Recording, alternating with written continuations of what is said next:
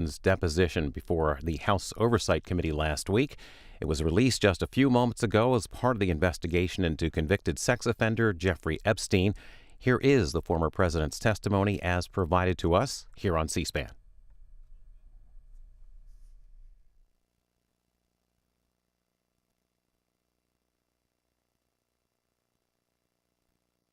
All right, we will go on the record. This is a deposition of former President William Jefferson Clinton conducted by the House Committee on Oversight and Government Reform under the authority granted to it pursuant to House Rule 10.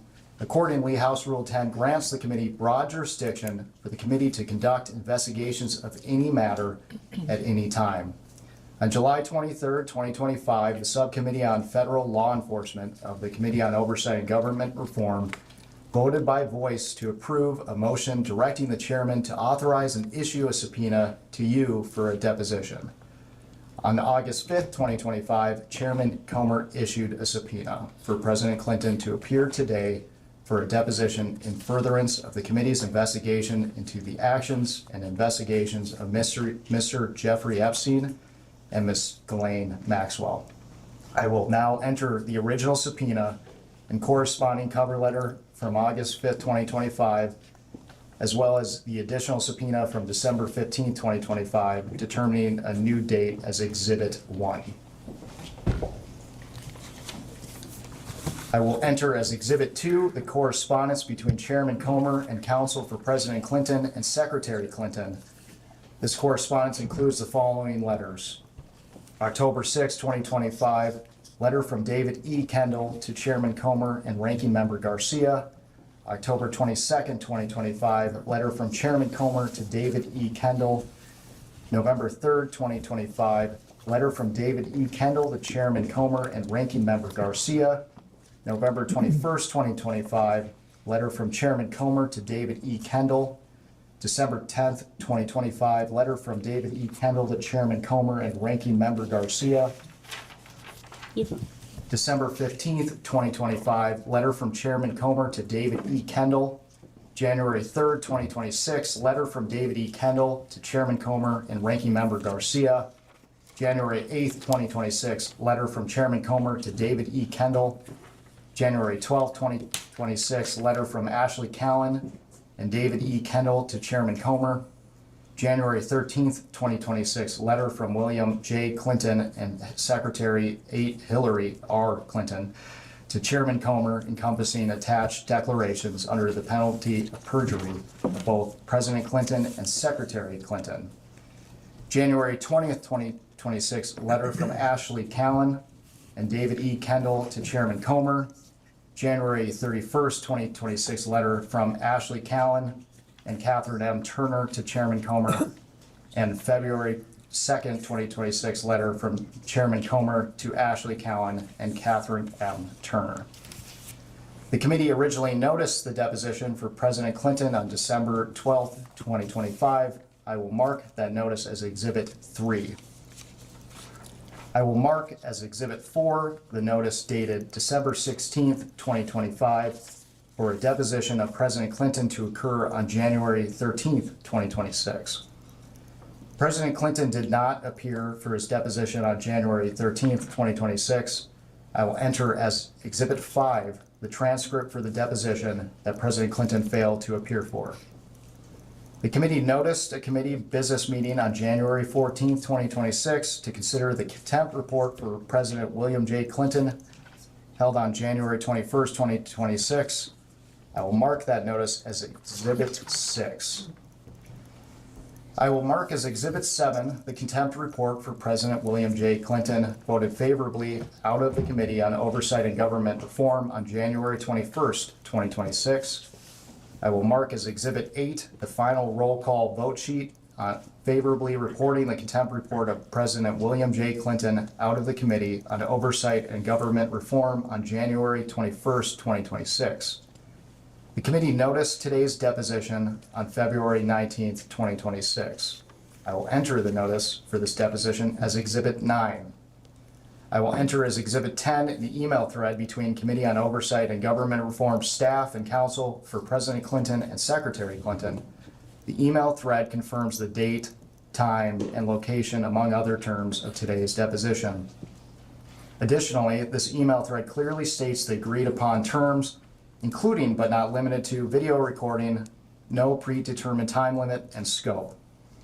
The agreed upon scope from the email marked as Exhibit 10 is as follows. Pursuant to the committee's investigation into the alleged mismanagement of the federal government's investigation into Mr. Jeffrey Epstein and Ms. Ghislaine Maxwell, the circumstances and subsequent investigations of Mr. Epstein's death, the operation of sex trafficking rings and ways for the federal government to effectively combat them, ways in which Mr. Epstein and Ms. Maxwell sought to curry favor and exercise influence to protect their illegal activities, and potential violations of ethics rules related to elected officials, the committee will ask President Clinton and Secretary Clinton all of its questions regarding Jeffrey Epstein and Ghislaine Maxwell, including, but not limited to, the personal relationships between the Clintons and Mr. Epstein and Ms. Maxwell, and the ways in which Mr. Epstein and Ms. Maxwell sought to curry favor and exercise influence, as well as the operation of sex trafficking rings and ways for the federal government to effectively combat them without the proposed limitations on scope sought in your January 31st, 2026 letter. Can the witness please state his name for the record? William Jefferson Clinton. Thank you. My name is Jack Emmer, and I am the Chief Counsel of Investigations for Chairman Comer. Under the Committee on Oversight and Government Reform's rules, you are allowed to have counsel present to advise you during this deposition. Do you have counsel representing you in a personal capacity present with you today? I do. Will counsel please identify themselves for the record?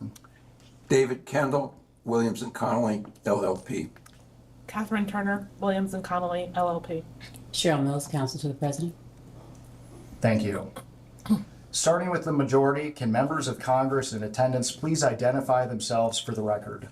Billy. Go ahead, sir. Members Comer. Yeah, James Comer, Chairman of the Committee from Kentucky. Congresswoman Nancy Mace, South Carolina. Eric Burleson from Missouri. Congressman John McGuire, Virginia 5. Congresswoman Anna Paulina Luna from Florida's 13th District. William Timmons, South Carolina. Glenn Grothman, Wisconsin. Ranking Member Garcia, California. Congresswoman Melanie Stansbury, New Mexico.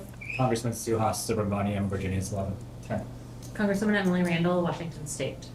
Congresswoman Yasmin Ansari, Arizona's 3rd. Congressman Maxwell Frost, Florida's 10th. Congressman Wesley Bell, Missouri's 1st District, St. Louis. James Walkinshaw, Virginia's 11th District. Ro Khanna, California 17th. Lauren Boebert, Colorado's 4th District. Thank you. For the record, starting with the majority staff, can the additional staff members please introduce themselves with their name, title, and affiliation? Billy Grant, Deputy Chief Counsel for Investigations for Chairman Comer. Peter Spector, Deputy Director of Oversight for Chairman Comer. Daniel Ashworth, General Counsel for Chairman Comer. Ryan Giacchetti, Chief Counsel for Chairman Comer. Will Harness, Professional Staff Member for Chairman Comer.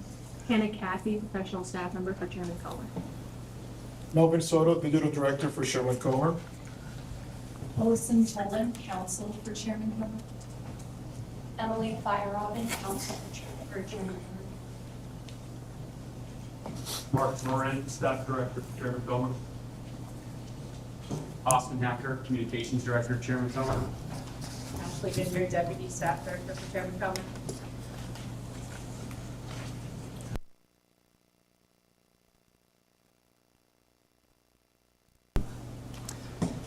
Thank you all.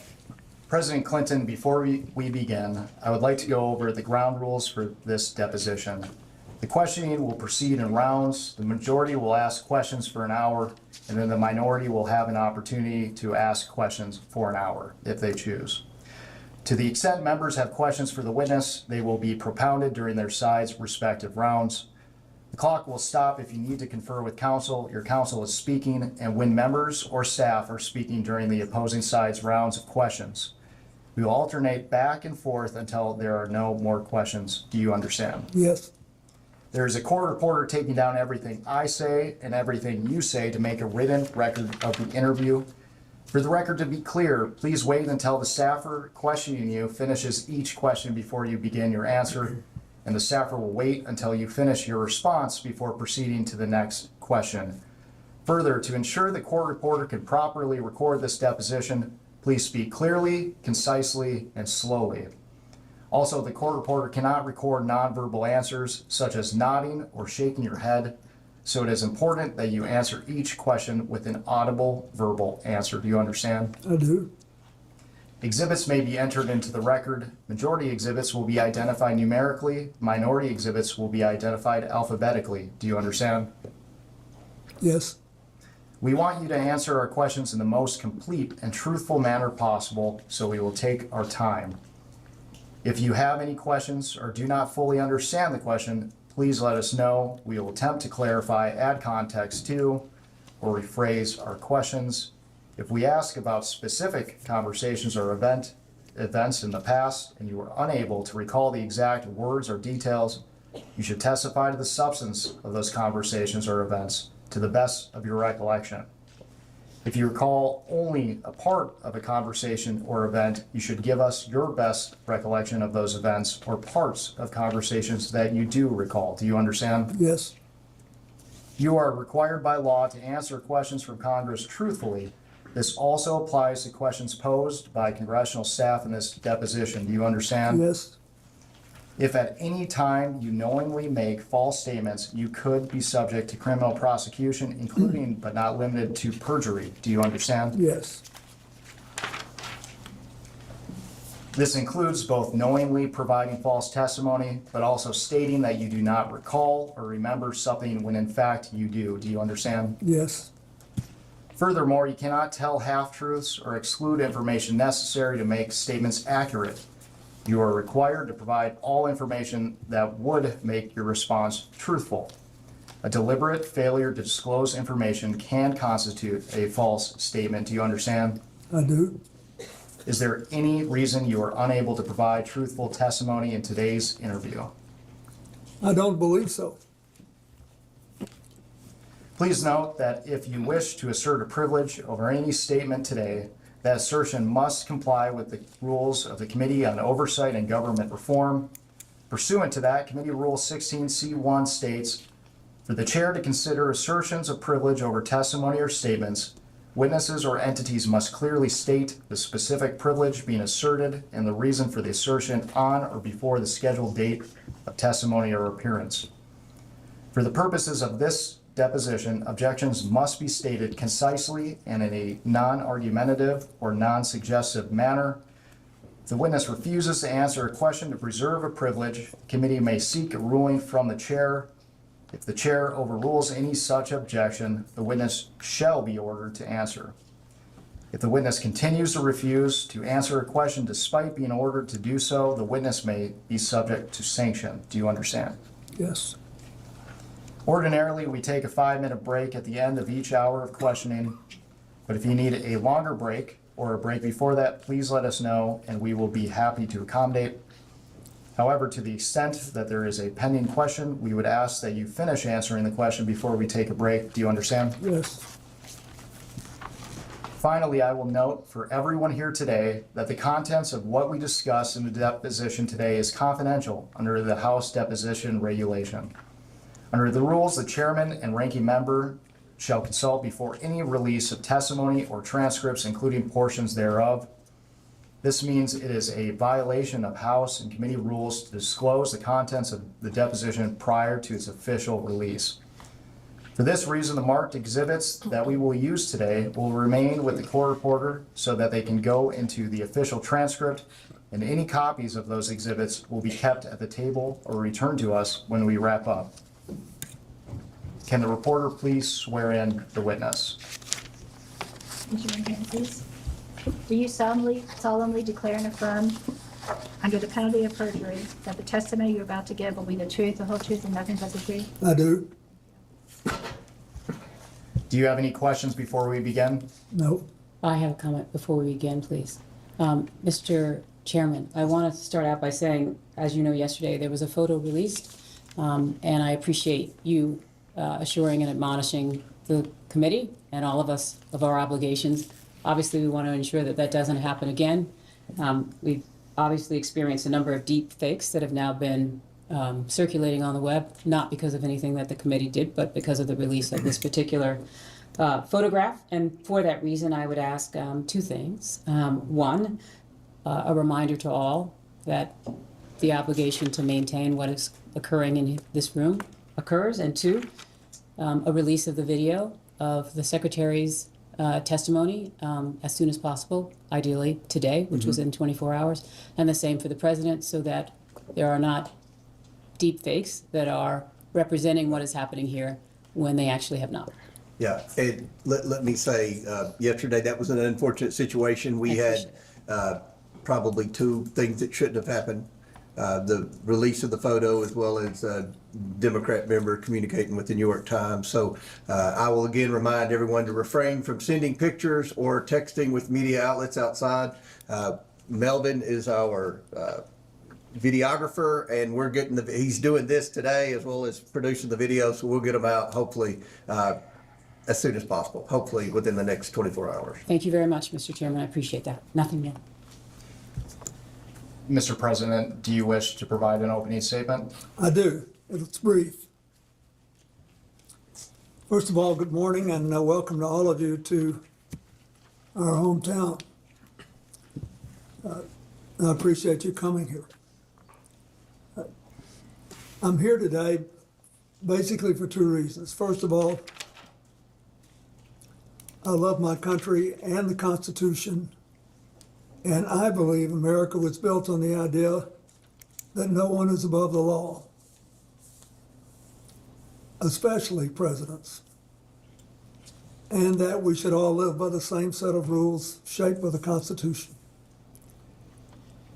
Democracy requires every person to play their part, and I hope that by being here today, we can bring ourselves a little further away from the brink and back to being a country where we can disagree civilly and search for the truth and justice, and that outweighs the partisan urge for spectacle and point scoring. I will do my part, and I hope you'll do yours. The second reason I'm here is that the girls and women whose lives Jeffrey Epstein destroyed deserve not just justice, but healing. They've been waiting too long for both. Through my brief acquaintance with Jeffrey Epstein, though it ended years before his crimes came to light, and though I never witnessed during our limited interactions any indication of what was going on, I'm here to offer what little I know so I can do my part to prevent something like this from happening again. I have to just say one personal thing. Since Hillary came in yesterday, she had nothing to do with Jeffrey Epstein. Nothing. There's a picture of us both shaking hands with him in a photo line in 1993 at a fundraiser for the White House Historical Association. I don't know how it is under President Trump, but when I was there, it was about the most non-political operation you can imagine. There were people who loved the White House, who were interested in it, would give a little money every year to do things that needed doing around the house. And nothing nearly as extravagant as the ballroom or any of that, just things that had to be done. And neither she nor I remembered shaking his hand all those years ago. So I don't think that was right. On the other hand, I do think you should be talking to me. I think you should have called me. I did take those plane trips with him, and you have a right to ask those questions. So I'm glad to be here, and I understand what the oath is. I have to be honest with you. You know, I'll be 80 years old if I live to my next birthday. I don't remember everything that happened 24 years ago, but I do remember some things, and I will tell you what I remember as best I can. We, each of us, owe the victims nothing less than the truth and accuracy. We owe that to the American people. And I actually hope that you will be able to come up with some suggestions that will reduce human trafficking and especially focus on underage girls. I hope you'll be able to do that. I know that Hillary talked a little yesterday about what the State Department does and what she pushed on human trafficking and girls when she was Secretary of State. We had to deal with it. And in my foundation,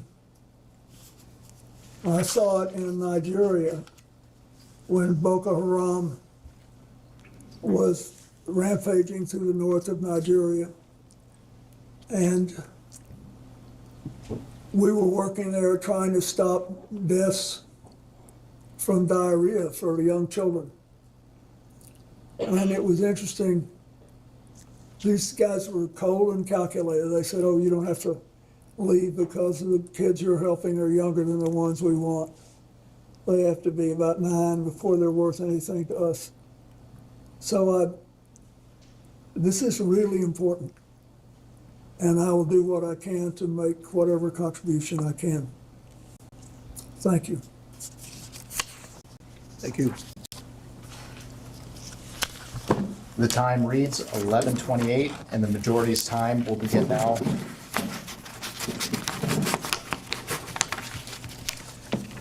Mr. President, thank you for agreeing to testify today and for your years of service to our country. I want to start from the beginning. When did you first meet Jeffrey Epstein?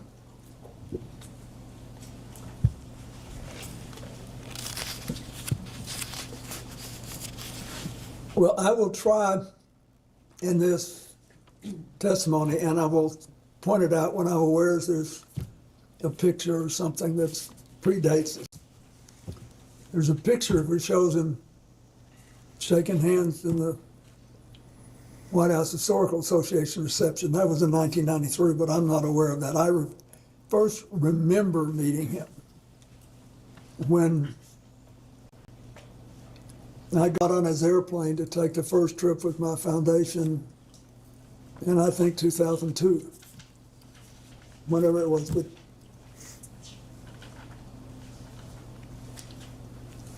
And to be clear, do you have any reason to believe that you may have met Mr. Epstein prior to becoming president of the United States? Before I became president, no. And you mentioned that your first memory of interacting with Mr. Epstein was on your first trip. Which trip specifically? I'm not sure which one it was. Which one was the first? I took all or parts of 4 or 5 trips to Asia and Africa and one to Northern Europe on Mr. Epstein's airplane. And once when I was in Florida, I was offered a ride back to New York, but I wasn't there having it. It was just coincidental that he was there, and I think that was fairly early in the process, but I don't remember exactly. I just know that I did. I took one flight back from Florida to New York, and all or part of several other, I think 4 or 5 trips to Africa, Asia, and one to Northern Europe. And I want to make sure the record is clear. Is it your testimony today that you have no independent recollection whatsoever of the circumstances of when you first met Mr. Epstein? Objection asked and answered. You can answer again. Yes, I do have a recollection of when I remember meeting him before this trip. I mean, on this trip when I took his plane.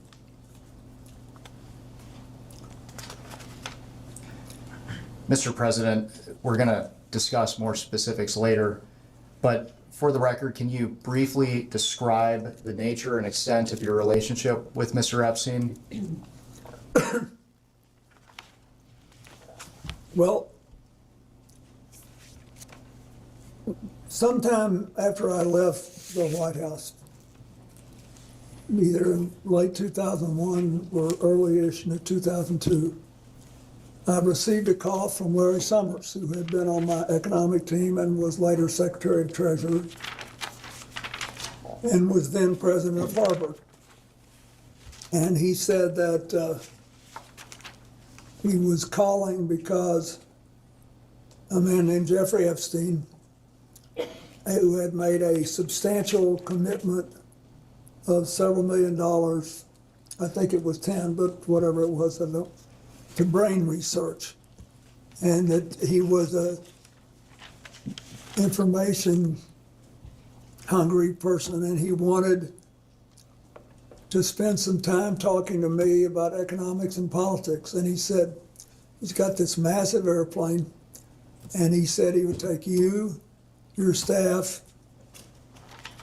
your Secret Service detail, and anybody else you wanted to bring on the trips that he knew I was planning to set up a global network to provide life-saving AIDS medicine to as many people as possible, as quickly as possible. And I should back up and say, when I left office, we had done all the preliminary work to set up the global funds on AIDS, TB, and malaria, but it was not yet funded. And there were other instruments and institutions who were later founded, including President Bush's PEPFAR program. It had not yet been funded. There were only 200,000 people in the entire developing world who had AIDS medicine. Most of them in Brazil, which had a big drug operation on its own, and in Thailand, which also had its own drug population. In Africa, there were like 30,000 people or something, just next to no people. And they were dying like flies. And I thought we had found a way to drastically drive the price down.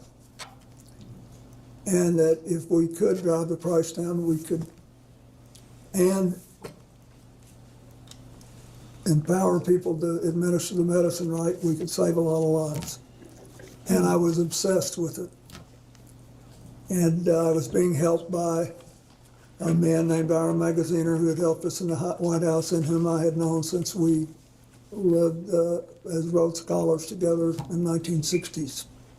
So anyway, that's why when Larry Summers said this, I thought, boy, this would be great. And so we followed up and took the trips. Mr. President, when did your relationship with Mr. Epstein end? When did it end? Well, I believe I took my last flight in 2003.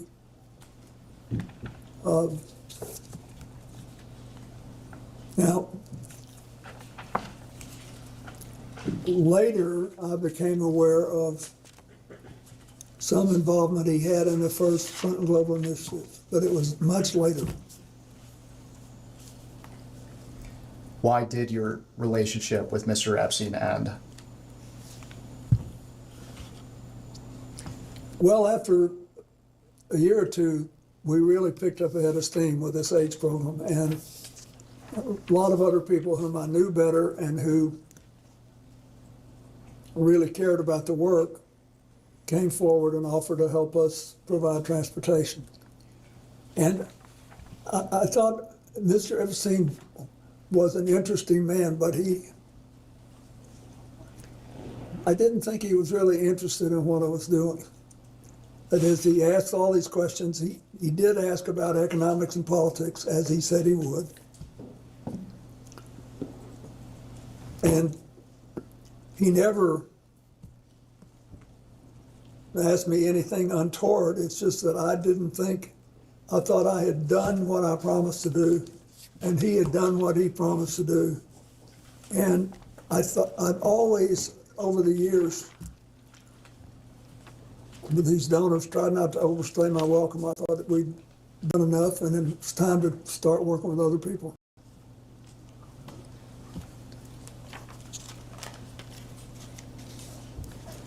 When did you first learn of Jeffrey Epstein's crimes?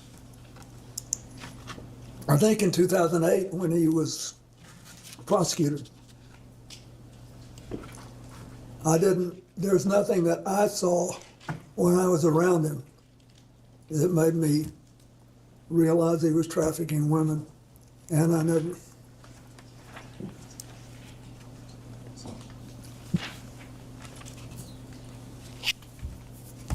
Let's talk about Ghislaine Maxwell.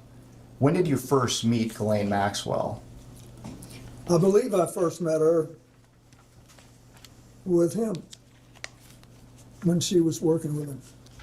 And what did you understand Miss Maxwell, and what did you understand her relationship to be with Mr. Epstein? I thought she was sort of his chief of staff or administrator. And you said that you first met Miss Maxwell with Mr. Epstein. Is that after you were president? Yeah, I don't believe I met her when I was president. I could have. I met a lot of people, I don't remember. But I definitely remember meeting her on that first flight. Can you briefly, for the record, describe the nature and extent of your relationship with Miss Maxwell? Yes, it was. It lasted longer and was more extensive than my relationship with Mr. Epstein, because Ghislaine Maxwell started going with a man named Ted Waite, who had made a lot of money making the first sort of self-designed computers. And he was a big supporter of mine and the foundation before he started seeing Ghislaine. We had been friends, and he was interested particularly in reducing pollution in the oceans. And so when she started going with him, I would see her from time to time. And when did your relationship with Miss Maxwell end? I don't think I've seen her in a decade. I don't know. It's been a long time. I don't know exactly when. Why did your relationship with Miss Maxwell end? Well, first she moved to Boston, I think. She had a relationship with a man there, and I think they may have married. And so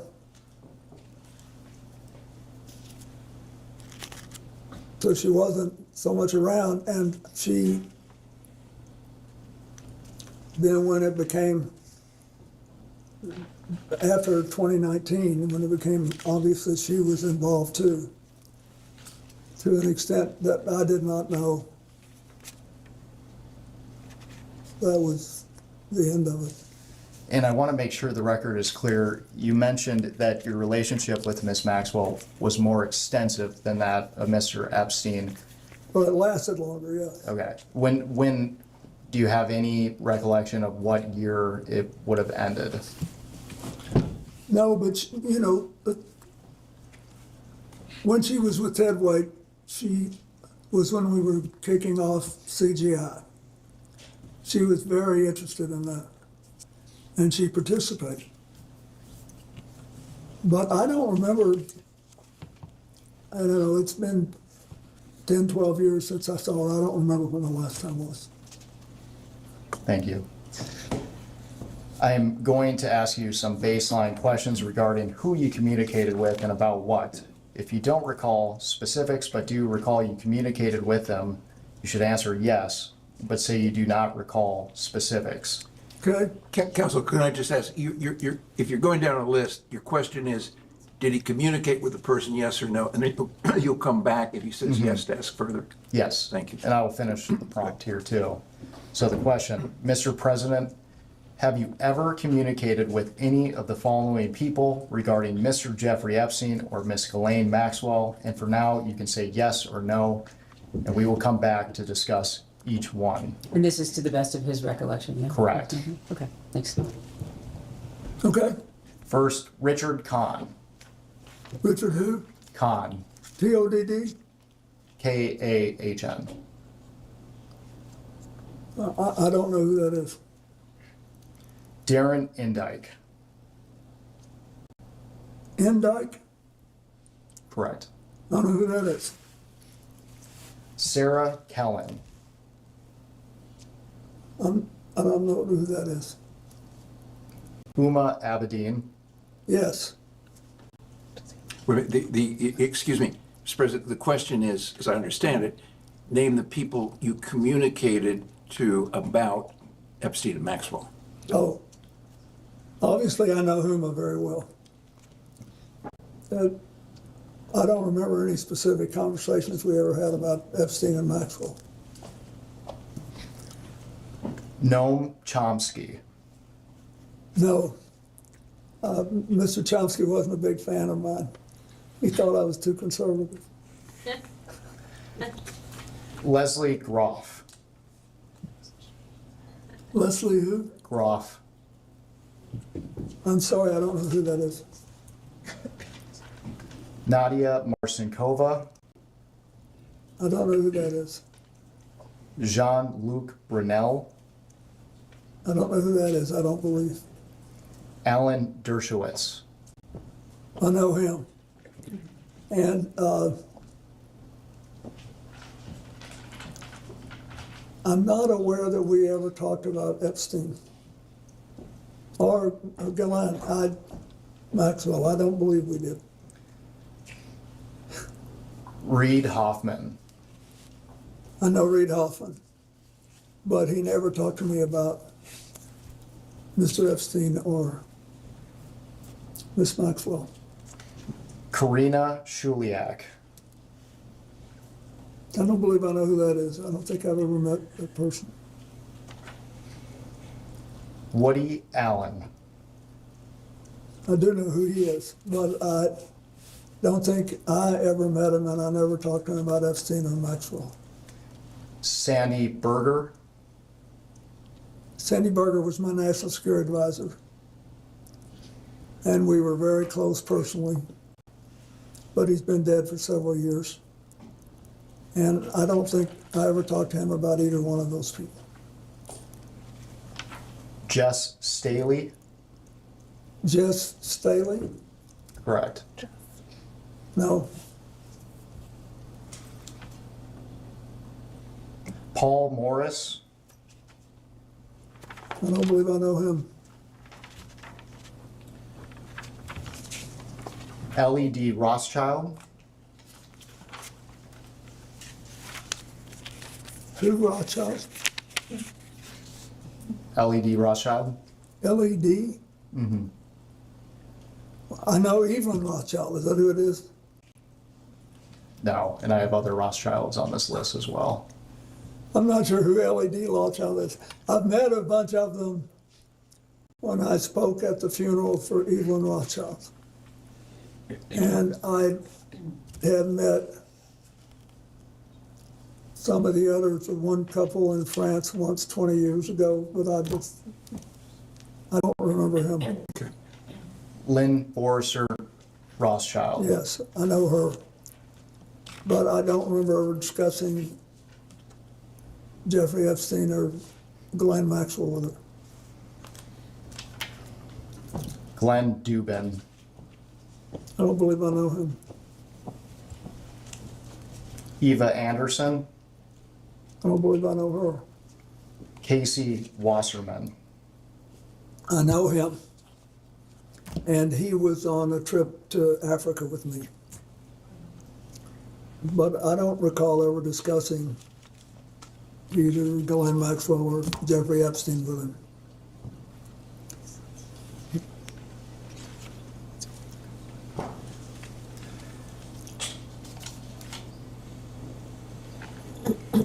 Ira Magaziner.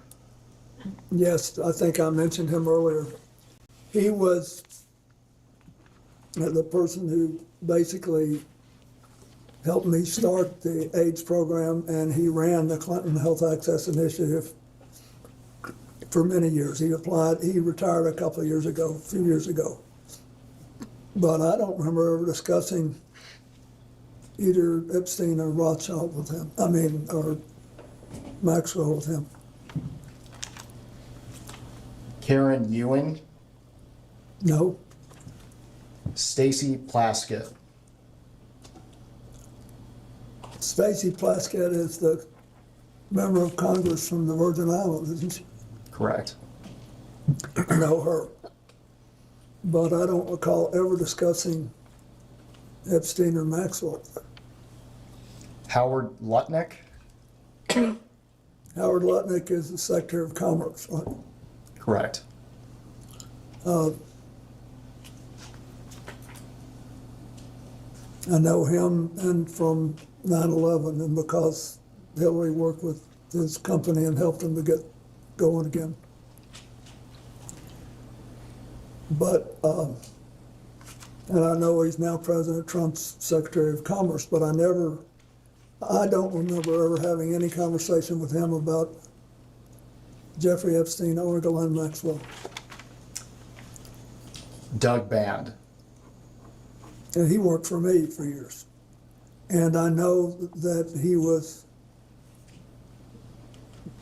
arranged like airplane flights and things like that, and was doing work on the first Clinton Global Initiative in 2005. And I know that he knew both Epstein and Maxwell. I do not know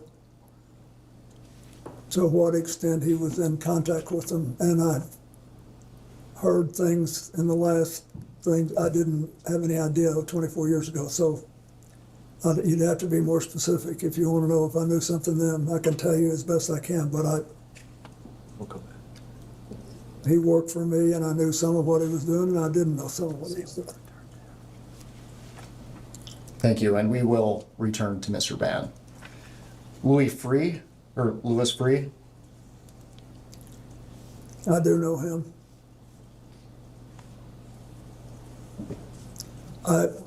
To the best of my knowledge, I didn't have any conversations with him about anything practically, but I certainly didn't talk to him about this. Robert Rubin. Bob Rubin was Larry Summers' predecessor as Treasury Secretary and the first director of the National Economic Council. But I don't even know if he knew Jeffrey Epstein or Ghislaine Maxwell. I had no conversation with him about it. And for now, Mr. President, you can answer yes or no. Okay. And the yes or no is intended to convey whether or not you had a conversation about Ghislaine Maxwell or Jeffrey Epstein. Correct. So the answer to Rubin is no. Larry Summers. Yes. Pete Rathgeb. Pete who? Rathgeb. Rathko. R-A-T-H-K-O? R-A-T-H-G-E. Oh, Rathko. I don't recall that name. John Podesta.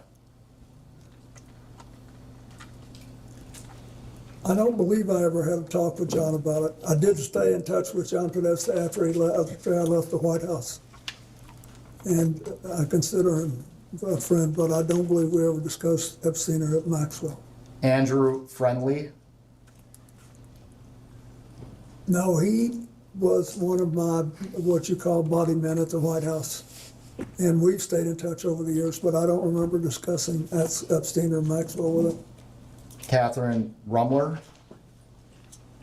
Kathy Rumler is a lawyer who has done some, on occasion, some help for the foundation. I don't believe I ever discussed Maxwell or Epstein with it, but I can't be sure, but I don't remember doing it. Mr. President, they're only asking you what you can remember. What? They're only asking you what you can remember. Mark Middleton. I did not, and he sadly is dead now. Bill Richardson. No, he's dead too now, sadly, but I didn't know about his relationship with Epstein.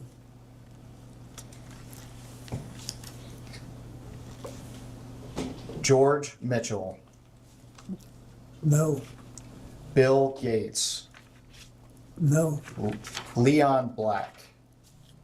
no, Ayud Barak. no, Tony Blair. no, Andrew Mountbatten Windsor. I knew that he knew, at some point I knew that he knew Ghislaine Maxwell. But I did not know, I don't think that he knew Epstein. So is that a yes that you had communications with him? No, we never had any, Is your question communications about Epstein and Maxwell? Correct. Just generally as a conversation, like you're together? Can you just Yes. elaborate more so he can better answer your question? Mr. President, did you ever have any communications with Prince Andrew related to Mr. Epstein or Miss Maxwell? the direct answer to your question is no, but I don't want to mislead you. I know that because of my friendship with Evelyn and Lynn Rothschild, and because the former prince was around them, and they knew Ghislaine Maxwell from Britain and through her father, her late father. There may have been some conversation there. I don't remember it, but I don't want to mislead you. I knew something that. Thank you. Your question, because it's so broad, means that any social engagement that you might have would be captured. Yeah, So I I think didn't- what he's trying to I don't distinguish want- between is what you're trying to learn and just social engagement. Yes. If I had a social engagement with Andrew, Related to Mr. Epstein? not related Miss to him, Maxwell. no, Thank you. Peter Mandelson. no, Mohammed bin Salman. no, Larry Page. no, Sergey Brin. no. So let's talk about Larry Summers. You mentioned that you had communications with him related to Maxwell and Epstein. What were the nature of those? For the record, he said with Epstein, just to Just clarify. Epstein. Just Epstein. Thank you. You mentioned that you had communications with Larry Summers related to Mr. Epstein. Can you describe the nature of those communications? Yes, as I said before, he called me on the phone. He knew what I was trying to do with this AIDS work and how important it was to me. And he said he had just talked to Jeffrey Epstein, who he's described as a successful investment advisor who made a lot of money and had made a large commitment to Harvard to brain research. And he said he wants to talk to you about politics and economics, and he says if you will take an hour on the longer legs of these trips he knows you're going to make to Africa and Asia to talk to him about it, that he will fly you on his airplane, and your staff, and your Secret Service detail, and any other people you want to take who are supporting your work.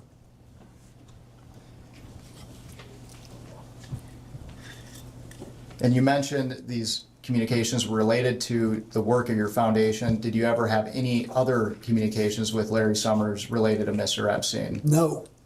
So for the record, you never discussed anything related to Mr. Epstein and young women or girls? Absolutely not.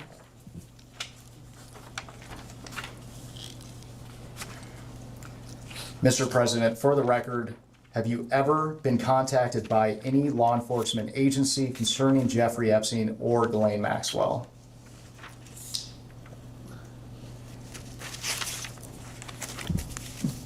As far as I know, no. That is, as far as I remember. Back in 2008, I sort of thought somebody might ask me something. Because I was glad this had come out since it had happened. But I don't believe anybody ever did. You mentioned that you thought someone would want to ask you something. Can you elaborate on what that means? Just because he let me use this airplane. And to be clear, have you ever provided any information to any law enforcement agency concerning Jeffrey Epstein or Miss Ghislaine Maxwell? So you asked this question before, you're just asking him to reiterate the response to the question that he previously asked you, Mr. President. I don't believe any law enforcement agency has ever asked me. And I didn't know enough to volunteer anything. Mr. President, are you aware of any efforts by anyone, including an attorney, process server, investigator, or any other person to contact you regarding any civil lawsuit, claim, or litigation involving Jeffrey Epstein or Ghislaine Maxwell? Not that I recall. Did Jeffrey Epstein ever inform or represent to you that he was working with any intelligence service of any nation, including the United States? No. Did Ghislaine Maxwell ever inform or represent to you that she was working with any intelligence service of any nation, including the United States? No. And during your relationship, did you ever suspect Epstein or Maxwell of being affiliated with any intelligence agency? I did not. Thank you.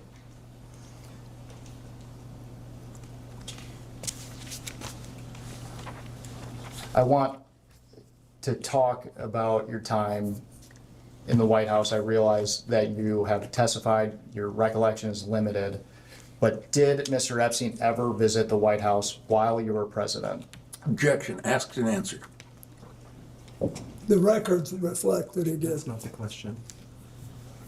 According to FOIA requests to the Clinton Library, Mr. Epstein visited the White House at least 17 times between 1993 and 1995. Do you have any reason to dispute those numbers? Nope. I don't. Do you know what the nature of Mr. Epstein's visits to the White House were?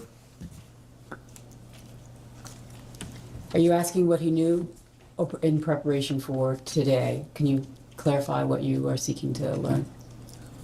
First of all, at the time, I had no idea he was coming and going.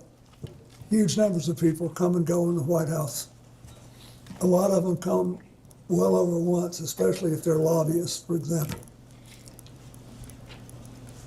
But I didn't know he was coming, so I certainly didn't know what he was coming about.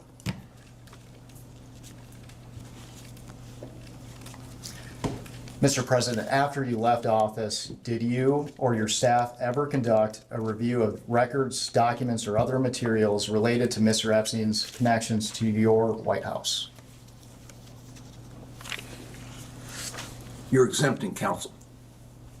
You can respond to that, but don't say anything about what you talked to your lawyers about. You can respond to his question. Do you need the question again? Yeah, I don't even understand. You mean, did we look into what he did in the White House after I left office? Mr. President, one of the concerns of the committee is how Mr. Epstein and Ghislaine Maxwell attempted or potentially attempted to curry favor with influential figures. My question was, after you left office, did you or your staff ever conduct a review of records related to Mr. Epstein's connections to your White House? To the best of my knowledge, no.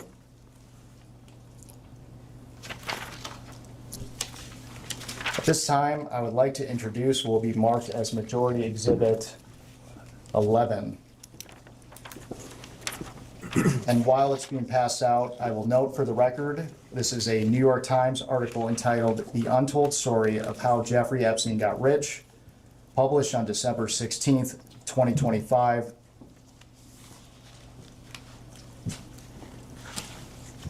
And when you receive the article, I want to direct your attention to the last paragraph of page 31.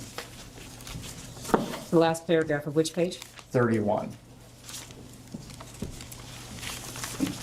And when you are ready, I will also read it into the record.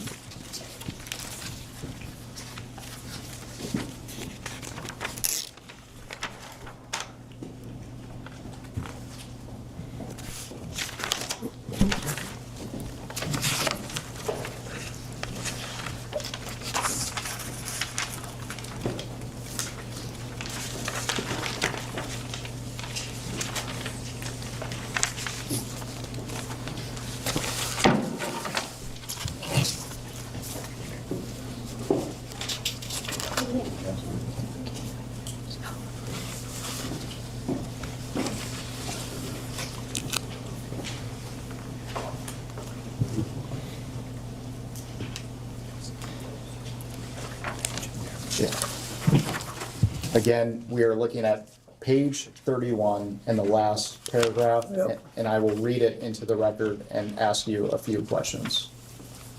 Please give him a moment to read this.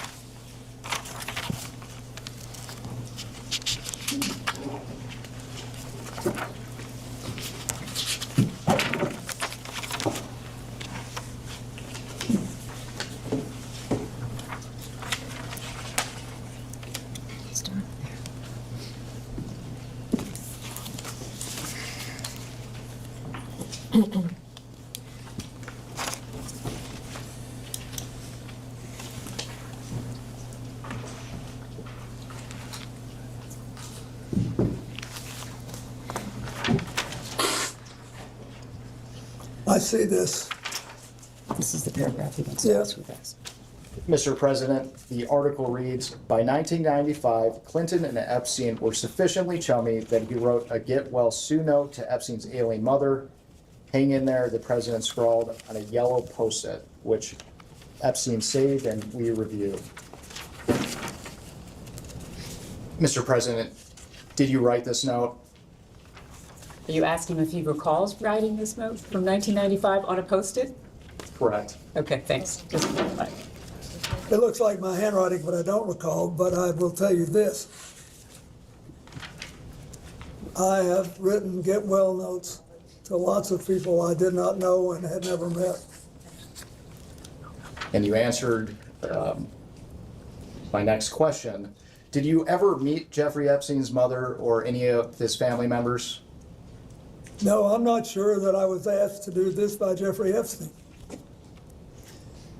And I want to focus specifically on the article's characterization. It says that you were chummy with Mr. Epstein in 1995. Is that accurate? Well, I'm going to object to that characterization. It's hearsay. The President may answer. No. I was surprised by that.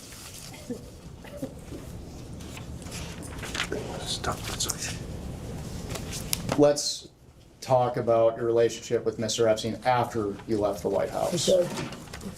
How would you characterize your relationship with Mr. Epstein? Mr. President, he has a question for you. During the time it was cordial. At any time, would you characterize Mr. Epstein as a friend? We were friendly, but I didn't know him well enough to say we were friends. How often did you communicate with Mr. Epstein? Usually only on the trips. I did go to his house once, as you know. And we will discuss that further later on today.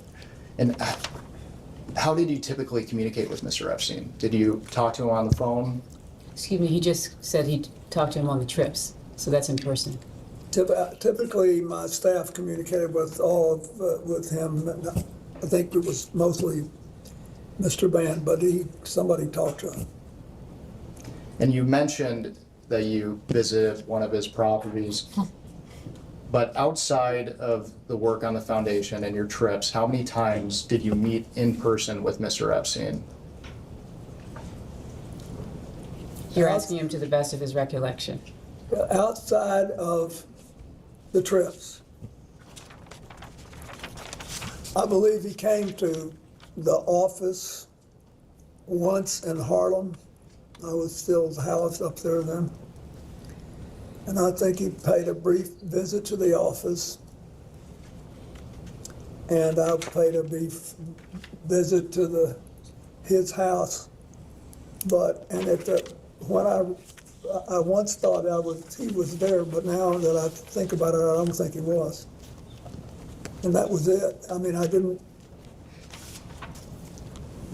that's what I remember. And you mentioned you visited Mr. Epstein's house. Are you referring to his New York townhouse? Yes. And your communications with Mr. Epstein, did you ever have any communications that were not related to the foundation? I don't believe we ever talked about anything but the work we were doing. I mean, maybe small talk, I can't imagine, I don't remember the conversations. And for the record, before we move on, did you ever have any communications with Mr. Epstein that related to young women or girls? No.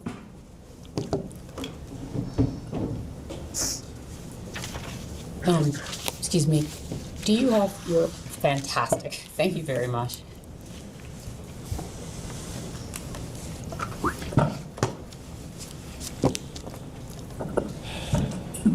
We're good? Good morning, Mr. President. How are you? Fine. I want to first start out by asking you, have you ever been or traveled on, or has Huma Abedin ever traveled on Epstein's plane? If you know. I don't know. She might have taken one of the trips with us, but I don't know. Okay, so have you flown on a plane with her? Several times. Several times? Can you say, have you flown on a plane, any plane? The Lolita Express. What is that, when you say that? Have you flown on the Lolita Express with Jeffrey? Objection. I don't know what that is. Have you flown on Jeffrey Epstein's plane with Huma Abedin? Asked and answered. You may answer again. I don't remember, but I have phoned. She's been sort of a part of our family for a very long time. So when I went to the Middle East, which I don't think I ever took a plane ride with Jeffrey Epstein, but she would typically go when I did. So have you traveled with both of them together? Excuse me, both of whom, Congresswoman? Of course. Have you traveled with Jeffrey Epstein and Huma Abedin together? I do not know. Okay, thank you. If the staff can please pass out EFTA 0021628 and the rest of the documents I have them print regarding passports to the President and Council. This will be Exhibit 12. Thank you.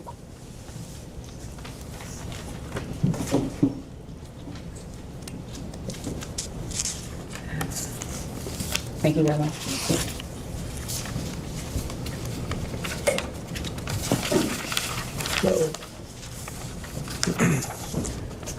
Mr. President, if you look at the passport page, at the bottom of the document should show the EFTA number. It's 000021628. Yeah. There's a name on there. Would you be able to read that name to me? Can you read the name? Excuse me, Congressman, Yes. will you can ask read me the if you've name. ever seen the document before? Yes, well, this is evidence, and so I wanted to ask him specifically. So it's from the DOJ document release, right? I understand, but he may not have seen it, or he may have seen it. No, I've never seen it, but it looks like a passport. Okay. Can you tell me the name that's listed on the passport? Excuse me, he's never seen this document. Would you just read the name, please? Yes, the name is Marius Robert. Marius Robert, yeah. Are you familiar with that name at all? No. Okay. Would you be able to identify the individual in the photo? It looks like Jeffrey Epstein. Okay, the reason I ask you about this specifically is because I do believe that Jeffrey Epstein was an intelligence operative. And so this was a passport that was actually entered in and released by the Department of Justice, but this was an FBI filing. It was found in his safe, if you will. So it's an alias. So the reason I ask you that is because given your nature and position, I'm wondering if you were essentially targeted by a honeypot operation and or by intelligence to gather information. So that's why I asked you that question. Well, if there was a honey, Mr. President, there's not a question pending. I have, is there a question? No. You can ask a question. Well, I'll be getting to more, but that's the reason I asked that. Okay, my next question for you is, have you ever had contact with an individual by the name of Shantae Davies? I believe Shantae that's a distinctive name, and so I think that was the name of one of his flight attendants. Okay. She's been described on being on a 2002 Africa trip and providing massages. Was she or any other young female on that trip underage at that time? Not that I'm aware of. Okay. Did you ever receive a massage or have physical contact from her or anyone else on that trip? You've seen the pictures. There was one time when I was sitting up and I got a back rub, a neck rub. Okay. And I think Shantae did it, but I'm not sure. Okay. Did you ever visit Epstein's Little St. James Island? No. We have Virginia Guffrey, who has testified seeing you on the island with 2 young girls. Did this occur at all? Okay. Why do you think she would have made that claim? Objection, speculation. He can't possibly. Have you ever met her or any other Epstein associated underage girl? Not to my knowledge. Okay. In Epstein's 2016 deposition unsealed in the DOJ files, he refused to answer if you were accompanied by 2 young women who were approximately 18 years old on the island. Were any such women potentially underage with you? I know you've stated that you were not there, but did you have any interaction with the said Objection to the foundation of the question. He's already stated he was not on the island. You're now asking about a claim of the Fifth Amendment by Jeffrey Epstein. Okay. Would the staff be able? Go ahead. If the witness doesn't know, the witness is welcome to say he doesn't know. No, but he actually answered the question. Yeah, he when answered she the asked question, that but he wasn't I'm on the not- island, I'm so not then she was instructing asked. him Okay. Do you know an individual by the name of Sarah Ransom? I don't believe so. Okay. There have obviously been claims made about you, and I do not believe that these claims are credible. The reason I am asking you specifically about that name is because that individual stated that you were in sex tapes, okay? It was unfounded and it was discredited. But given the politicization of this entire investigation, do you believe that it would be appropriate of members of this committee to bring in witnesses, whether it is about you or another president, that have unfounded allegations regarding sexual claims of misconduct? That's not a decision for me to make.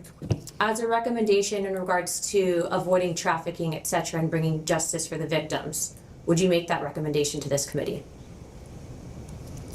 Congressman, just so I understand the question, you're saying if the witness has unfounded claims? Well, I don't believe that Sarah Ransom's claims about the president are founded. I don't believe that there's sex tapes with you, President Clinton. No, I'm just asking about your question. Is it, you're not asking if somebody with plausible claims should be brought in. You're asking if somebody with implausible, unfounded claims. Correct, because these claims were found to be unfounded by investigators. So are you asking his opinion? Yes, because we are trying to figure out in regards to being able to further this investigation and whether or not we are going to be interviewing other individuals regarding sex trafficking, avoiding in the future. I know that you and your wife have both been big on this issue. So I'm asking you, would you think that it would be appropriate that this committee bring in someone like Sarah Ransom, who has unfounded claims that have been debunked in this investigation? It's So he a answered simple the question about, he answered this question when you first asked it then, when he said that it wasn't for him to make those decisions. Well, I'm asking for his recommendation to the committee and follow-up. It's not a gotcha question. This is obviously a very serious investigation. Well, first of all,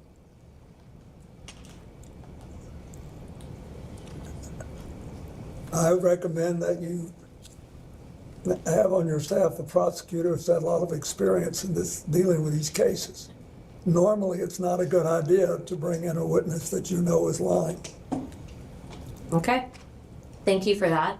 My last questions for you are you familiar with anyone by the name of Adriana Ross? I don't think so. How about Sarah Kellen? I don't think so. Okay. Would you recommend that this committee bring in individuals that were listed as trafficking minors? They were listed as co-conspirators and then given plea deals. I don't know enough about it, but I think you should do whatever you think will strengthen the ability of the United States not to have this happen again. Okay. Is it possible, and in your opinion, that you and or your wife were targeted as a means of an intelligence gathering operation? Object the by form of the Jeffrey Epstein and question. Ghislaine Maxwell? Object to the form of the question. No objection to if he knows that they were targeted. I believe that's what she asked. No, she said it's impossible, so she's asking him to speculate instead of asking him, does he know? Do you know if you were targeted at any point? I don't, but Okay. I don't. I'd sort of be surprised, but I'm not. I don't know. Okay. All right, Chairman Comer, I think that builds my time. I just want to say thank you very much, President Clinton, for coming in. And I do understand that this has been politicized, but again, I will state on record and I will state this to the press that I don't believe that Sarah Kellen's claims against you were valid. Thank you. Thank you. Yeah.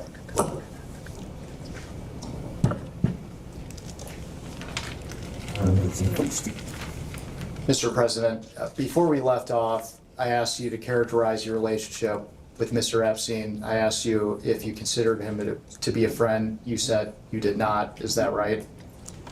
I said we were friendly and we had a cordial relations, but I didn't know him well enough because we had almost no contact beyond what I described. At this time, I'd like to introduce what will be marked as Majority Exhibit 13. And this is Bates marked House Oversight 000126. And while it's being passed out, this is a letter from a book of letters, which Yeah, it's his 50th birthday. Jeffrey Epstein's 50th birthday. Questions? Yep, Mr. President, do you recognize this I letter? do. And for the record, does this appear to be your handwriting and It signature? is. And why did you write this letter? Why did I? Because I was requested to contribute a nice letter for his birthday book. And who asked you to write the letter? I don't remember. Would Miss Maxwell have I asked you? don't know. I think someone on my staff asked me.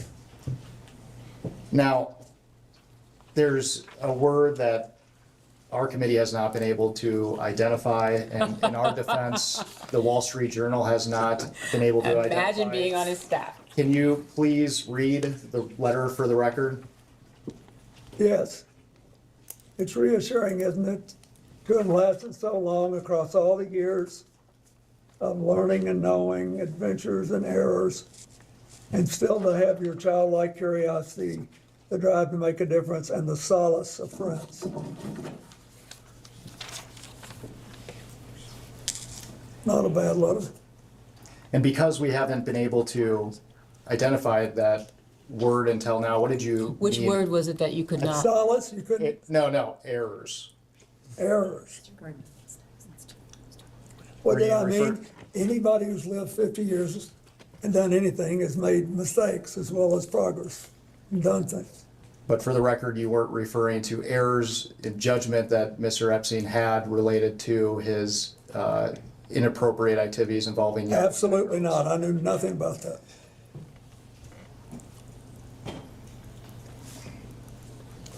Did you ever see the birthday book compiled together? I don't think so. And you mentioned previously you were friendly with Mr. Epstein. Did you typically send birthday wishes to individuals that you didn't consider to be friends, though? No, I send out literally hundreds and hundreds of birthday letters every year to people that have been my friends. But if somebody's doing a special, I've sent birthday letters of congratulations to people I've met 2 or 3 times for their 70th birthday, their 80th birthday, their, 50th wedding anniversary. I do it. And I told you, I thought Epstein was interesting and curious. So I wrote a letter that I thought reflected that. Can you elaborate on what made him interesting and curious? No more than I've already said. At this time, I'd like to introduce what will be marked as Majority Exhibit 14. And while it's being handed out, this is an article published by the New York Times on August 5th, 2025, entitled "A Look Inside Epstein's Manhattan Lair." And once you receive the article, I will just direct your attention to page 10. Where is that? No, they haven't brought it yet.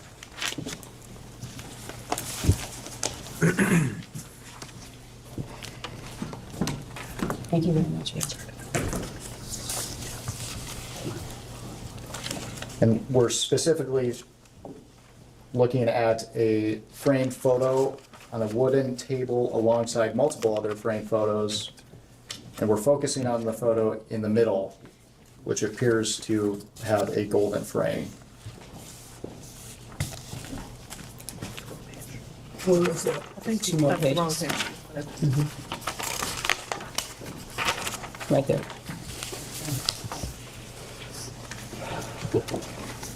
Not the page with the Pope. Yeah, okay, that's it. Page 10, is that what we're on? Page 10.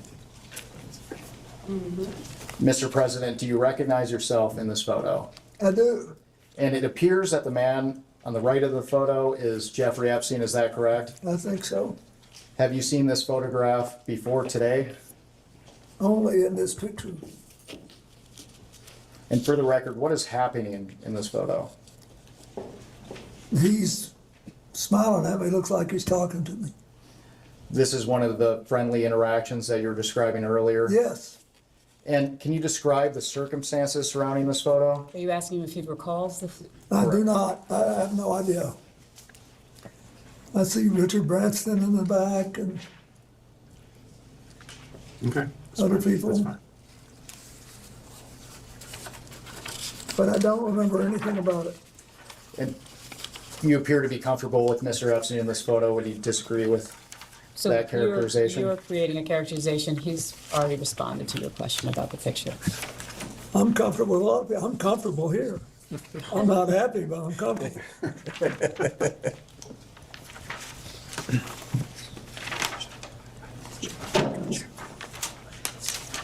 And my conscience is clear. That helps.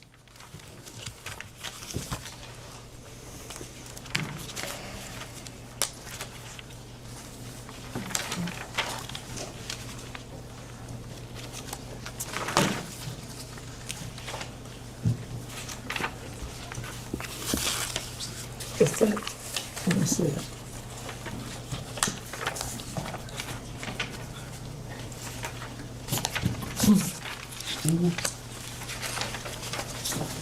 Okay.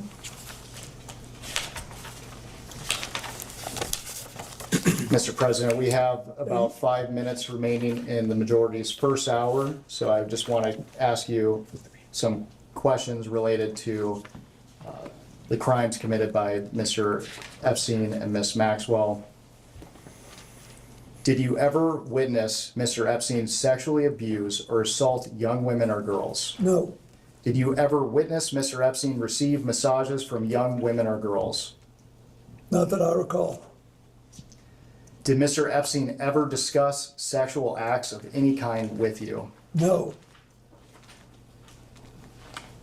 Did you ever have any sexual contact with young women or girls in the presence of Epstein or Maxwell? No. Did you ever have sexual contact with any young woman or girl introduced to you by Epstein or Maxwell? No. Mr. President, with the benefit of hindsight, were there things you witnessed that could have suggested that Epstein was trafficking and sexually abusing young women and girls?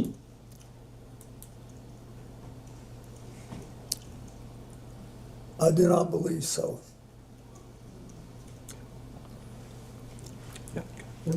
We will go off the record.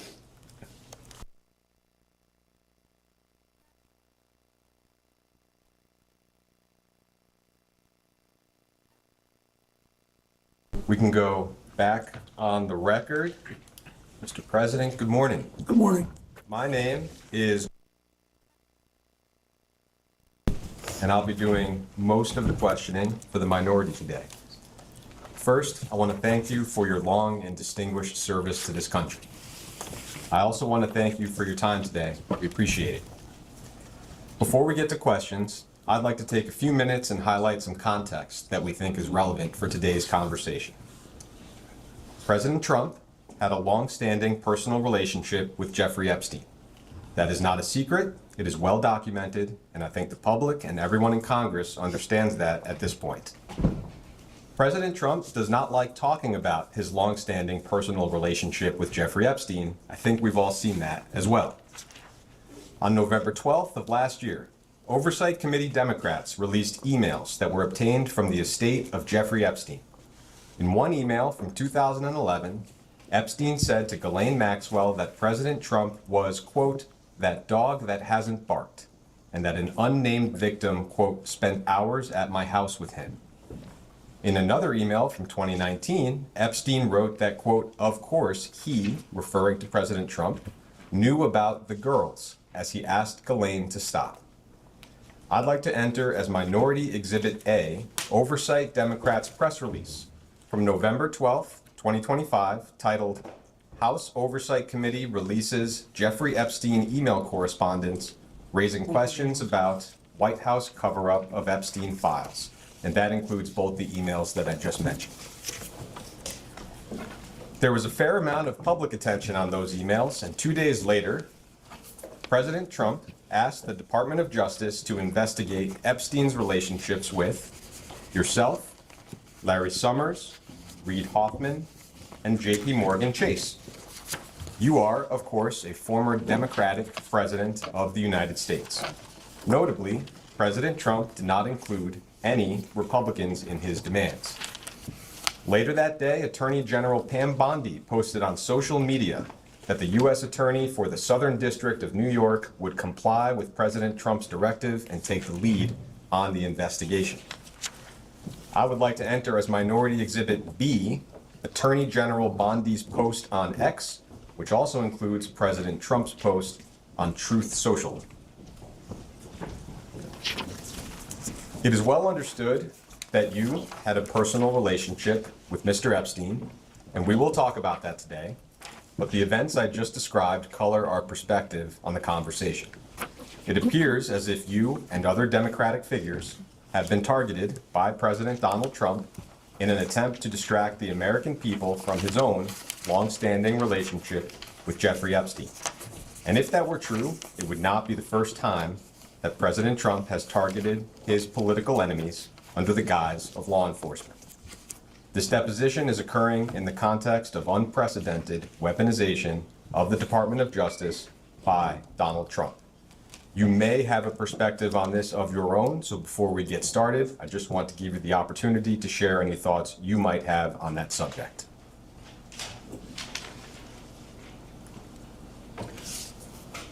I think I'll let you ask me some questions, and then maybe at the end I'll say something. That sounds fine. Thank you. I'd like to start our conversation with a few foundational questions so we can just set the record straight from the very beginning. With respect to your relationship with Mr. Epstein, did you ever, at any point during your interactions with Jeffrey Epstein, know about the sexual abuse that he was committing against minors and young women? No. Have you ever engaged in sexual activity with a person introduced to you by Jeffrey Epstein? No. With respect to your relationship with Ms. Ghislaine Maxwell, did you ever, at any point during your interactions with Ghislaine Maxwell, know about the sexual abuse that she committed and facilitated against minors and young women? No. Have you ever engaged in sexual activity with a person introduced to you by Ghislaine Maxwell? No. Have you ever, at any point, visited Jeffrey Epstein's former estate on Little St. James Island in the U.S. Virgin Islands? No. In February of last year, Attorney General Pam Bondi said on Fox News that you traveled on Mr. Epstein's plane, quote, because it supposedly had a bed in there where Jeffrey Epstein had young girls.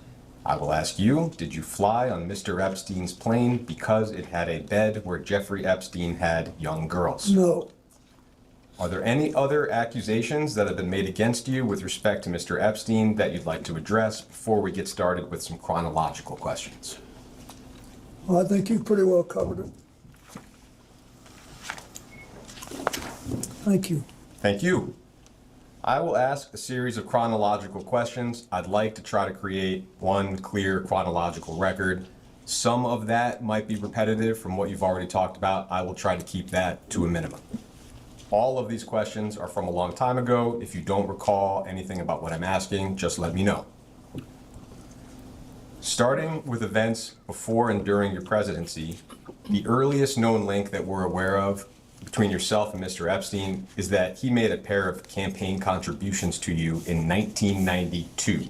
There was a $1,000 contribution to your presidential election committee in January 1992, and another $1,000 in June to the Clinton Corps General Election Compliance Fund.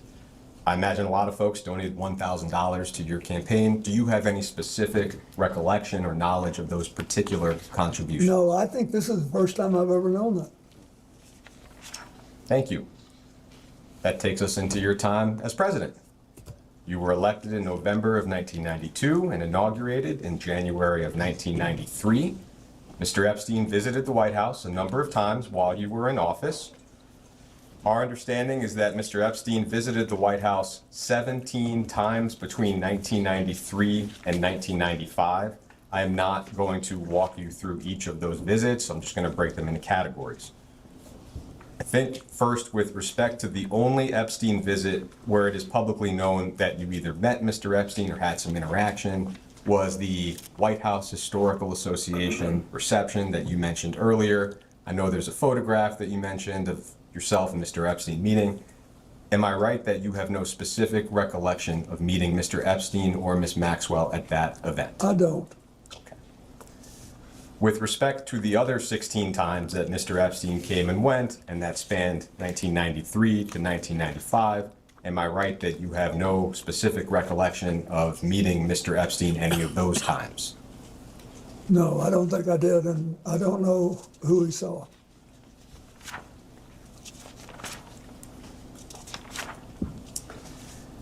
It's been publicly reported that in March of 1995, there was a fundraiser in Palm Beach that you attended and that Mr. Epstein also attended. Other guests reportedly included Jimmy Buffett and investor Ron Perlman, who may have hosted the event at his home. Do you have any specific recollection of that event?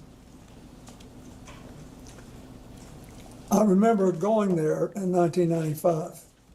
I have now seen the picture with Jeffrey Epstein and Jimmy Buffett. I recognize Jimmy Buffett. He was a longtime friend of mine. He performed for me twice in my second term as president. And we were friends for the rest of his life. But that's it. I don't know if he knew Mr. Epstein. I had no idea what that picture was. I didn't remember it. And so is it right that you have no specific recollection of meeting Mr. Epstein? No, I don't. At that fundraiser, just for the transcript? Yeah. I'd like to introduce as Minority Exhibit C an article from the Daily Beast titled, "Jeffrey Epstein Visited Clinton White House Multiple Times in Early 90s. That article is dated July 24th, 2019. Once you receive it, I'll just direct you to page 8 of the article that you're about to receive. Okay. It's not dated.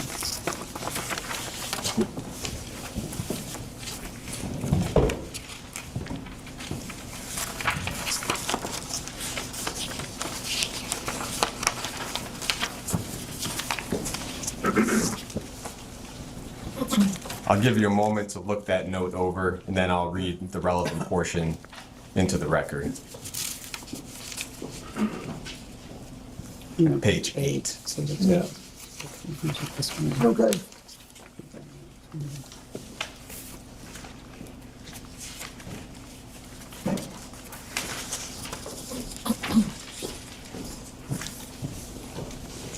Yep. So you can see here that on April 27th, 1995, Lynn Forrester, now Lynn Forrester de Rothschild, sounds like served on a few committees or boards under your administration, wrote you a note. I'll just read part of that note out loud. Dear Mr. President, it was a pleasure to see you recently at Senator Kennedy's house. There was too much to discuss and too little time.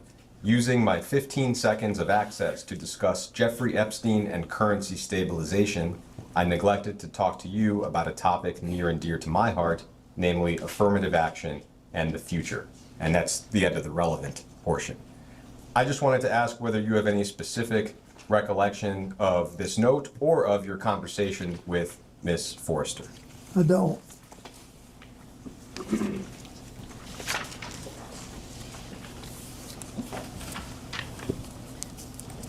As far as you can remember, at this point in the middle of 1995, how would you have characterized your relationship with Mr. Epstein? It would be virtually non-existent. Do you recall any other interactions that occurred between yourself and Mr. Epstein during your time in office that have not already been mentioned today? No.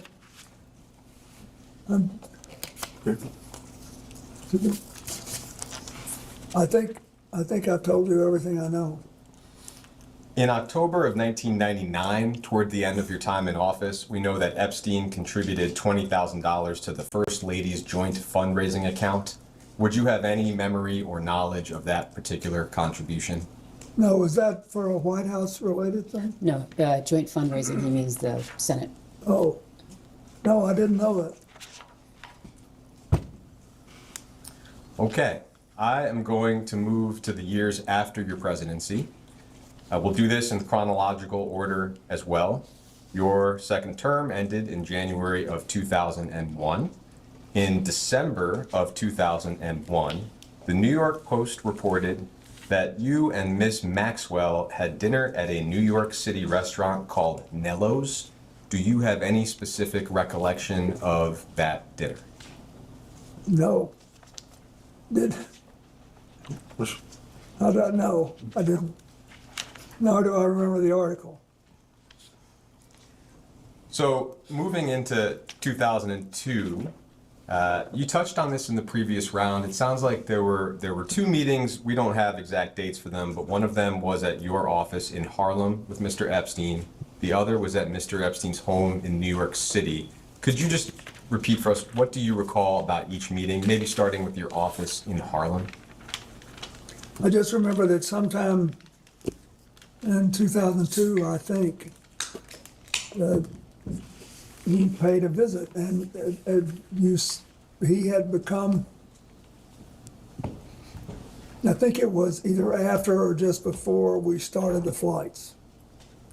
But he obviously was going to be a serious supporter of the foundation, and I think he paid a visit. I was flattered he wanted to see my office. I liked it. And then the meeting at his home in New York City, did I hear you say in the previous hour that Mr. Epstein was not actually there? I said that when I wrote my book and talked about it, and when I've talked about it in the past, I realized I talked as if he were there, and of course he was there. And I started trying to picture the nice man on the staff that showed me around. And now I'm just being honest, I don't remember whether he was there or not. He could have been there, but I don't remember. As far as you can recall, would the purpose of that meeting also have been related to Mr. Epstein's support of your work through his plane, for example? Yeah, the reason we went by, regardless of who was there, was that my staff we finished an event in New York City that at a place, and Lord knows how many I've done since then, I don't remember what it was for, but it was in New York City. And my staff aide said, we're only a couple of blocks from Epstein's house. It's a converted elementary school. He's very proud of it. And I think, it'd be a nice thing to do since it's early. You could just go by and take a look at it. So that's what we did. Do you recall seeing anything or anyone in his home that was suspicious or reflected abnormally young women or girls? No, the only people I saw there that night were staff. And him if he was there, I just don't remember. Do you recall seeing any images of young girls or women at Epstein's home? No. So, moving to some of the travel on Mr. Epstein's plane, and we have specific dates for a lot of that. I'd like to move through that chronology of known trips, just one at a time in order.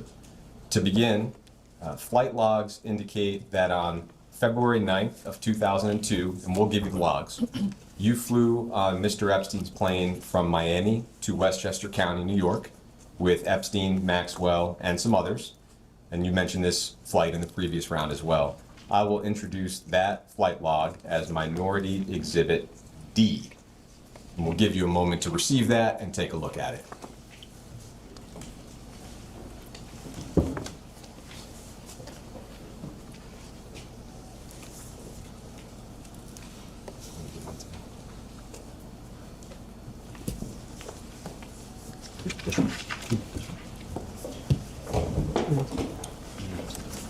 Is this one page? It is one page, exactly. Excuse me, Mr. President. And the flight in question, the leftmost column has the number 9 on it, and you can see your name at the beginning in one of the middle columns. Excuse me, Yeah. at the top, it says 15. Are you talking about a date? Could you just? Yeah, the one on February 9th. Thank you. Sure.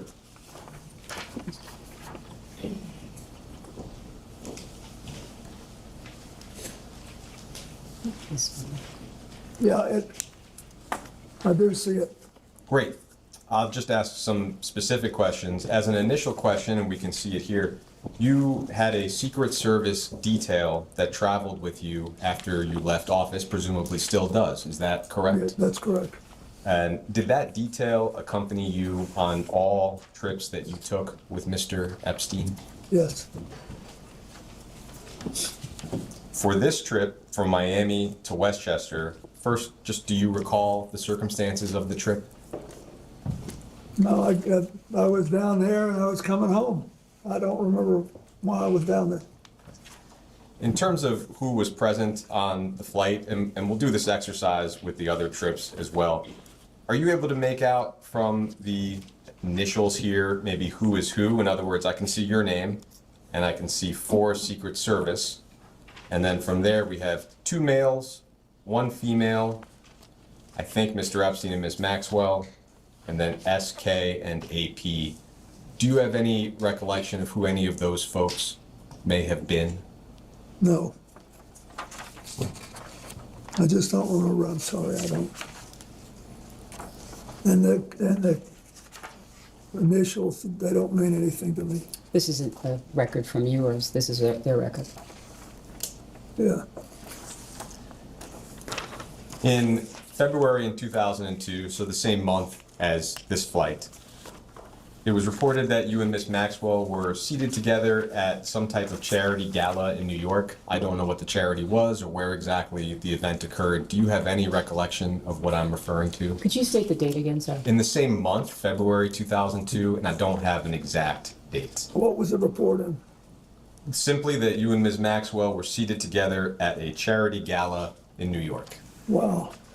I have no recollection of it, but it could have happened.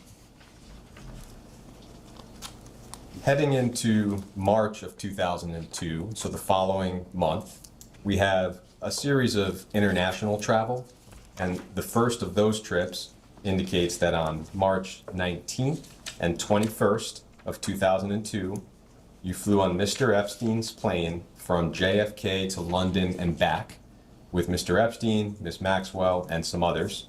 We will introduce those flight logs as Minority Exhibit E and go through the same exercise.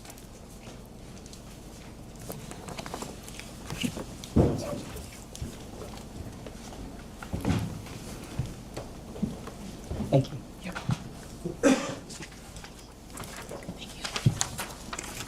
and that's the 19th and the 21st.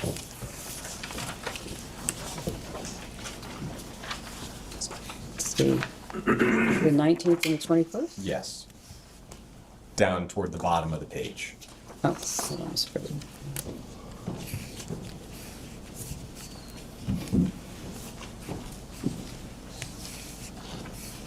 Was this a flight to London? Yes. Yeah, this says we had 10 Secret Service agents. So I guess just to start with, do you recall the circumstances or the reason for this trip? And this was when? This was March of 2002. I don't, but keep in mind, there was a lot of stuff going on. India, in the late January, 4 days after I left office, had a horrible earthquake. And lots of people died. And I called the Prime Minister of India, Mr. Vajpayee, who belongs to the current leader's party, but was much less uber nationalist. And I asked him if I could help. And he said yes. He said, I have the money and organization to fix the big cities, but not the smaller towns. And we need schools, we need hospitals, we need all this stuff rebuilt. Will you help? So that's the first thing I undertook to do, even before the AIDS thing, after I left the White House. So I was there. So by March of 2002, the next year, we were still working on that, and then the South Asian tsunami hit in December. So I was doing all this stuff and also trying to get set up at home too. So that's why it sounds unusual for me to have 10 Secret Service agents, but I must have been going to several stops. And is it the same for you when you look at some of these names? I can make out the name Naomi Campbell. Do you have any recollection of Naomi Campbell being on this flight? Naomi, when we went to Europe once, I think she went on one, but she was a friend of Doug's, and that's what I remember. Let me see. Yep. And Jeffrey, Ghislaine, I don't know who the other people are. Looks like Doug Band is listed there, and that... Yeah, he's there, but SK, I don't know who that is. Okay, great. Thank you.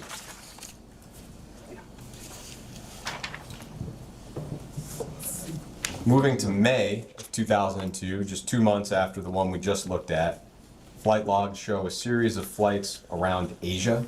Got 5 flights, including Hong Kong, China, Singapore, and Thailand. I'll introduce the flight logs for that trip. Just take a look at it together as Minority Exhibit F.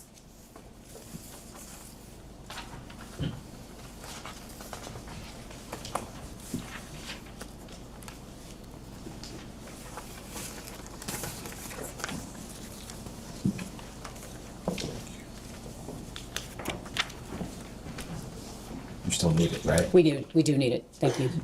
Oh, great. Thank you very much.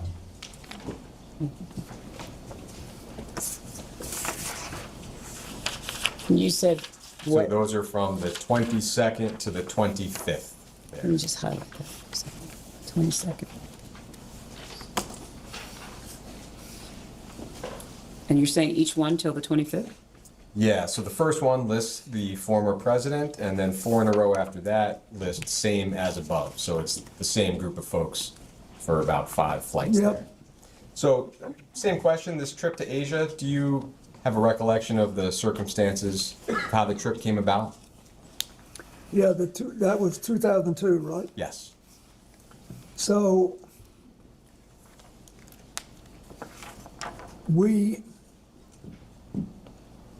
and when was the tsunami? Was it at the end of 2002 or the end of 2001? That I'm not sure of.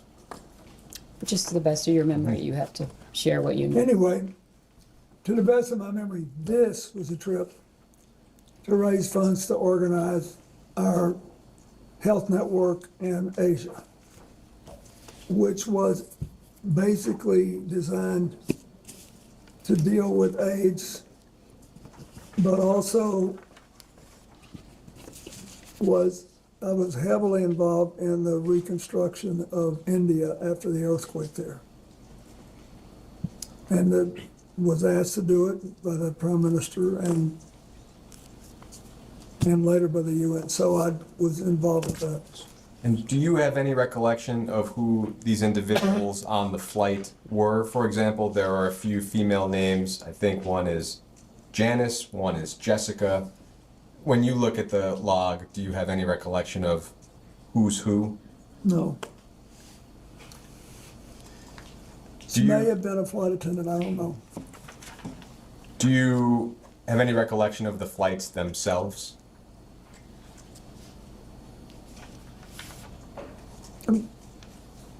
Of this Not the particular flights flight? themselves. This group of flights. I remember we made several stops and you mentioned them.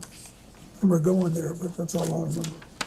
To the best of your recollection, whether with respect to the flights or the trip itself, did you ever witness or become aware of sexual abuse of any kind? No. We then have logs showing 2 flights in July of 2002, and I will introduce those as Minority Exhibit G. Give you a moment to receive those. What was the prior one? Prior one would have been F. And that was the May 2002 flight log. Where's F? No, I put F on that, but I thought that was, sorry, so you're. No, no problem. It should be May 2002. I have as F as in Frank. Okay, I'm not sure what this one was. Okay, got it. I'm gonna get the labels later. Okay. Thank you, sorry about that. No, I not at all. apologize. So this one will be G, and it's July of 2002, specifically on July 13th. Oh, sorry. Next one, Mr. President. I'll give that one to David.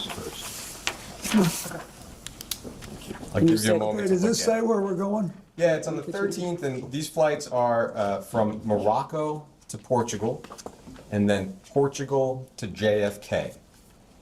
And our understanding, just from public reporting, is that this may have been part of a trip to Morocco to attend the King of Morocco's wedding.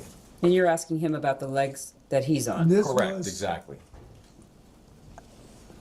This was July of Is that when his 2022. wedding was? Sorry? Is that when he got married? It may have been. I think that's my July. question for you, is whether you recall that this trip. Well, I recall going to his wedding. Okay. Do you recall approximately when that wedding would have been? No, but it was a long time ago. I don't know if this was it. But I did go to Morocco more than once. Do you recall attending the King of Morocco's wedding? Absolutely, I did. Do you recall whether Mr. Epstein and Miss Maxwell also attended that wedding? I don't. I remember, I think Chelsea went with me. And I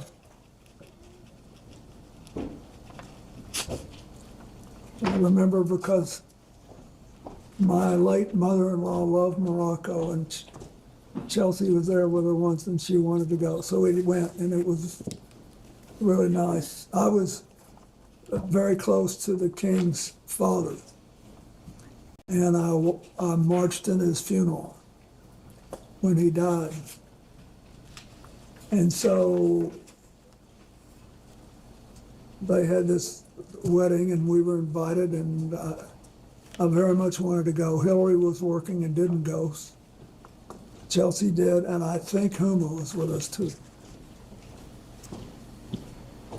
I think. There's been some reporting that you may have invited Mr. Epstein and Miss Maxwell to the King's wedding. It sounds like, but please you tell me, do you have any specific recollection of that? I don't remember. Do you have any specific recollection of these two flights, which may or may not have been part of the King's wedding? They're from Morocco to Portugal and Portugal to JFK. Mr. Epstein and Ms. Maxwell were on the flights, as well as yourself. When I was coming home, He's just asking you about these two legs, and he's asking you, do you have any recollection of these two legs of the flight? no, I remember the wedding very well and all the stuff that happened, but that's all. I don't remember the coming or the going. Thank you. In September of that year, we have the trip that I think a lot of folks are aware of. This is a trip to Africa in September of 2002. The trip started at JFK, ended in London, stopped in Ghana, Nigeria, Rwanda, Mozambique, and South Africa. Some high-profile figures were on board, including actor Kevin Spacey and comedian Chris Tucker, as well as Mr. Epstein and Ms. Maxwell. I will introduce those flight logs as Minority Exhibit H. And I'll give you a moment to receive them. Thank you.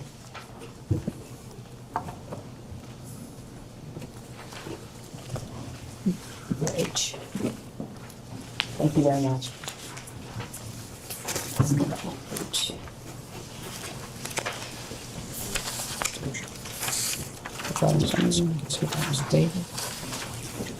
So this is a two-sided document, and the flights are the bottom half of the first page and one flight at the top of the second page. Starting at the 21st? Yes. Sure. Okay, Starting there. I'll just ask you generally, before we look at the log specifically, what is your recollection of how this trip to Africa came about? well, this is where most of our work was gonna be done. And what month is this? This is, I believe, September of 2002. So, and the countries we were going to represent places where we had operations. Like Mozambique, for example, had a big AIDS problem, and we were trying to help. And there was, so that's what I know. But we, in South Africa, we spent quite a bit of time because I wanted to go see Mandela. He was still in good shape then. And we did things together. And then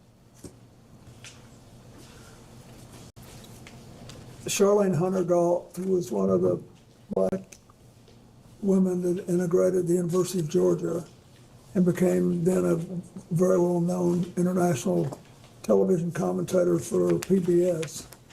And her husband, Ron, had moved down to South Africa. And they were longtime friends of mine. We had celebrated the 150th birthday of Arkansas together in Little Rock. We were longtime friends. And so we went to visit them, and she threw a big cookout for us. And it was a funny time. Chris Tucker and Kevin Spacey imitated me. So a lot of these names on the logs are hard to make out. Do you have any specific recollection of who was on board those flights?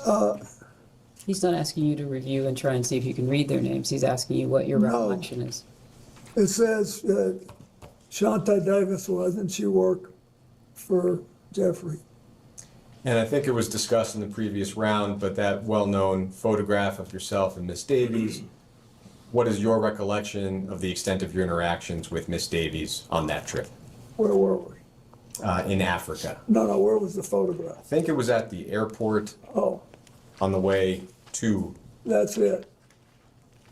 I mean, we had a good relationship, but it was entirely proper. I never had any personal contact with her, if that's what you imply.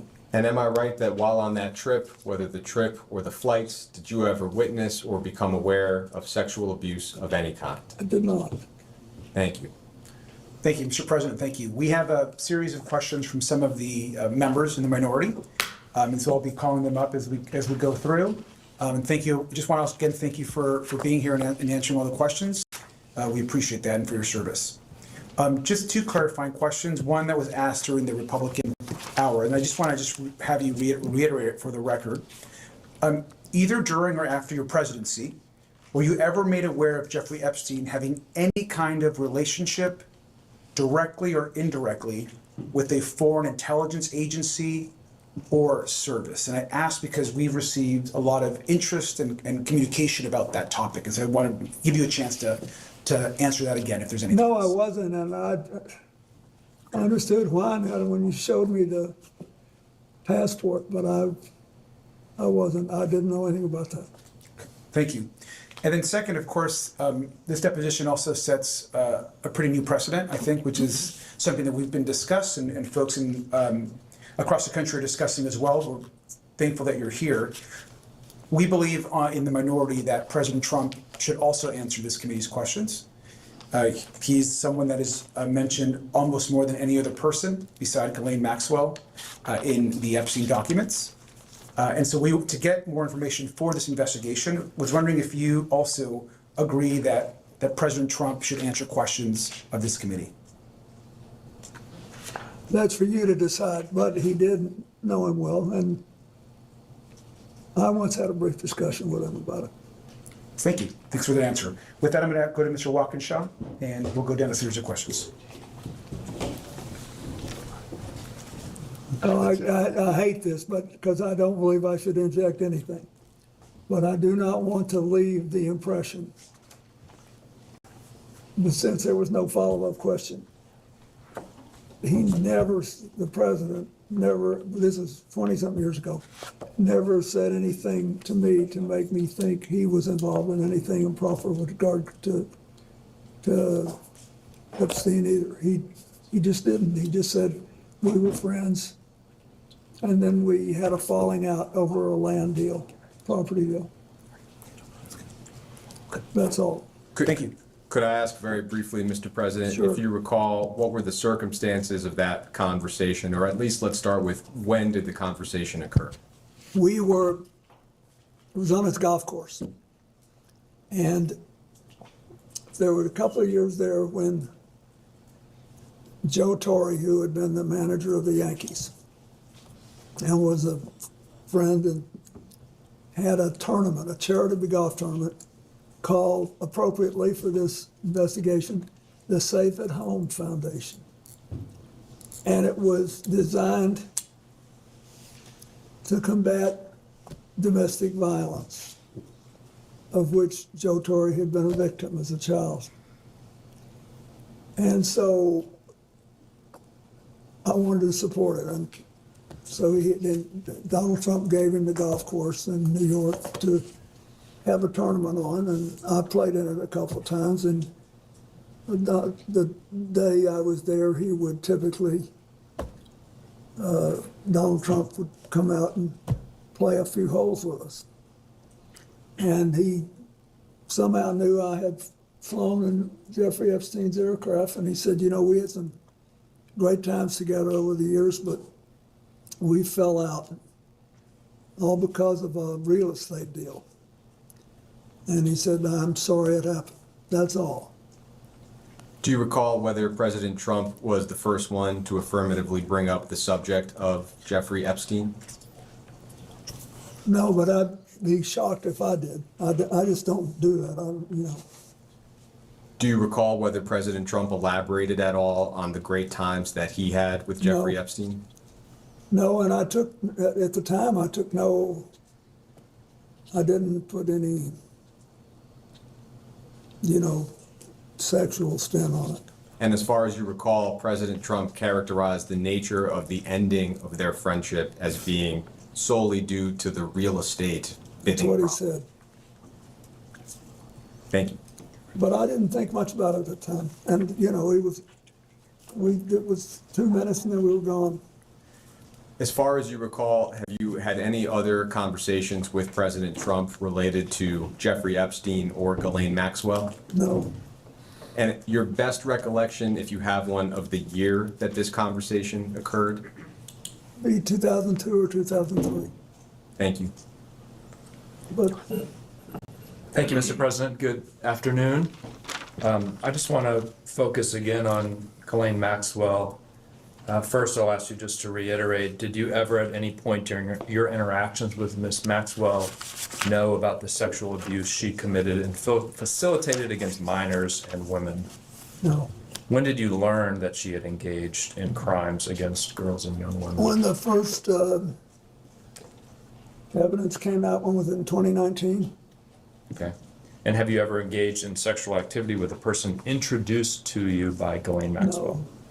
You're aware that she was convicted of crimes, as we discussed, and you're aware that she's currently incarcerated as a result of her federal conviction. Yes. Maxwell received a 20-year sentence for her crimes.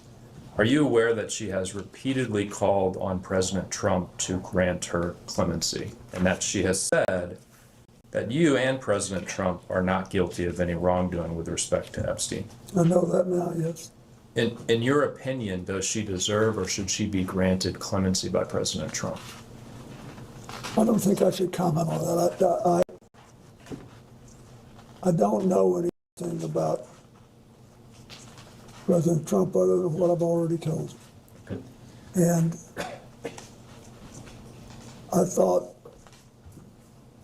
it was a mistake to pardon everybody in the January 6th case. And I think that this thing was really hard for me when it came out because we had been friendly with Ghislaine. I was sad, but it was terrible what she did, and she has to be punished. Somebody besides me should make a decision on what it is. So she got 20 years, and there it is. Okay. Mr. President, on July 24th, 2025, the Deputy Attorney General and President Trump's former personal attorney, Todd Blanche, conducted a closed-door interview of Ms. Maxwell at her then low-security prison. On August 1st, 2025, just a few days after that interview, she was transferred to a lower security prison where she's afforded a list of amenities, personalized meals, playtime with puppies, a transfer that I think most Americans agree is inconsistent with a very serious crime she was convicted of. Do you have any opinion on her transfer to that lower security prison and the amenities she's been granted? Did it seem strange to you when you learned of that? I think you're in a better position to find out what happened than I am. Okay. When you were President of the United States, was it common for your Deputy Attorney General to directly conduct interviews of witnesses and/or federal inmates? Was it? You were there. You have to testify what you know, He's what asking, you recall. Yes, he's You asking, recall if it did was- you ever send a Deputy Attorney General to To the best of my knowledge, I did not do that. All right. Thank you, Mr. President.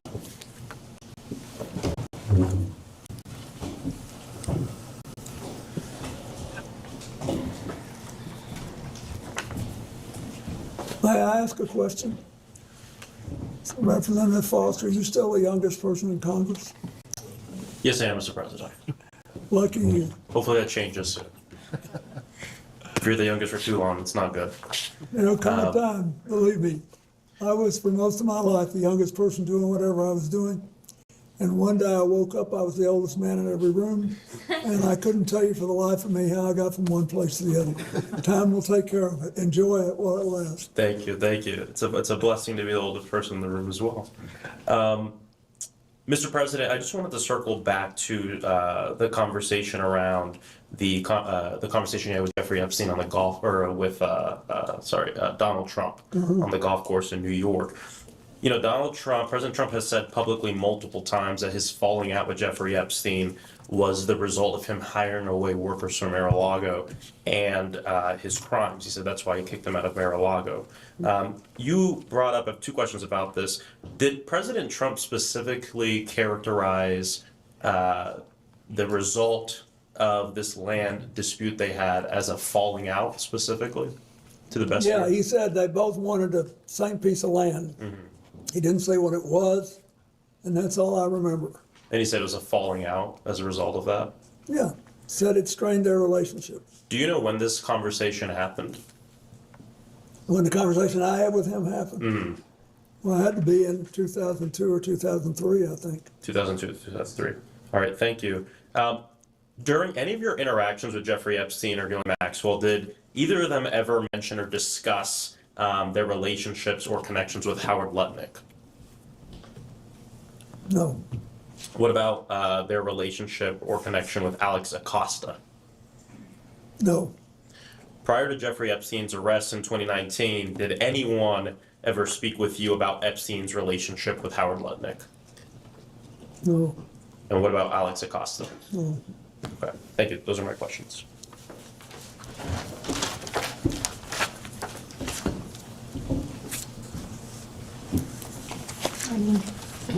Good morning, Mr. President. Good morning. I'm Melanie Stansbury. I represent New Mexico's 1st Congressional District, and it's an honor to have you and your council here.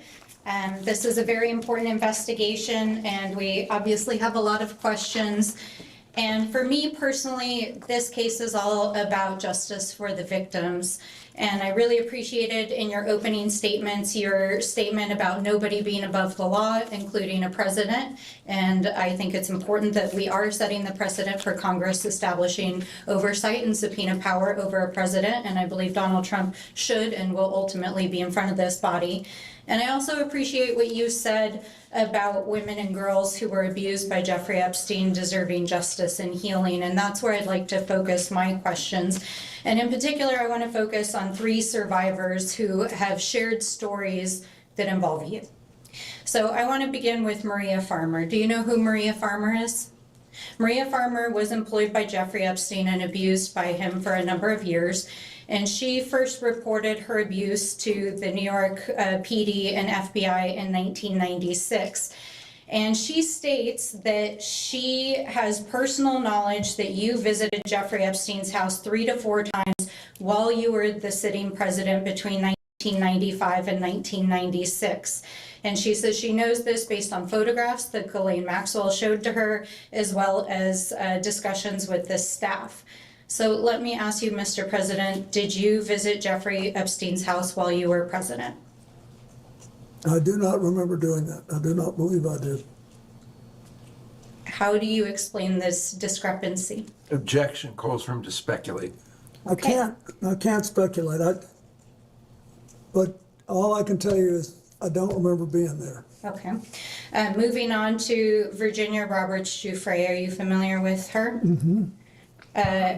As has already been established, she has stated in numerous sworn statements, including a sworn deposition in the Maxwell trial, that she saw you on the island with Jeffrey Epstein. And in fact, this morning, her family shared her diary with me.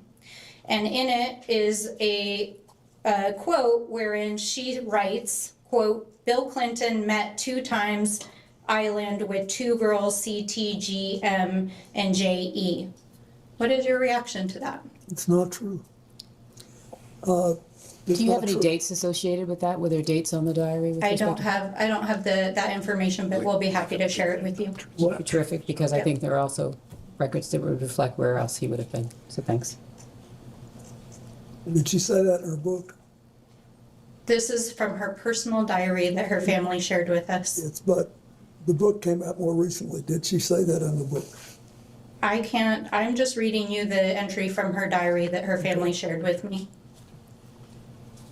I think she ultimately reached a different conclusion, although I had no contact with her. Okay, well, I just want to make sure that it's on the record that that is Virginia Giuffre's statement. Did you ever fly in a helicopter with Ghislaine Maxwell? Ever, anywhere? I have no idea. Okay, well, at least one of the survivors claims that you flew in a helicopter with Ghislaine Maxwell to the island. Did you ever? Then I did not do that. I've never been to that island. Okay.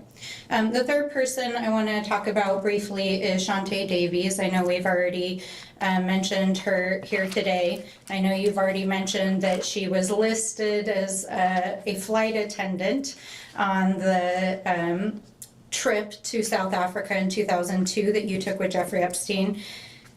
Are you aware that Shantae Davies is a survivor who claims she was abused for 3 years, including during that time period? I am now. And are you aware that Jeffrey Epstein recruited his victims through calling them masseuses? No. You're not aware that Jeffrey... But it doesn't surprise me. I mean, I didn't know that, no. Knowing that Jeffrey Epstein recruited hundreds of minors as masseuses to massage him, and knowing that this victim, who was a survivor 3 years of his sexual abuse as a masseuse, was on the plane, does that make you think about the massage you received from her differently? Can I just interrupt? You're saying knowing, you know that. He was saying that he was unaware that that's how Mr. Epstein was recruiting his individuals. I'm asking if today, hearing this... Have you seen the picture? I have a copy of it right here, yes. Well, I'm sitting up and I'm just asking if now that you know that Jeffrey Epstein recruited girls as masseuses, does that reframe that photograph, and knowing that there were girls on the plane that were being abused? Objection. It states facts not in the record. You can ask this witness what he thinks or remembers about anything that happened, but I don't think it's right to ask him to speculate. she wants to know if I feel bad about it, yes. I'm not, I Don't think you? what I'm trying to get at is that there is a culture that surrounded Jeffrey Epstein in which rich and powerful people saw young women that were survivors who were being abused and didn't say anything and didn't do anything. So is your question... Part of what I'm trying to do is to ask you, we know there was a survivor that was on the plane. You've stated that you didn't know she was a survivor. I understand that, but I'm asking now that you are aware that Epstein was recruiting survivors as masseuses, does this make you rethink what you saw as you were traveling and interacting with him? So he has already spoken to... wait a minute. I want to make sure that you are clearly answering her question. He's already stated what he saw and what he knew. And so what you're now asking him is, given what you've now shared with him, does he think any differently about what he saw and what he knew? Thank you. Yes, thank you. I wish Shantae had told me. I liked her. Mm-hmm. But I didn't think it was anything unusual. I can't tell you how many airplanes I've been on where rich people asked me to go and they had someone offering massage. You know, all these boats that you go on and all that, they all do that. And usually I don't do that. I'm not into this. Well, that certainly raises some other questions about people offering free massages on boats, etc. But I do want to enter a couple of exhibits into the record, and I know council is prepared to pass them out. And while that is occurring, we're going to introduce this exhibit. What is it? Exhibit I, it'll be Minority Exhibit I, which is a FBI PowerPoint that was included in the files that were released as part of the Epstein Files Transparency Act.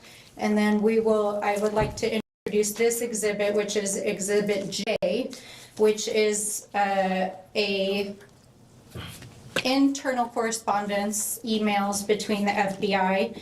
And though I'm short on time, what I'll describe in both these exhibits is that your name appears in FBI tip sheets as having attended parties in Jeffrey Epstein's presence in which sexual activities were occurring. Did you ever attend a party of any kind or an event with Jeffrey Epstein in which sexual activities were occurring? Okay. And then finally, there will be many millions of people that watch this deposition. What would you like to say to the survivors directly? That I hope this will produce a sense of finality. And I don't think that'll happen till the government starts holding on to all the records. I think that, the records should be released. And then I think that we need to come up with strategies to help people who can't get over this get better. And the most important thing we do, I think, besides treat the victims right, is increase the guardrails that will set off alarm systems and stop other people from doing the same thing Epstein did. Thank you very much, Mr. President. Thank you. We had an additional member join us in the interim. Did that member just identify themselves? Absolutely. Hello, Mr. President. My name is Nick Langford. I represent New York's 23rd Congressional District, Buffalo suburbs, rural southern tier. Thank you for being here today. Could you just, for the record, the time check? We've got about 5 minutes left in this round. Thank you so much. I think it's fine. Congressman, how are you? Thank you, Mr. President. Thank you for being here and for your time today. Thank you for your service. We have, as you know, in the files that were released, there were several photos, included you, and we have an exhibit here. That's just one of the photos. And Exhibit K, Minority Exhibit K. Yep. And we'll have that passed around. And what we're trying to get at is some context for the public on whether you remember this photo and any details you may be able to provide us about it. So do you recall the details of this photo or recall the photo being taken? No, I don't think I ever knew the photo was taken. Okay, and for those who can't see it, it's a photo of you in a hot tub. There's a person next to you here. Do you remember where it was taken? Where was it taken? I'm almost sure that this pic, and I think there's an adjacent photograph, which you probably have, that if people saw it, they would feel that someone was trying to con them showing this picture. But anyway, this picture was taken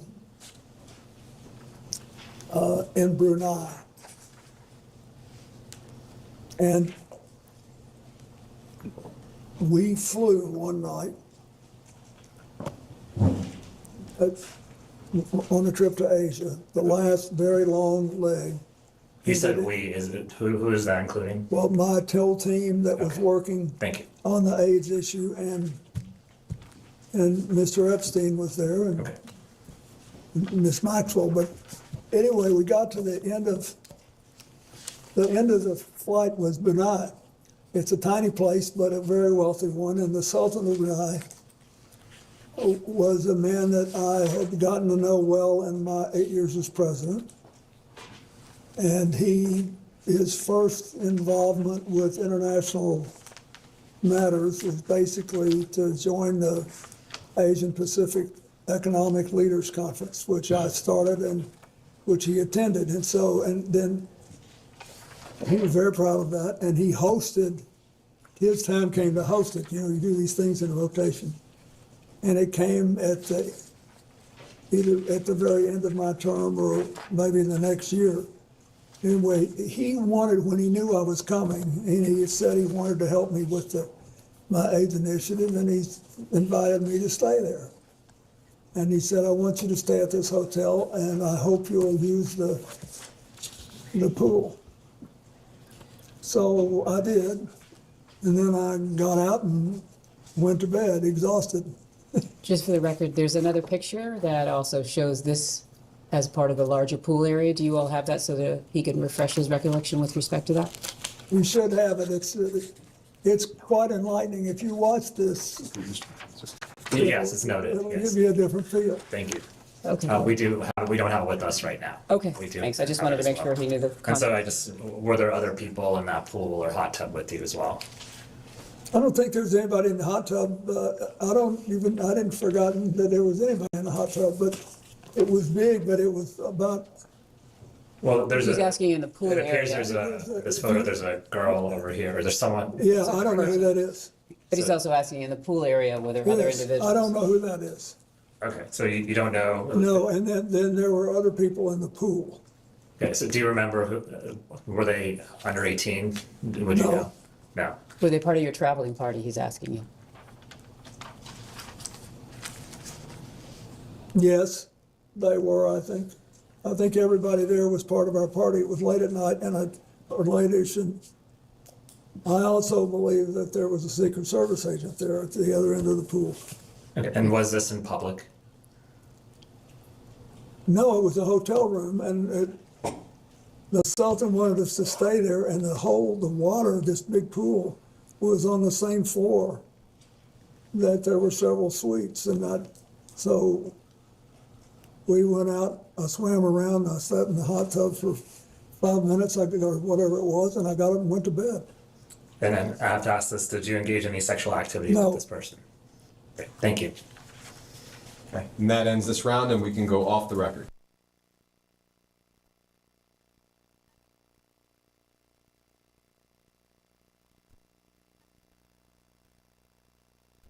All right, we'll go back on the record.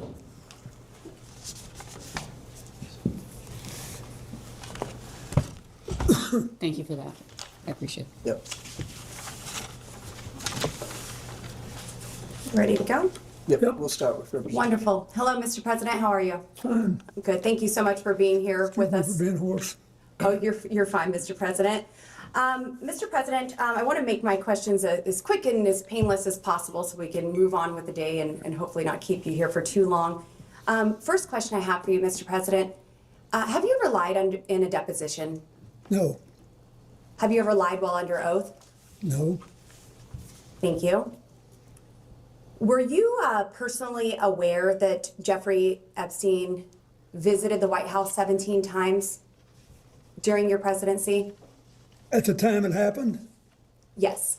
No, at the time it happened, I was not. Do you know, so Jeffrey Epstein never asked to meet with you personally in the White House while you were president during those 17 visits? Not to my knowledge. Would you know who he was meeting with? No. Okay, well. I didn't know he was coming. Is that standard protocol for the president to not know of someone who is attending, visiting the White House 17 times? So wait, excuse me, just to be clear. While you were president. The White House office, which has 1,600 employees, you're speaking of the White House office? Yeah? Yes. Okay.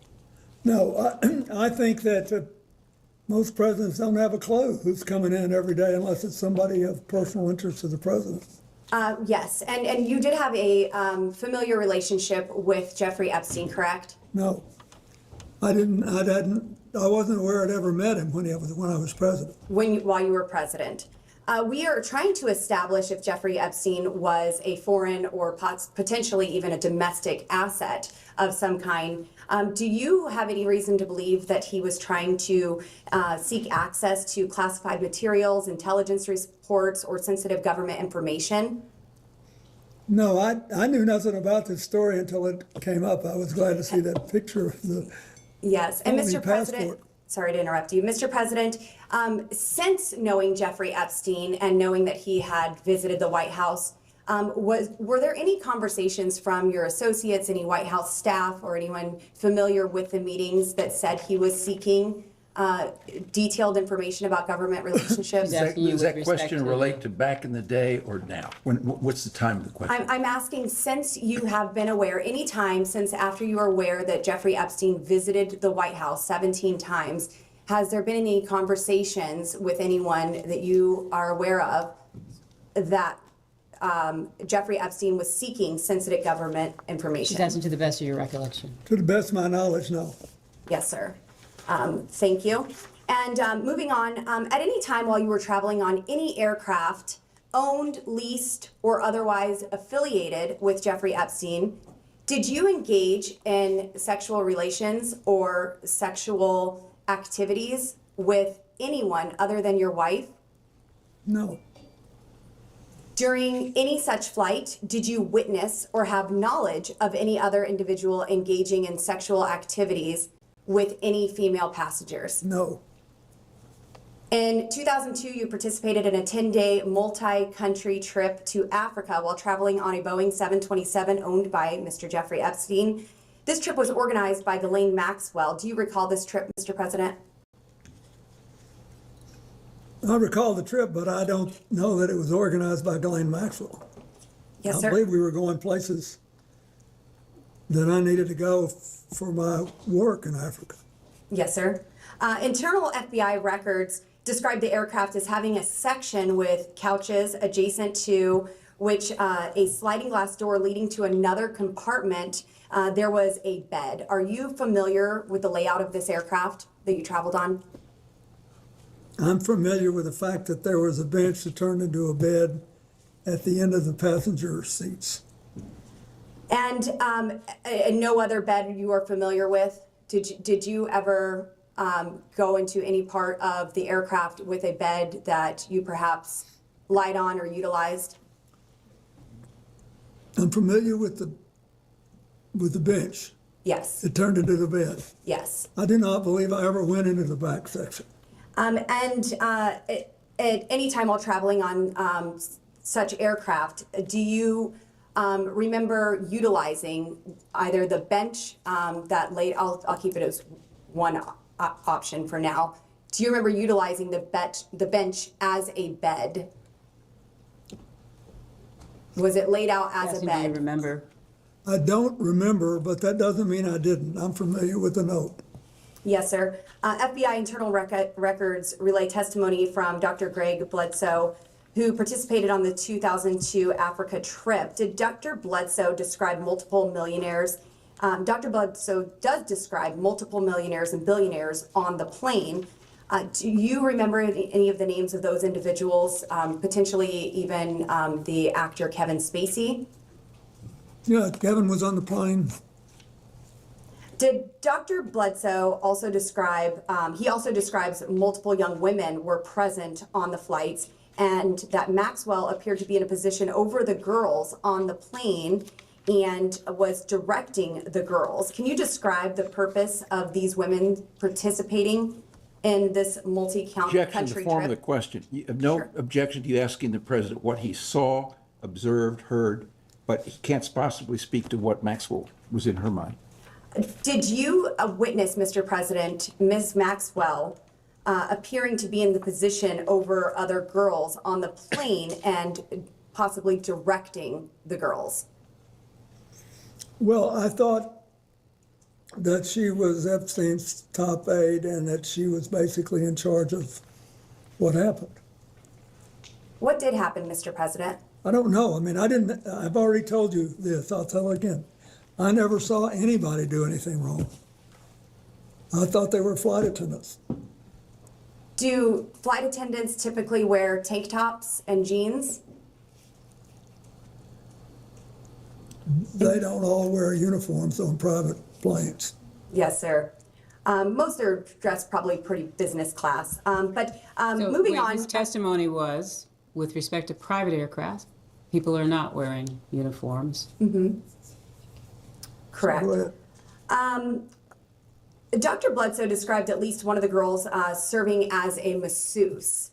At any point, did you or other male passengers receive a massage from this young woman or any other young women who are described as a masseuse? Well, I've seen one picture that shows that in a airport waiting area, one of the women was massaging my neck. That's all I've seen. Have you received more than one massage from these trips with Mr. Epstein and the young girls that were present? I don't recall them, but the problem I remember from that trip was that my neck had spasmed and I was in, and so they offered to help and I let them help. One left. She asked whether or not you recalled any other massage No, trips. I do not. Thank you. Mr. President, moving on to my next question. Submitted to the record, we have a painting that seems to be of you, Mr. President, found in one of Jeffrey Epstein's residences wearing a, I would categorize it as a famous blue dress worn by the White House intern, Monica Lewinsky. And I have this image here. This image is being passed around. If we need to go off the record while we do that, we can. I can take a picture. Do you have a question? It will be Yeah, I do. marked as Majority Exhibit 15. Proceed. Thank you. Mr. President, we are looking at an image of a portrait that is, looks to be you, Mr. President, in this blue dress. Can you describe this painting? And He doesn't need to describe the painting, you just gave him a picture. What's your question? my question is, are you familiar with this painting? Have you ever seen it in person? I've never seen it in person. Do you know why someone would paint this? Are you asking him to Objection. speculate? That's calls for speculation. You can ask the artist. And if I had known Jeffrey Epstein had this painting, it would have saved me this whole day. Did you ever introduce Epstein to Monica Lewinsky or any other young female White House staffers? I did not. Did Epstein ever request introductions to young female intern staffers of you? Did he request you to introduce them? And one regarding this exhibit, Exhibit 15, this portrait, to the right of this image, there appears to be a plain letterhead document that is framed in a gold frame. Are you familiar with He's testified that he's not seen this picture? the painting we asked? Yes, and now I'm asking about the image next to it. So Are you asking whether or not he's familiar with what's in this small frame? I'm the part that you have covered up. This part? I'm asking if he's familiar with this letterhead letter that was letterhead that we can hand Is this framed. part of the painting? No, sir. This is next to the painting, and it's framed on the wall in the home of Jeffrey Epstein. I guess a better way to ask, other than the birthday note that was passed around here today for Jeffrey Epstein's 50th birthday, Mr. President, did you ever handwrite Jeffrey Epstein any other notes? Well, I wouldn't remember except that I've seen a picture recently of another note where I thanked him for getting me away from the crowd on the airplane for a while so I could take a nap. Yes. Okay, Mr. President, I just have two more questions for you, and then I will let you go. And again, I'm so grateful for your time here today. We also have another exhibit from the committee, and it's page 49, I believe, and the, how do you want to classify this one? They'll give it It to will us. be marked as Majority Exhibit 16. In this is a portion of Virginia Giuffre and her testimony. And in it, she is referencing you, Mr. President, and says he, Mr. Clinton, told me long ago that everyone owes him favors. They are all in each other's pockets. She's asked, I'm sorry, maybe that wasn't you that you was referencing, Clinton. I'll start over. He told me long ago that everyone owes him favors. I believe that's referring to Mr. Epstein. They're all in each other's pockets. Sorry, could you, what line are you starting at? Yes, ma'am. I am starting at the first line, and I do believe I incorrectly said that she was referencing Mr. Clinton. So to correct that. She's not referencing, Correct. She is not referencing referencing Mr. President Clinton, she's referencing instead? Who? I believe this is Jeffrey Epstein that she is referencing here. Thank you, Ms. Bober. Thank you. And then she's asked, would you say you asked him why Bill Clinton was here? And Virginia responds on the island, where he was here, on the island. And she goes on to say, Excuse me, can you clarify who JS is? Can we look and see who JS is? This says V and then it says Yes. JS, so Yes, is this I will get you that name. But this is a pull it up conversation right between here. two people, or is this a Yes, transcript of a deposition? This is a transcript of a deposition, yes. Thank you so much. It says telecon at the top. Doesn't appear to be a deposition. It says, What do we Telecom. have this as? I'm not objecting. No, that's fine. And we could go off the record if you want, just to get this. I don't have this. So this is, go ahead. We'll go off the I think record.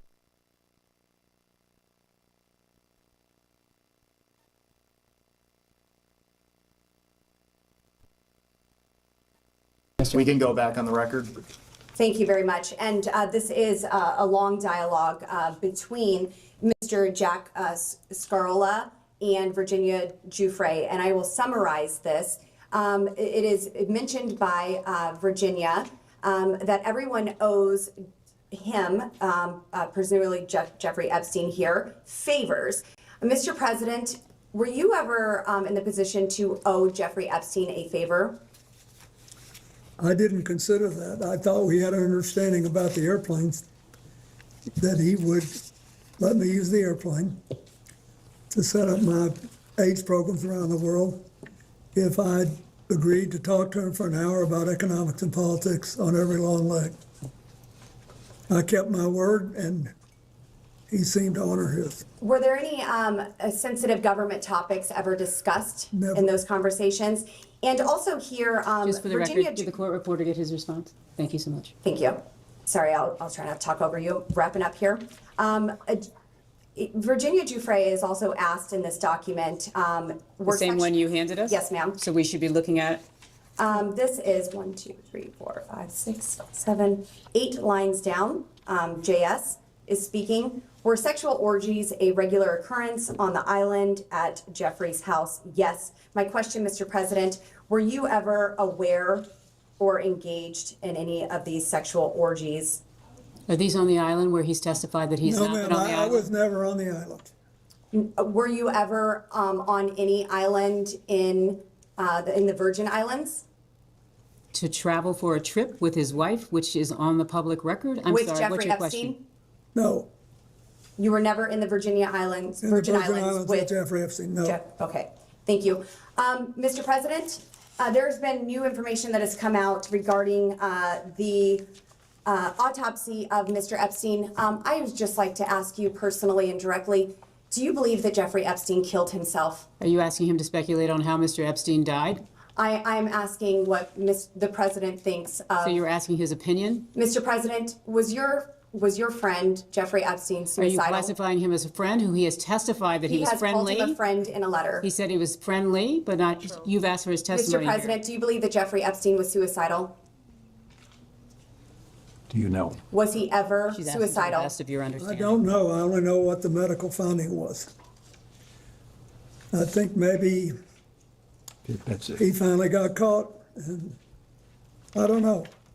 I've accepted it in my own mind, I don't know what happened, Mr. President, what did you accept? That he killed himself or that he did not? but he did, but I don't know. Yes, sir. Thank you, Neither do Mr. you, President. we don't, none of us know, we weren't there. Mr. President, it's been an honor. Thank you. Thank you.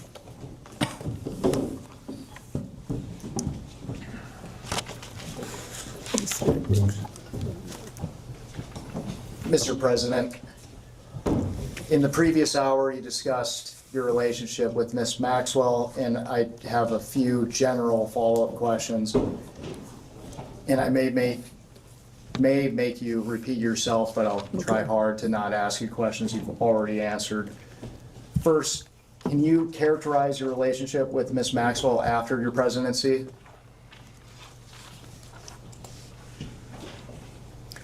Well, I didn't, to the best of my memory, I didn't see her very much until I started flying on Mr. Epstein's airplane. And for the record, would you at any time ever consider her to be a friend? Oh, yes, I would. What years would you consider her to be a friend? I don't know, when she started going with Ted Waite, I saw her more frequently. Because I saw him more frequently. Then she was around CGI, so if you compare the time I spent with her to the time I spent with Mr. Epstein, I spent more time and I felt that we were better friends. How did you typically communicate with Ms. Maxwell? When she showed up at something that I was doing or vice versa, like. So in person? At CGI, yeah. I bet I never talked to her on the phone more than twice in my life. And what were the nature of your communications with Ms. Maxwell? What you recall? I don't recall anything. I don't recall what they were, but she was always, I don't know. She was very interested in CGI. I remember that. And that's it. And for the record, Mr. President, did you ever have any communications with Ms. Maxwell related to young women or girls? No. At this time, I'd like to introduce what will be marked as Majority Exhibit 17. And while it's being handed out, I will note for the record that this is the transcript from the two-day Ghislaine Maxwell interview with Deputy Attorney General Todd Blanche, conducted by the Department of Justice on July 24th and 25th of 2025. And I will not be making you read the entire transcript. I will direct your attention when you've had a chance. Okay, Mr. President, have you seen this transcript prior to Before? today? Yes. no. I would like to direct your attention to day 1, and we are looking specifically at the bottom of page 9. Yep, Are you at the bottom of No, page nine? we need a copy down here. Do we have a second copy and a third copy? Give me 1 second. Here, Thank you so much. We'll go If you off the could pause. record briefly.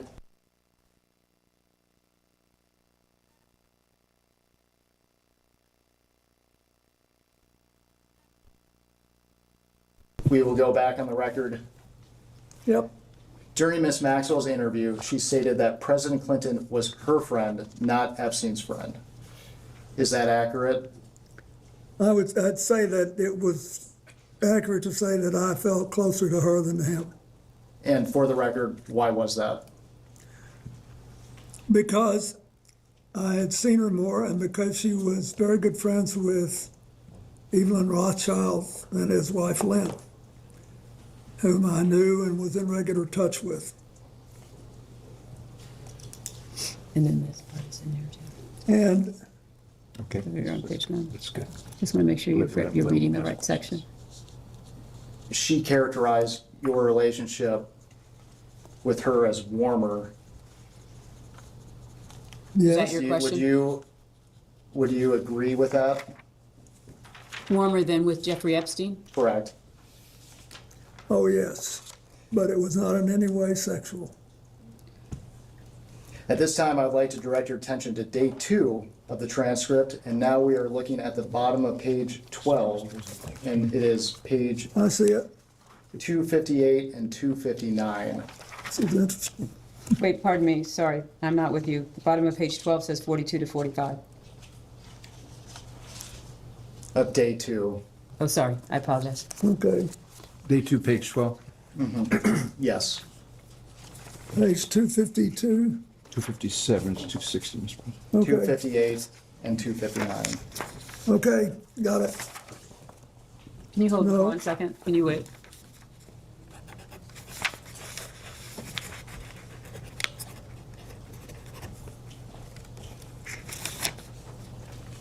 What do you have?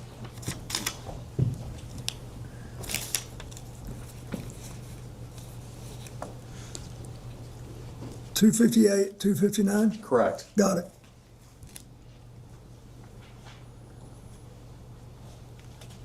Are you asking us to read that? Yes. All of 258 and all of 259? Correct.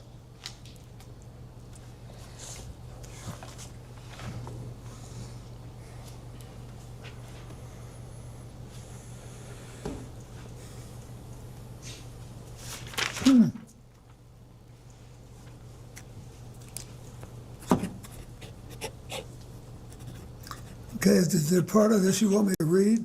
No, No. he has a question. He wants to make sure you've You read read through here two and you've pages. read through here.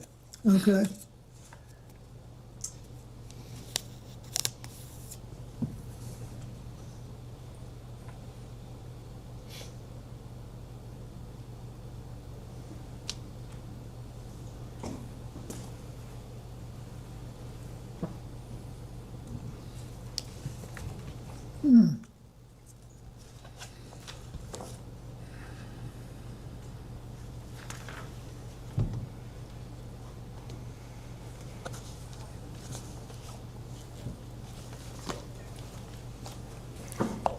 He's asking about these two.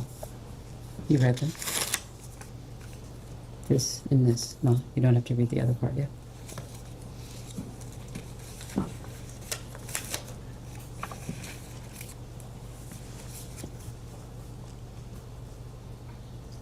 Ready? Yes. Got it. Mr. President, you've had a chance to review the transcript. Here, Blanche asks Maxwell if she has ever visited your home in Chappaqua, to which Maxwell testifies that she had been invited to visit your home. For the record, did Ms. Maxwell ever visit your home in Chappaqua? It wouldn't Excuse me, surprise- counsel, the transcript says, I went to the house, Does it say invited? Did I miss that? Maxwell replies after Blanche asks, Got it. why Sorry. did you go to the You're house? right. Maxwell says, I was invited. Got it. I will repeat the question again. Did Miss Maxwell ever visit your home in Chappaqua? I don't recall, but it's quite possible she did. Hillary was a senator. In the beginning, she had a lot of events there. And we knew her. During the same exchange, Miss Maxwell implies that she may have been just driving past Chappaqua and stopped in if you were home. Did this ever occur? If you don't. Not that I remember, but I may not have been home. But Mr. President, is it common for people to just stop by your house? No. There And for are the more record- than one or two people who would do that. So for the record, you're a former president. Does your security detail allow people to show up unannounced? Well, they'd allow them to, but they don't, your question is whether or not the security allows them in. Yeah, they have to be cleared to be able to come and go Thank you. like that. Thank you, Mr. President. I want to ask about Doug Band and what was Doug Band's relationship with you, sir? Well, it changed over time, but he was basically the last in a long line of young men. They were my sort of body people. They were close to me and supposed to get me where I was trying to go on time and all of that.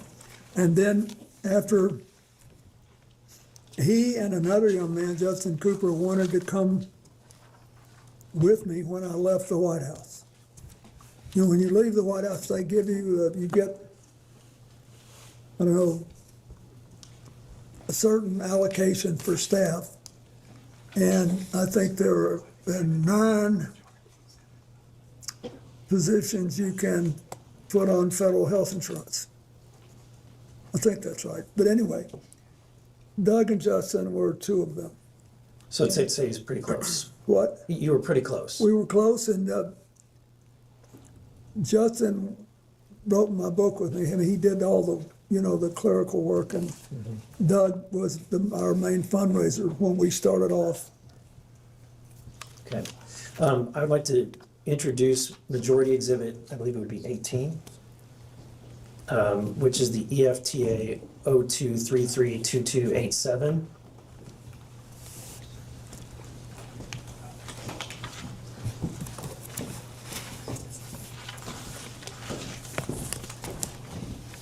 Thank you very much. Thank you for that. So this is pretty short. This is an email from Doug Band to. Yep, I'm familiar with it. To GMAX, which is commonly known as Ghislaine Maxwell. Yep. It says, for the record, the email states, "You back? Another way to get in touch with me quicker is on my BlackBerry, actually the president's, but we share it."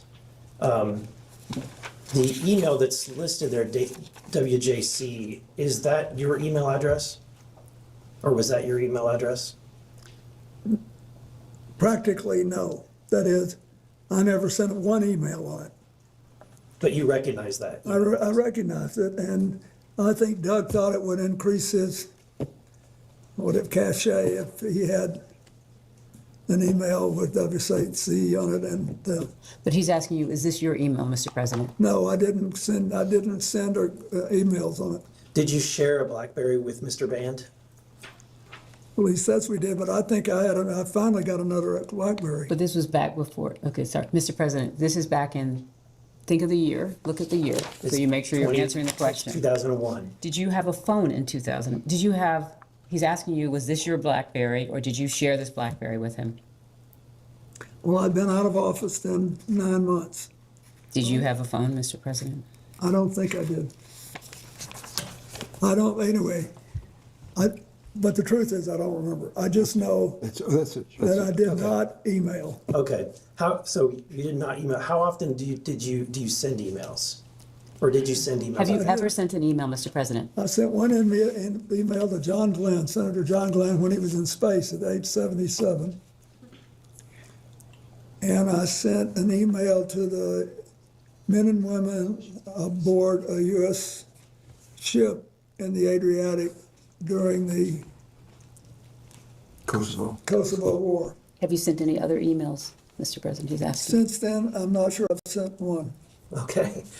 I'd like to introduce Majority Exhibit I number know, that 19. makes me a certified, Which ends in 2335030.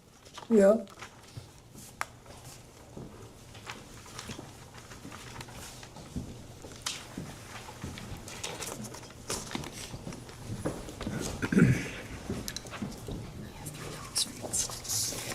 Let me see. One goes to, Okay, if you're ready, I'll be happy to read it out loud. It's, again, it's from GMAX, Ghislaine Maxwell. Yeah, I read it We all. believe, while it's redacted, having seen the unredacted files, we believe that the two is to the same email. It says, sorry to hear about the Bellsburg stuff is bad news, even worse, that it may be damaging. You know that one of my pet fears is that in London I am press toxic, so I hope that I never add to your woes in that department. If I hear anything, I will of course let you know. I could not help myself. There was one juicy little tidbit I did let out, the one about what a super stud that you are and how I have a crush on you and how you are hung like a horse. And, well, you get the picture. Hope you don't mind. Are you familiar with this email? are you saying at the time it was sent or in the preparation for this? At the time that it was sent, were you familiar with it? Oh, no. Are you familiar with it before? Yes, it's Okay. now famous. Okay, what can you tell me about your knowledge of this email? So if his knowledge is only from when he was prepared for this hearing, that would have been with his counsel, or is that what are you asking for outside of any preparation Let me for ask this this. hearing? Mr. President, do you believe that Mr. Band sent this or received this email? I do. Okay. So, and there's more. Let me go to the next one. Exhibit, which would be number 20.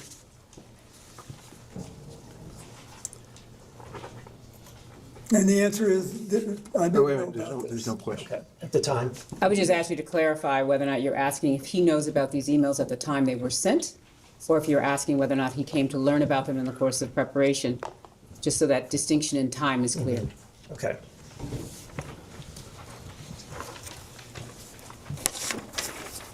Unbelievable.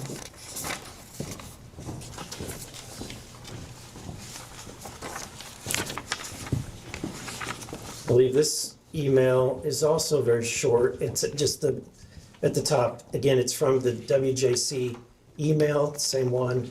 And it says, this email is silly. I want to spank bottoms tonight. Who's it from? It's from the same email account, the same email that has been used before, the WJC email. What was your knowledge of Mr. Band's relationship with Ghislaine Maxwell? I knew he was, basically, he contacted her in the same way that she represented Epstein on things. I did not know, nor did I need to know, that they had a personal relationship for Did a they have while. a physical relationship? Are you asking him whether or not they had a physical relationship? You believe they had a physical relationship? I don't know for sure. And But just to be clear, you said it, but you did not have a physical relationship with Ghislaine Maxwell? The president not. answered that question multiple Absolutely. times. Yeah, thank you. Okay, and finally, I want to move on to another question regarding the visits to the White House. Are you familiar with Mark Middleton? Yes. Can you describe who Mark Middleton was? he was a young man from Arkansas who was really ambitious, wanted to go to work in Washington, wanted to have, and he knew Mac McClarty, my chief of staff, who was from Little Rock, and Bruce Lindsay, who was also from Little Rock. And he worked with us, and then later I think he became, I don't know, but maybe he became a lobbyist later, but there was a period of time when he was in a position to wave people in to the White House because he was, that was one of his jobs. Okay. So he was, has been identified by multiple news sources to be the individual that most of the time was entering or signing in Jeffrey Epstein into the White House. Yes. And what role did he have specifically at that time? He was working and, on logistical things in the White House, but there must have been someone else who he told him to let him in. Maybe Mark had I don't know if he had the authority to let people in. You can only testify to what you know. He's asking, who did Mark Middleton work for in the White House? I don't know the answer to that. Okay. I can find out, but So knowing that he met with Mark Middleton or was signed in with Mark Middleton, do you have any knowledge of the content of the meetings or the topics of the meetings that Mr. Epstein would be coming for? no, Mac never said anything to me about meeting with him. And by Mac, do you mean Mac McClarty, the Yeah. chief of staff? Did he work for Mac McClarty? Well, he might have been, but at the time, was this at the beginning of my presidency or at the end? This would have been during the 90s at the beginning. when- 1993 to 1995 is what they provided before Yeah, the he period was- of time for the visits. He was my first chief of staff, and then he became my special envoy to Latin America, so, And this is Mac McClarty. Mac McClarty, so Okay. it depends on, well, we could tell what he was doing if we knew when this happened. Okay. Are you aware that Mr. Middleton committed suicide? Yes, I in am. 2022. He was found dead at Hefner Ranch, approximately 30 miles from his home in Little Rock. He was discovered hanging from a tree by an extension cord around his neck with a self-inflicted gunshot wound to the chest. So he was shot and hung. Do you have any information that leads you to suspect that he did something other than commit suicide? No, Okay. Do you have any concerns that this was in relation to his knowledge or relationship with Jeffrey Epstein, given the date? But the president has Of the already suicide? testified to the fact that he was unaware that Mr. Epstein was visiting the White House. So are you asking him then as to what he would have known? I'm asking, when you heard about the death, knowing about the things that have been, at this point, it's all over the news, seeing that he has committed suicide. Have you ever had any conversations with people about whether or not that there's any relationship between the two? oh, no, no one's ever suggested it to me. Okay, thank you. I yield back. Next up, Mr. It's really sad. It is. McGuire from Virginia. He represents UVA. What? He represents UVA. What about UVA? He represents UVA. Thank you, Mr. President, for being here. I served in Navy Special Warfare during your presidency. Thank you. In your opening statement, you talked about preventing future or more human trafficking in our country, and I agree with that. I think that's one of the big purposes of being here. Today, we hope we can get justice for the victims, have accountability and transparency. Just curious, have you read the Epstein files that have been released? No. I've read many news stories about them, but I haven't read them all. And how many Epstein files do you recall were released during the Biden administration? I don't If you know. How many? If you know. I don't know. 0. And how many Epstein files have been released during President Trump's second term? Again, if you know. Thanks to the Congress and the victims, quite a number. Over 3 million. Now, as president, you're chief of executive for the U.S., and as we get to the end of this, I'm going to ask you, what could we do to prevent, because I think that's what we all care about, is what do we do to prevent more human trafficking type stuff. So let's talk about Kevin Spacey for a second. In a June 2024 interview on Piers Morgan, Kevin Spacey recounted noticing young girls on the flight and expressed he didn't want to be around this guy, Epstein, because it felt he put the president at risk on that trip to South Africa because there were these young girls. So did Mr. Spacey ever communicate these concerns to you directly? Not that I recall, no. Did anyone else express similar concerns about these young people? No. Do you agree with Mr. Spacey's characterization that these young girls on the flight were concerned? I'm sorry, what exactly is the characterization that Mr. Spacey gave? That these young girls would put the president at risk. So that's Mr. Spacey's concern, and you're asking him whether or not Would Mr. he agree Spacey with- said that, shared that with him? Would he, yes, would he agree with that? I had no reason to believe that at the time. Okay.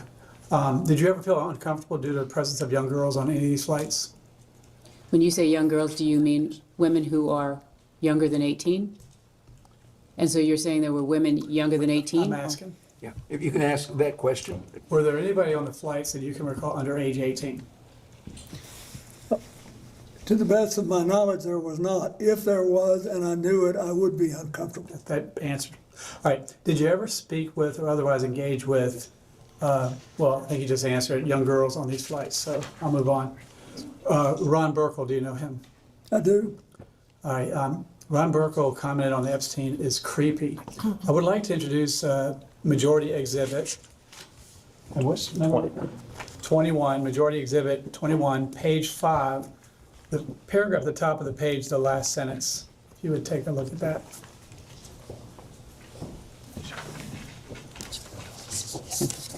Could you say what page again? Sure, it's page 5, the paragraph at the top, the last sentence. If you could give us a minute to read it, that'd be Sure. great.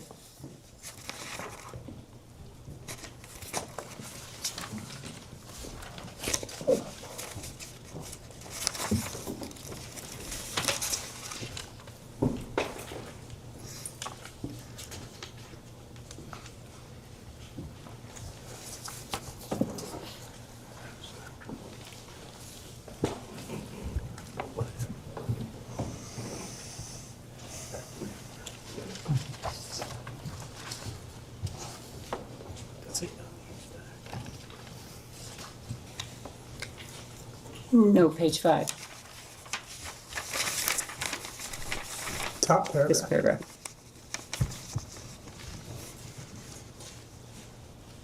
And more specifically, the last sentence of the top paragraph.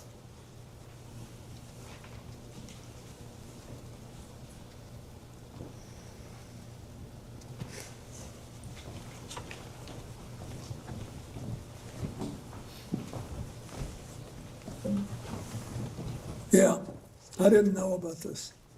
So the question would be this. I understand you didn't know anything about it, but let me ask the question.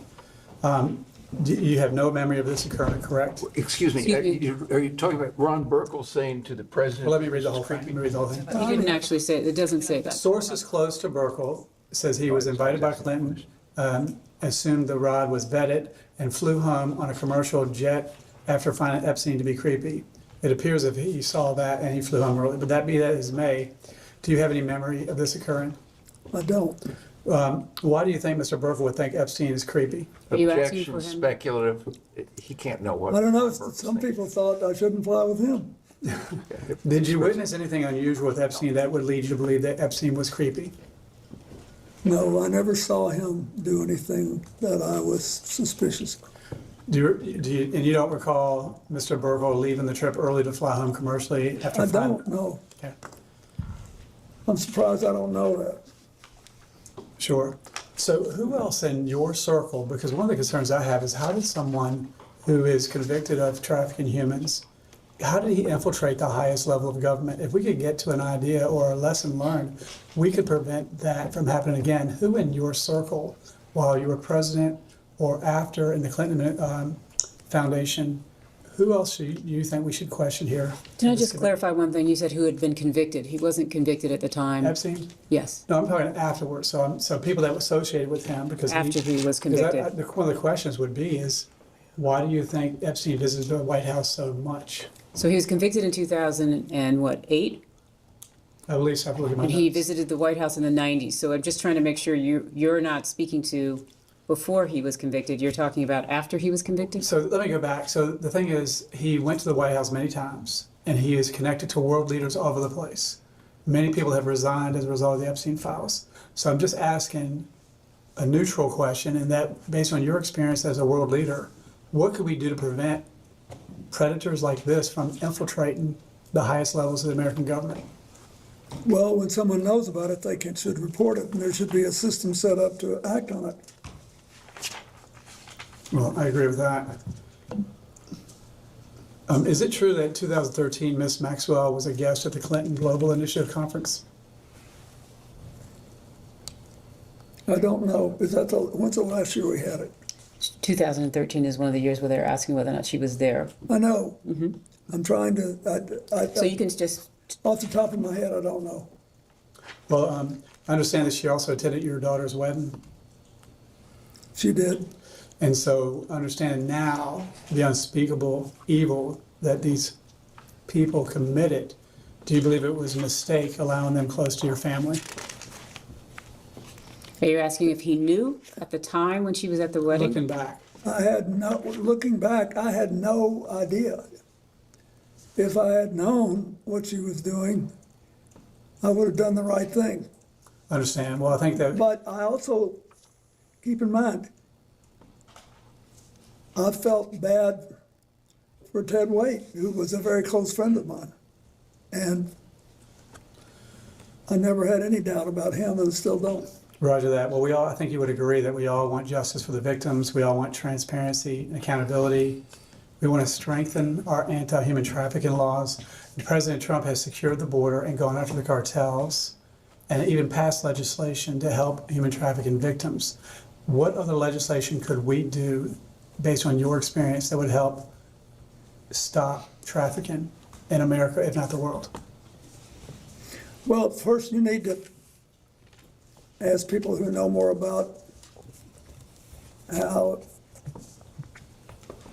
people get over it. I mean, there's already been a large number of dollars put into settlements, but I think there must be damages to people that will take a lifetime to heal. So I think there needs to be a lot of study on that. And then I think there's the hotlines where people make reports need to be taken seriously, and you need to follow up on them.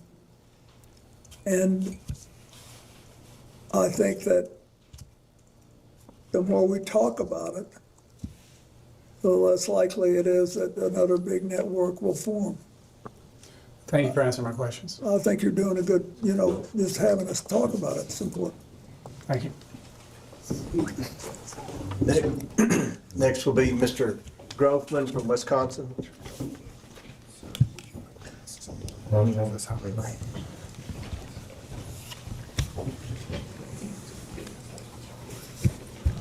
Can I get a time check? You have approximately 15 minutes remaining. What? Approximately 15 minutes remaining. Okay.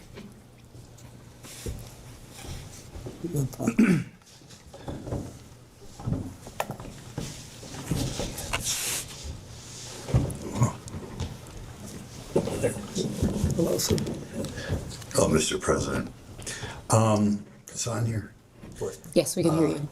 Was Jeffrey Epstein on? You apparently took 26 flights on planes connected to Jeffrey Epstein. Was he on every flight you were on? Was he on every flight I was on? That's a good question. If you know. What? If you know, their flight manifest, do you know?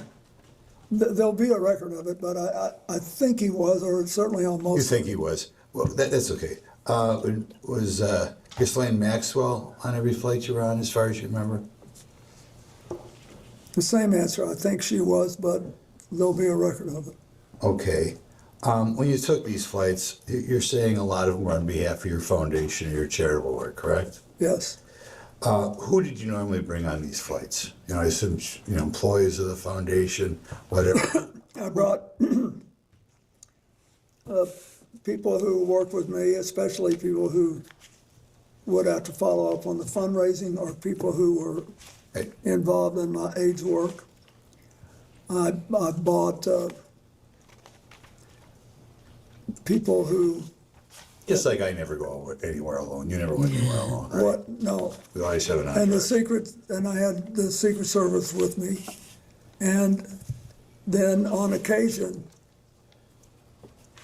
I had people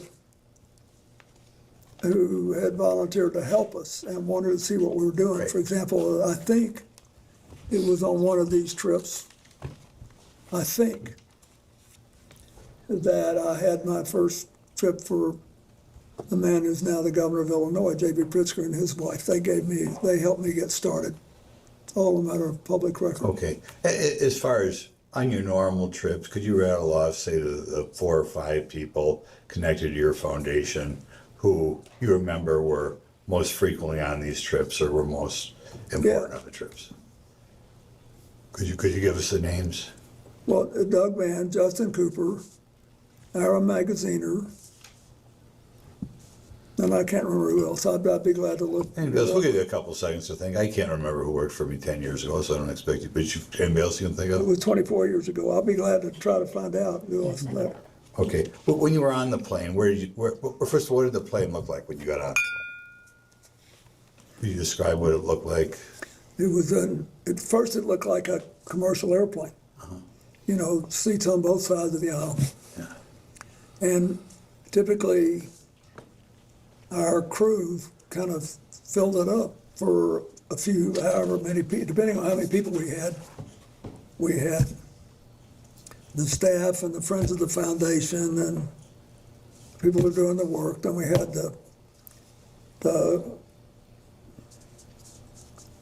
It's just like a boardroom halfway back. and then we had the Secret Service further back, and that was it. Okay. How would you spend your time on these flights? When you go to Asia or Sub-Saharan Africa, those are quite trips. What would you do on these trips? We would spend a fair amount of time talking about what we were going to do at the next stop. We worked a lot. Then we read a lot and we slept a lot. And we always cut out some time for card games. I was going to ask you whether you do cards, and you beat me to the punch. What type of cards did you play? Oh, hell and hearts. Hearts. I used to play hearts. That's good. You said, was the Secret Service with you every time you went on these trips? Every time. Every time. Okay, good. I have never signed off Secret Service protection. Okay. Did the Secret Service, they screened all the other passengers and pilots, as far as you know? They what? Screen them? Yeah, they have everybody's name and background and all that. Okay. Now, I asked you about people who were connected to the foundation that you brought along, but I take it if they gave you an airplane and Jeffrey was on it, there were his staff too, correct? Yeah, he had some staff on it. Any of those people you remember, men, women? Well, I remember Ghislaine was there, and there were always the other people that staffed the airplane, right? Right. I think one of the reasons you're successful is you deal with the average guy, right? You like to talk to the average guy. Did you remember the names of any of the Epstein staffers that were, serving you or that you engaged with banter about? Well, the one we just been talking about. Shante Davis. Yeah, Shante. I remember her, Shante Davis. Okay. Anybody else you talked about? Where are you from? Well, I talked to a lot of them. One of them was from Hawaii and was a military wife. Okay. I remember, but I don't remember their names after 20 Hawaiian years. gal? Was she Asian? No. No. Okay. Okay. Got a question. Were there ever new people that you remember joining in the, this is kind of what, spread out over what, 4 or 5 years? Or two or 3 years, I guess, on the, 2 years on the flight. Did you ever get to the Virgin Islands other than on these planes? Have you ever been in the U.S. Virgin Islands in your life? Oh, yes, I worked, my foundation did a lot of work in the Virgin Islands. And you also vacationed there as president? Well, yeah, and when I was president, Hillary and I vacationed there, and we liked it very much. Okay. But when they had the hurricane in 2017, we went to the islands and tried to help. My foundation did. Okay. And we did a lot of work there. Okay. We have another question. You know, when you read about this, and obviously these files have received a lot of public attention, recently a columnist pointed out that one of the reasons this human trafficking was allowed to exist is there were lawyers, sometimes high-priced lawyers, who were able to bring, I guess particularly from Eastern Europe, Eastern European girls through here, you know, negotiate the immigration laws and such. And particularly some very high-priced famous lawyers were hired, and apparently, I don't know, they couldn't find anything better to do when they left Washington, were engaged in helping, I guess, girls that some people allege became prostitutes get here from Eastern Europe. Could you comment on lawyers who make money bringing girls from Eastern Europe or other places around the world into prostitution, coming to this country for... Sorry, I'm just to clarify, you just want him to comment on that? Yeah, I want you to comment. What do you think of these people? So you're asking his I don't opinion. like it. What? I don't like it, but I don't know much about it. Would you think that, oh, I'm sorry. I'm getting the hook. You know how it is. Saved by the bell. Well, why don't I finish that question? Do you think if lawyers help legally or illegally people come into this country for the purpose of prostitution, that they should be disbarred? Not unless it's illegal to do it. If you passed a law which said it was illegal to provide representation, notwithstanding the constitutional right to You get think they're one, sleazy lawyers if they then do it? Can maybe we get you to can. say that? Sleazy lawyers? We'll say they're sleazy? For the record, we think lawyers are fantastic. Thank you, Mr. President. And lastly is Representative Langworthy from Buffalo. Oh, my goodness. That's right, we say Buffalo, not New York. Oh. Oh, I love Buffalo. You were there the day after you were acquitted, I remember. Yes, and 20,000 people filled the That gym. was a big I'll crowd. never forget it. Big news. Thank you very much, President. Never forget it. You are widely regarded across party lines as one of the most politically perceptive leaders of modern time. Your political instincts are very well documented, and your successes of your political career are well documented. How would you describe the substance of your conversations with Jeffrey Epstein during the many hours that you spent together on the aircraft? Well, at first, he really seemed to be like a vacuum cleaner, like he really wanted information. And there was no, to go back to the business with what do you call it, the passport, the false link. There was nothing overtly manipulative about it. He wanted to know, what did I think of derivatives trading? Did I think that the stock market was properly regulated, or did it need more?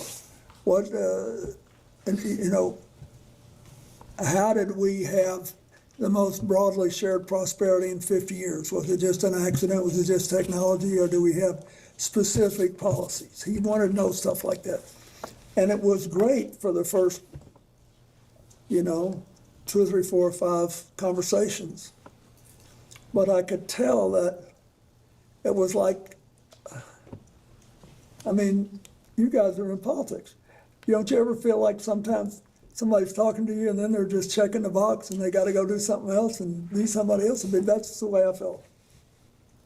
Interesting. The international travel you took with Mr. Epstein, it represented a significant investment of time and money on his behalf. Yeah. And I did miss the first portion of this, so if any of this is repetitive, I apologize. Your arrangement was that you would spend an hour of conversation with him on topics of his choosing, and that So he testified, just so that I'm you sorry, I know, wasn't- on economics and politics. on economics and politics. Thank you. Okay.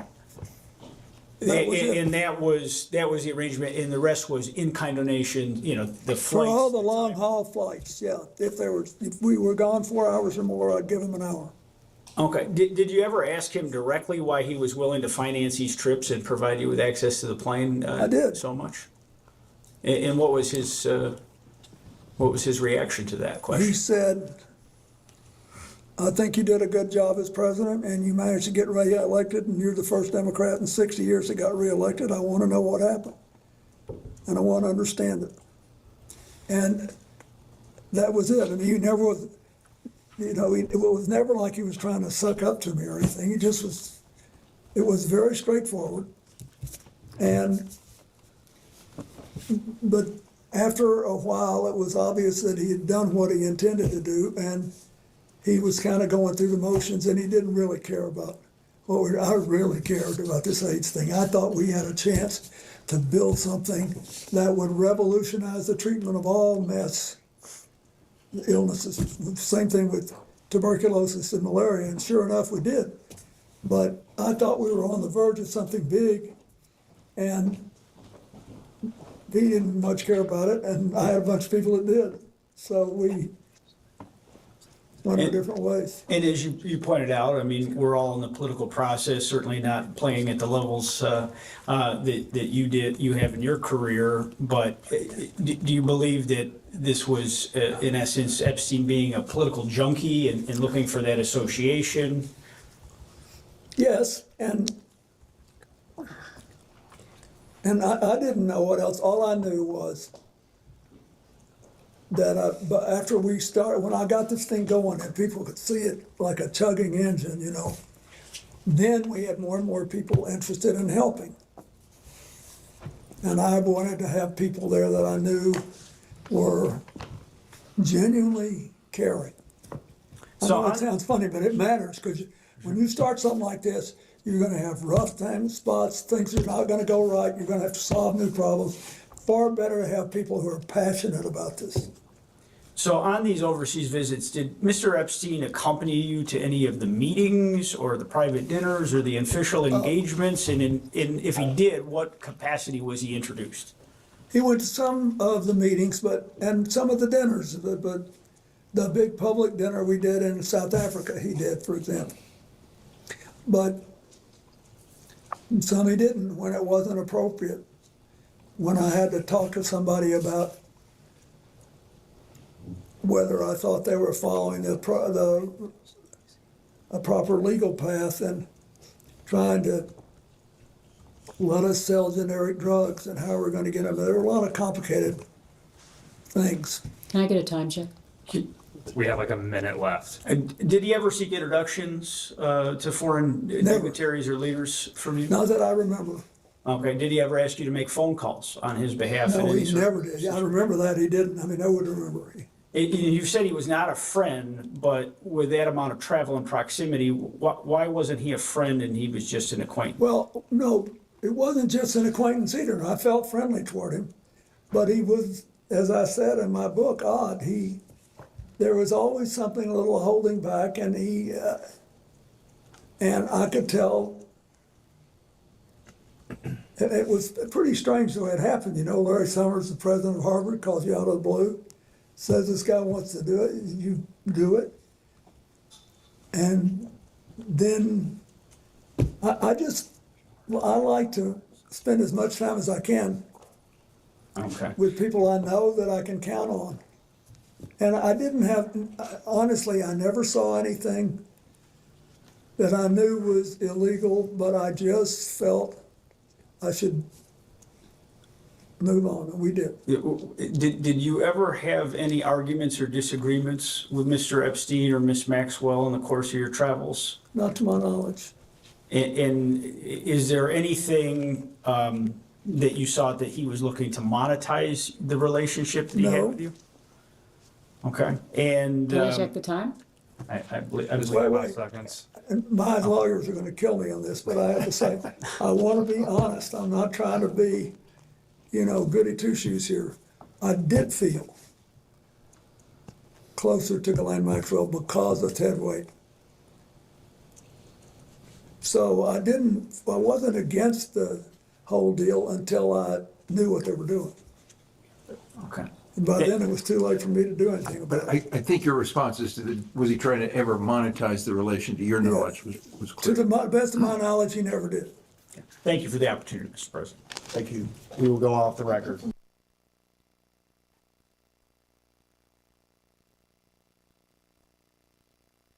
We can go back on the record. Mr. President, I just have a few more questions. I'll try to be as efficient as possible as we move through them. One is moving back in time just a little bit.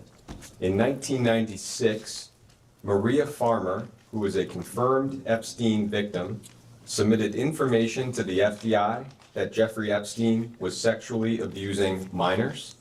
During your presidency, were you ever made aware of the information that Maria Farmer provided to the FBI in 1996? No, and no. Thank you. I'm going to move back ahead to the year 2003. There's just one international trip that I don't think we've specifically discussed yet.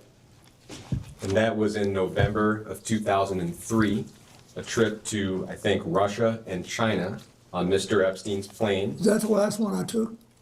Great. So I'm going to give you, I think for us, the last piece of paper for the day, which is the flight log for that trip. And we'll mark that as Minority Exhibit L. And I'll give you a moment to receive that. Wow, Thank you very much. I'd forgotten I went to Russia and China.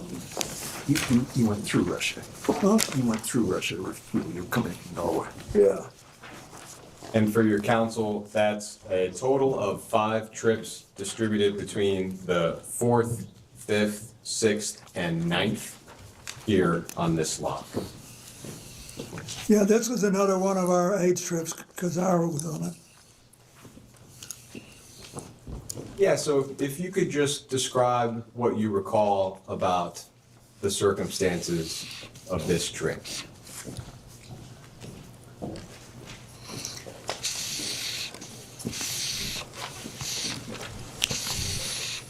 Can you refresh my memory about what stops were actually taken?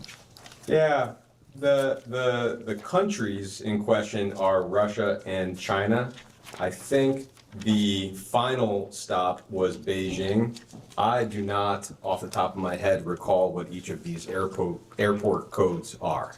It was Brussels to Oslo to Tolmakacho, Russia, to Hong Kong, Chengdu, Beijing.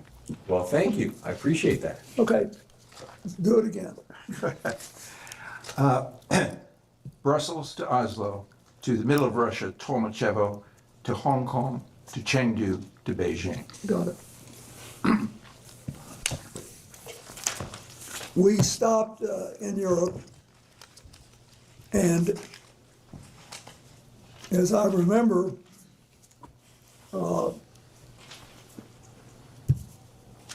that we did something with Brussels as the parliamentary capital of Europe, and I think we did something with the EU, and then Oslo was important because the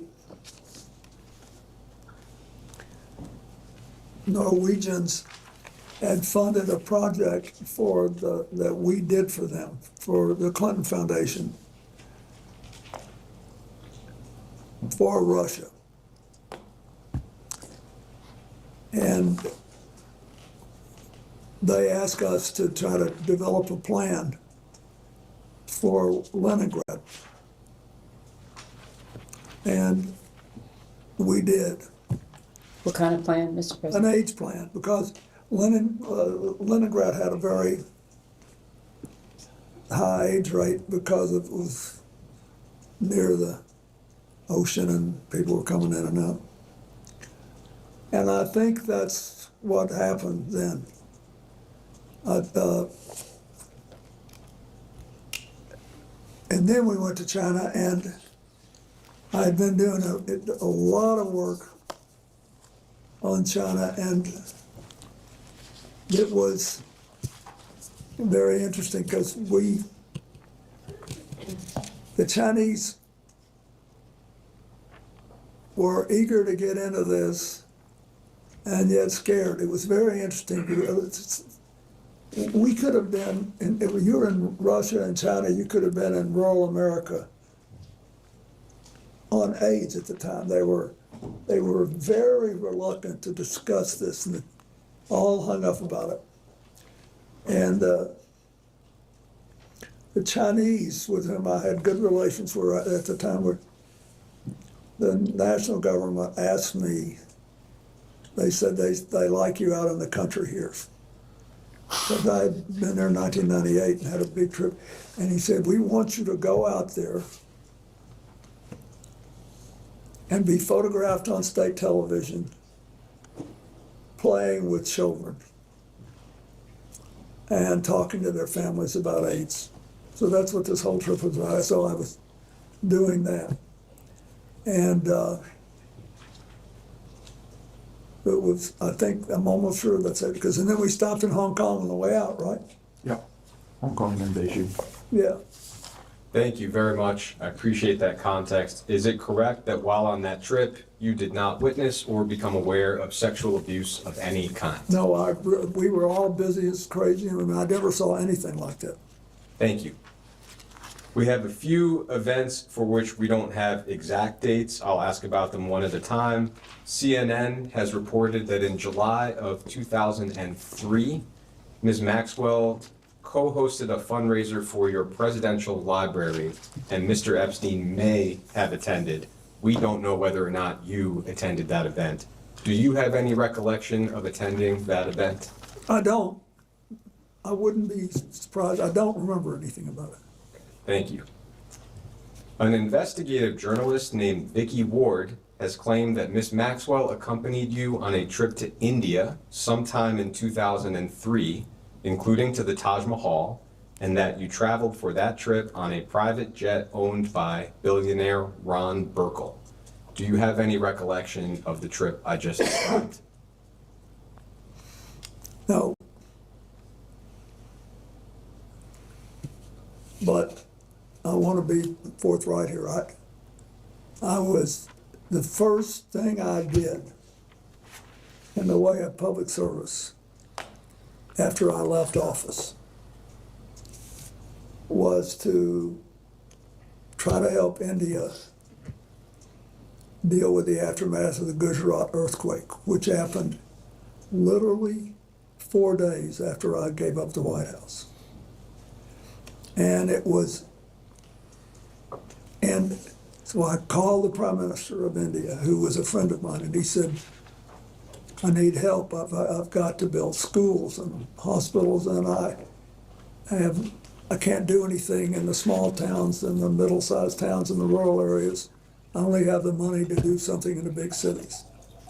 So I'm not saying I did or didn't do this. I have no memory. But I also I don't want to mislead anybody. We were doing tons of stuff. And we needed to finance it. So I can't say that I didn't do it. Thank you. In your 2024 memoir, you said that by the time Epstein was arrested in 2005, that you had stopped contact with him. When do you recall being the last time that you had any kind of communication with Mr. Epstein? The last time I remember was with him was sometime in 2003. Attorney Brad Edwards That's an attorney who's represented many of Mr. Epstein's survivors. Excuse me, counsel, I believe there was a misstatement there. The book says who in 2008 had been convicted and jailed in Florida, not 2005. Okay, thank you, I appreciate that. Attorney Brad Edwards has represented many of Mr. Epstein's survivors. He claimed in a 2011 filing that he believed the Justice Department possessed some kind of correspondence from you from 2007 or 2008 on behalf of Jeffrey Epstein. At any of the various points when Mr. Epstein was under investigation, did you or any of your representatives ever submit any correspondence to the Department of Justice on his behalf? I have no memory of that.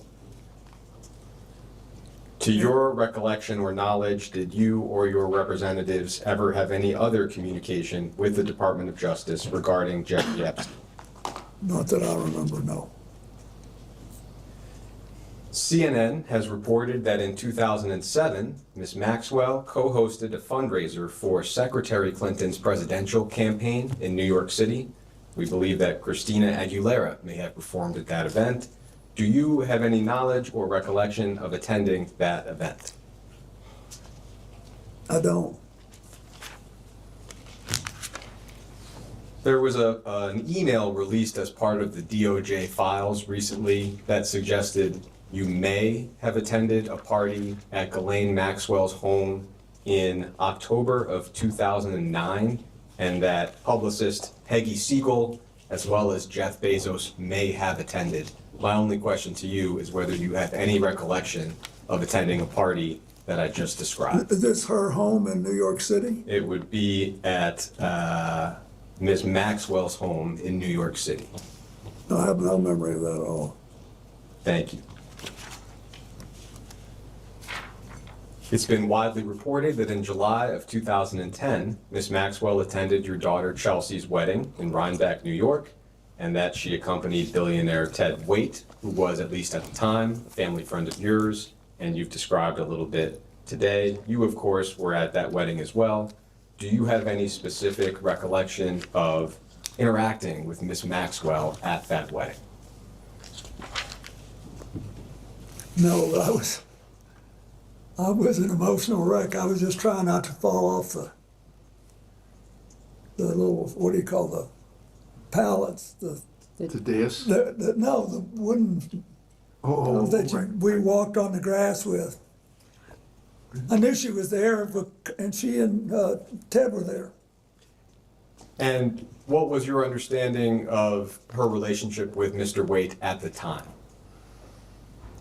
Well, I thought they were together, and I think Chelsea and Mark did too, and she was there.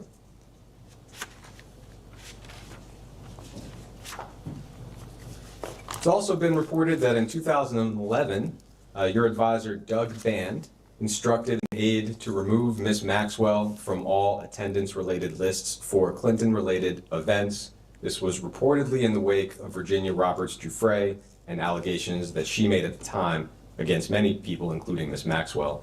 Do you have any memory or knowledge of Mr. Band's instructions that I just described? I don't. Thank you. That takes us through most of the known timeline of your relationship with Jeffrey Epstein. There's just one more topic I would like to cover. That is the Clinton Global Initiative. In 2007, Mr. Epstein's lawyers claimed that he was part of the original group that conceived the Clinton Global Initiative. Would you agree with that characterization? No. Can you elaborate a little bit on why you would not agree with that? I wouldn't agree with that because the first time I ever discussed what became the Clinton Global Initiative was with Doug Band and the rest of our small group on the way back from Davos. And Doug said we should have a meeting like this in New York at the opening of the UN.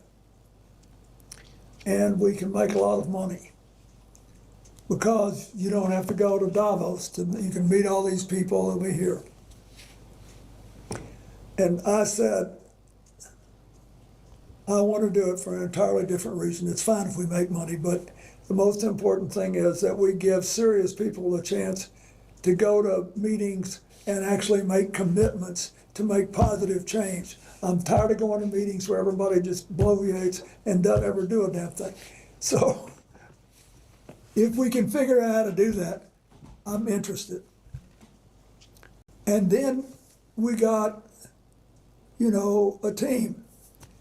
There was, to operationalize it, it was Doug Bann, Mary Morrison, who had worked for me in the inner office at the White House, and a man named Ed Hughes, who was a wonderful young guy who stayed with us the whole 12 years.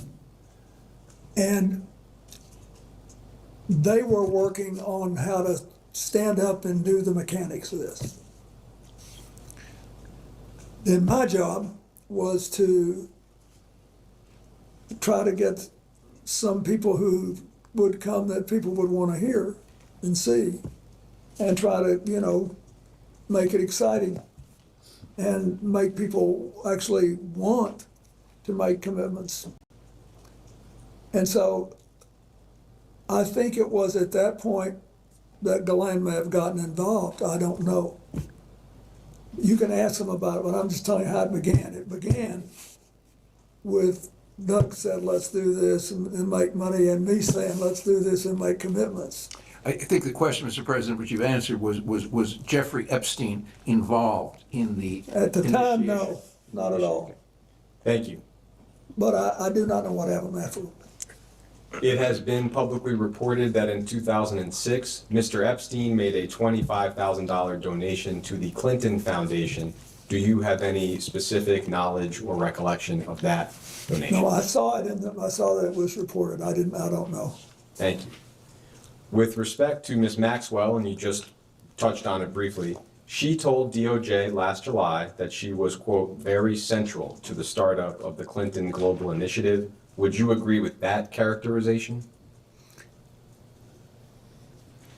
I would agree that she worked hard. I now know. I didn't at the time, because I was working on the other, as I explained, I was working on a whole other part of this. If I could ask you to limit your answer to your knowledge at the time. At the time, I did not know it. Thank you. The New York Times recently reported that in 2004, Ms. Maxwell arranged a $1 million payment to an events company called Publicis Group, and that the payment may have had some connection with the first Clinton Global Initiative conference in 2005. The reporting suggests that Mr. Epstein may have been involved with the payment or somehow aware of the payment. Do you have any specific memory or knowledge or recollection of the $1 million payment I just described? No. It's also been reported that in September of 2013, at a Clinton Global Initiative conference, Ms. Maxwell was recognized as a Commitment to Action partner for her work on behalf of the Terramar Project, which was an ocean conservation nonprofit that she founded in 2012. Do you have any memory or knowledge of that conference? I do. Great. Could you describe a little bit what you recall? Yeah, because this shows you how the CGI work, not for Ghislaine, for everybody. She was still with Ted Wade, and he was still heavily involved in ocean work. So that was sort of an incentive, but she had organized this group whose objective was to, in effect, take two massive islands made of metal and junk out of the Atlantic. And they were floating around. One of them had gotten to the Caribbean. They were floating around in all this metal. So that was what she was trying to do. That was a good idea, and she was recognized for that. The fact that she was recognized was not particularly remarkable. Everybody who makes a commitment goes through a photo line and gets recognized. Did you have any personal role in Ms. Maxwell's recognition at that event? Or would that have No, I been... might have been in her room by the time she got it, but it wasn't. No, they put the recognition in that room. I remember this specifically because it was where all the ocean freaks were, all the people that cared about this, that wanted to be. So that's why they wanted those things announced By there. ocean freaks, you mean people who are passionate about the ocean. Yes, Thank you. I mean that. People who were passionate about doing this, it was great. And so I didn't think a thing about it. Do you have any additional knowledge or recollection related to Ms. Maxwell's role at that event? No. Reportedly, in February of 2014, you had dinner with Ms. Maxwell and others in Los Angeles at a vegan restaurant called Crossroads Kitchen. That dinner may have been organized by your then Deputy Chief of Staff, John Davidson, perhaps around 20 guests. Do you have any recollection of the dinner I just described? I had a lot of dinners like that in Los Angeles, so I don't remember that specific one, but whenever I went to Los Angeles, I attempted to have a dinner someplace in public with a lot of my friends, just to keep in touch with them, keep going. As far as you can recall, when was the last time you had any form of communication with Ms. Maxwell? I think it must be a decade ago, it may be even longer, I don't know, but it was a long time. Thank you.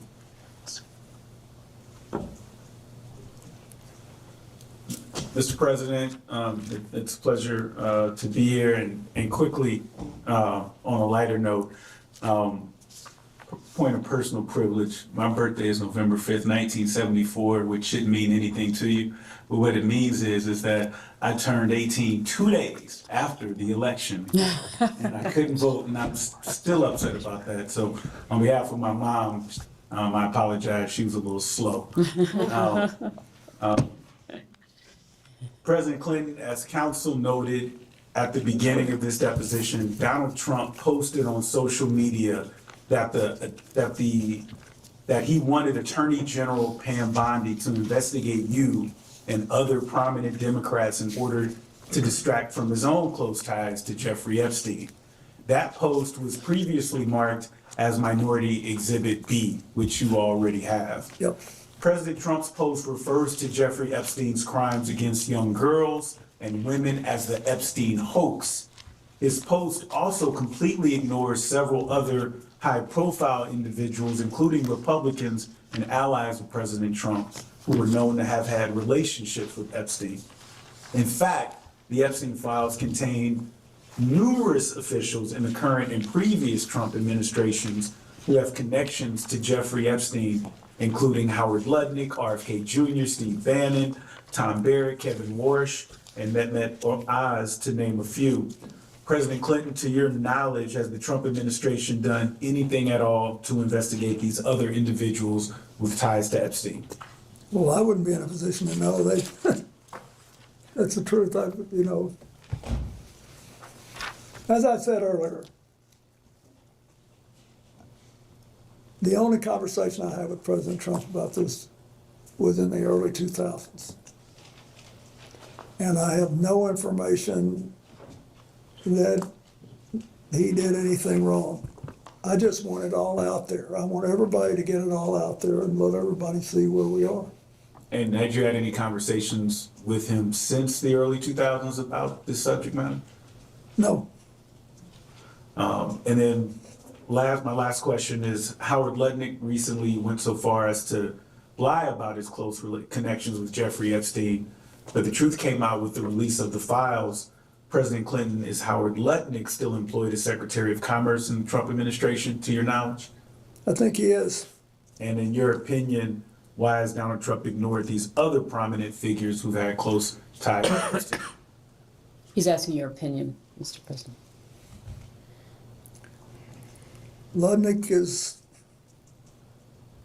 runs a big company and has made a lot of money and has supported him strongly. I don't think he believes that he's done anything bad enough I think he thinks he took his family to the island and he couldn't have done anything wrong. That's what I think he thinks. But I'm speculating. I'm doing what I have no business doing. Because I really don't know. Thank you, Mr. President. Thank you. That's okay. I should. Can Thank you. I'll speak up. Thank you, Mr. President, for being here, for your service. I'll be brief. I think most of the pertinent questions have been asked today. I want to talk about transparency. You and Secretary Clinton were both very clear about your desire to testify publicly before this committee. In fact, on February 6, 2026, you posted on social media, quote, "I will not sit idly as they use me as a prop in a closed-door kangaroo court by a Republican Party running scared. If they want answers, let's stop the games and do this the right way in a public hearing where the American people can see for themselves what this is really about." President Clinton, why do you feel it is important for you to testify before this committee in a public setting? Because I think that first what happened with Jeffrey Epstein was horrible. What he did and what Ghislaine Maxwell was convicted of, it was horrible. We can't tolerate it in America and shouldn't. We ought to keep doing as Hillary talked about yesterday, trying our part to get rid of that kind of trafficking around the world. Secondly, I was on the plane. It may be that I've said something today that gave you some indication that would help change policies or something. So I thought it was important. But I also think people know that there's been a little bit of zig and zag and ambivalence about, how hard this thing should be put out there. And I'm not pointing a finger at anybody or anything, I'm just saying we know that. And so I think it's important that we get it all out. So to be clear, this committee issued a subpoena to the Department of Justice to release the full and unredacted files last summer. There's also now the Epstein Files Transparency Act that asked for the same that President Donald Trump signed into law. But still, the Department of Justice under this administration has not released all of the files, and there's been many illegal redactions. Do you think that we, of course, as Congress and the American public should get the full and unredacted files immediately? I think unless there is some serious danger of physical harm to one of the victims, or some national security interest involving intelligence, because you've heard these, that some of you think that there's some intelligence issues, national security issues. I think the rest of it ought to be gotten out, and I think we just need to get to a point where we can put this behind us. And then I think I hope you can and will help build us a system that works in America the way our international system works best in trying to identify and stop human trafficking and trying to make people whole once they've been damaged. And not a question, but just in response, the law is very clear about the identities of the victims. Yeah. Unfortunately, the Department of Justice has wrongfully released some of that information, including personally identifiable information, while illegally redacting names of potential co-conspirators, so. They're gonna kill me for saying this, but I think it's important, Jesse. I think it is entirely possible that people in the Justice Department, I don't agree with on nearly anything, right? But when it's possible that they didn't intentionally cover some of this stuff up. But it's hard to accept that when you look at the other problems in dealing with the information. So you guys gotta clear that up, clean it up, decide how you think it should be handled. Thank you. So before we go off the record, just one clarification, it's more just for councils.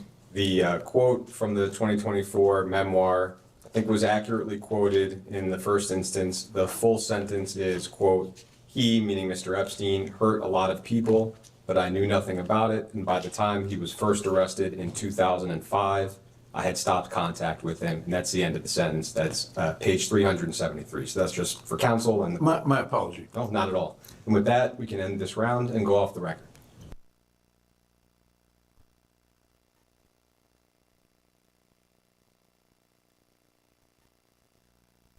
We'll go back on the record.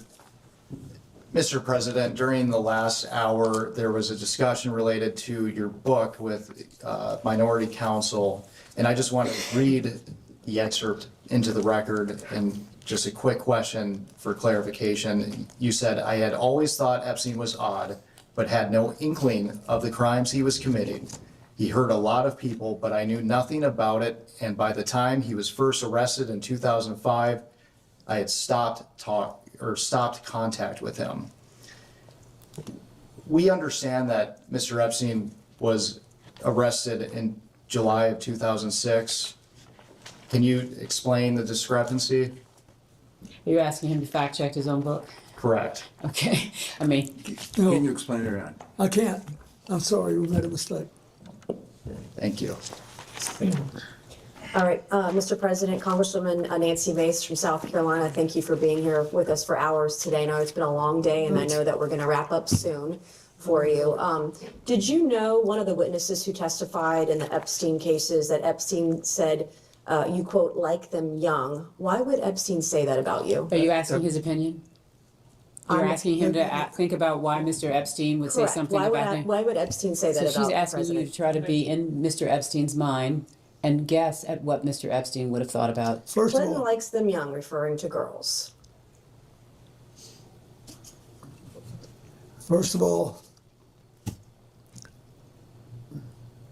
that's not true.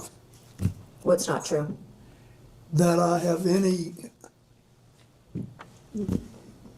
interest in underage, I didn't say underage, I said young. but it's still not true. Is an intern young? Yes, Okay. at my age, Did- anybody younger than I am Did is you know young. Jeffrey Epstein instructed a witness to deny you were ever on his island? He didn't have to since I was never there. Did you ever travel to Zorro Ranch? Is that the one in New Mexico? Yes. No. Okay. Have you ever flown on anyone else's private jet 26 times or more for overseas trips?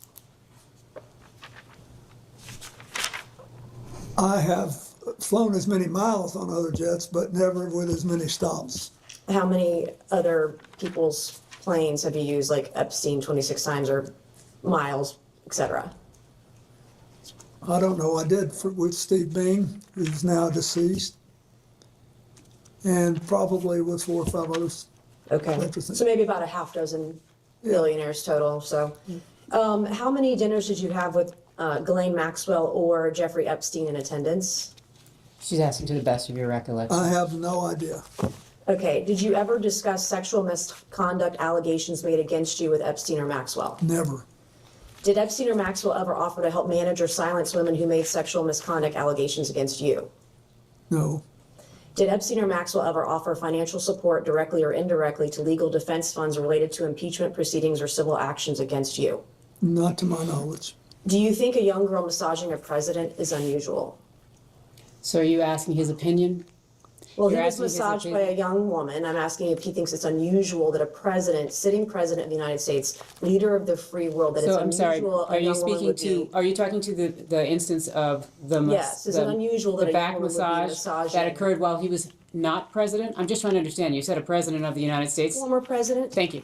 Just trying to make sure we're correcting the Are you time frame. filibustering? No, I don't need Okay. to. I'm actually trying to make I sure think that I'm as pretty you, clear. He said he you knows what said he young- was a sitting president. Excuse me, could we just please go one at a time? Thank you. You said a sitting president. I want you to be clear so that when he answers Former you, sitting the president, how record do is you want to clear. do it? Is it unusual? I have Objection no calls idea for- if it's unusual. Objection calls for speculation. I figured. Did you ever think that all these women around Jeffrey Epstein or Ghislaine Maxwell was odd, unusual, weird, or creepy? There weren't all that many around when I was there. How many would you say is not all that many? I think on this big plane that was working long hours, having 2 to 4 people on there, I thought was, as far as I knew, they were all helping. Flight attendants in tank tops and jeans, right? No, Do you believe you were a victim of a Jeffrey Epstein intel operation? Do you think that you might have been caught up in some of what he was maybe potentially doing? Excuse me, Congressman, which question are you asking? I'm asking Intel if the- operation? first of all, I don't some type of intel operation. I'm just curious, because it's been speculated on today and yesterday understand. that he may have been an intel asset. Do you think, perhaps knowing what we know now, the proclivity of it all, that he may have been targeting you as part of an intel operation? I doubt it. In 2019, you stated, after he was arrested, I guess this would be the second time, you stated you knew nothing of Epstein's, quote, terrible crimes since you only met, quote, briefly on only, quote, 2 occasions.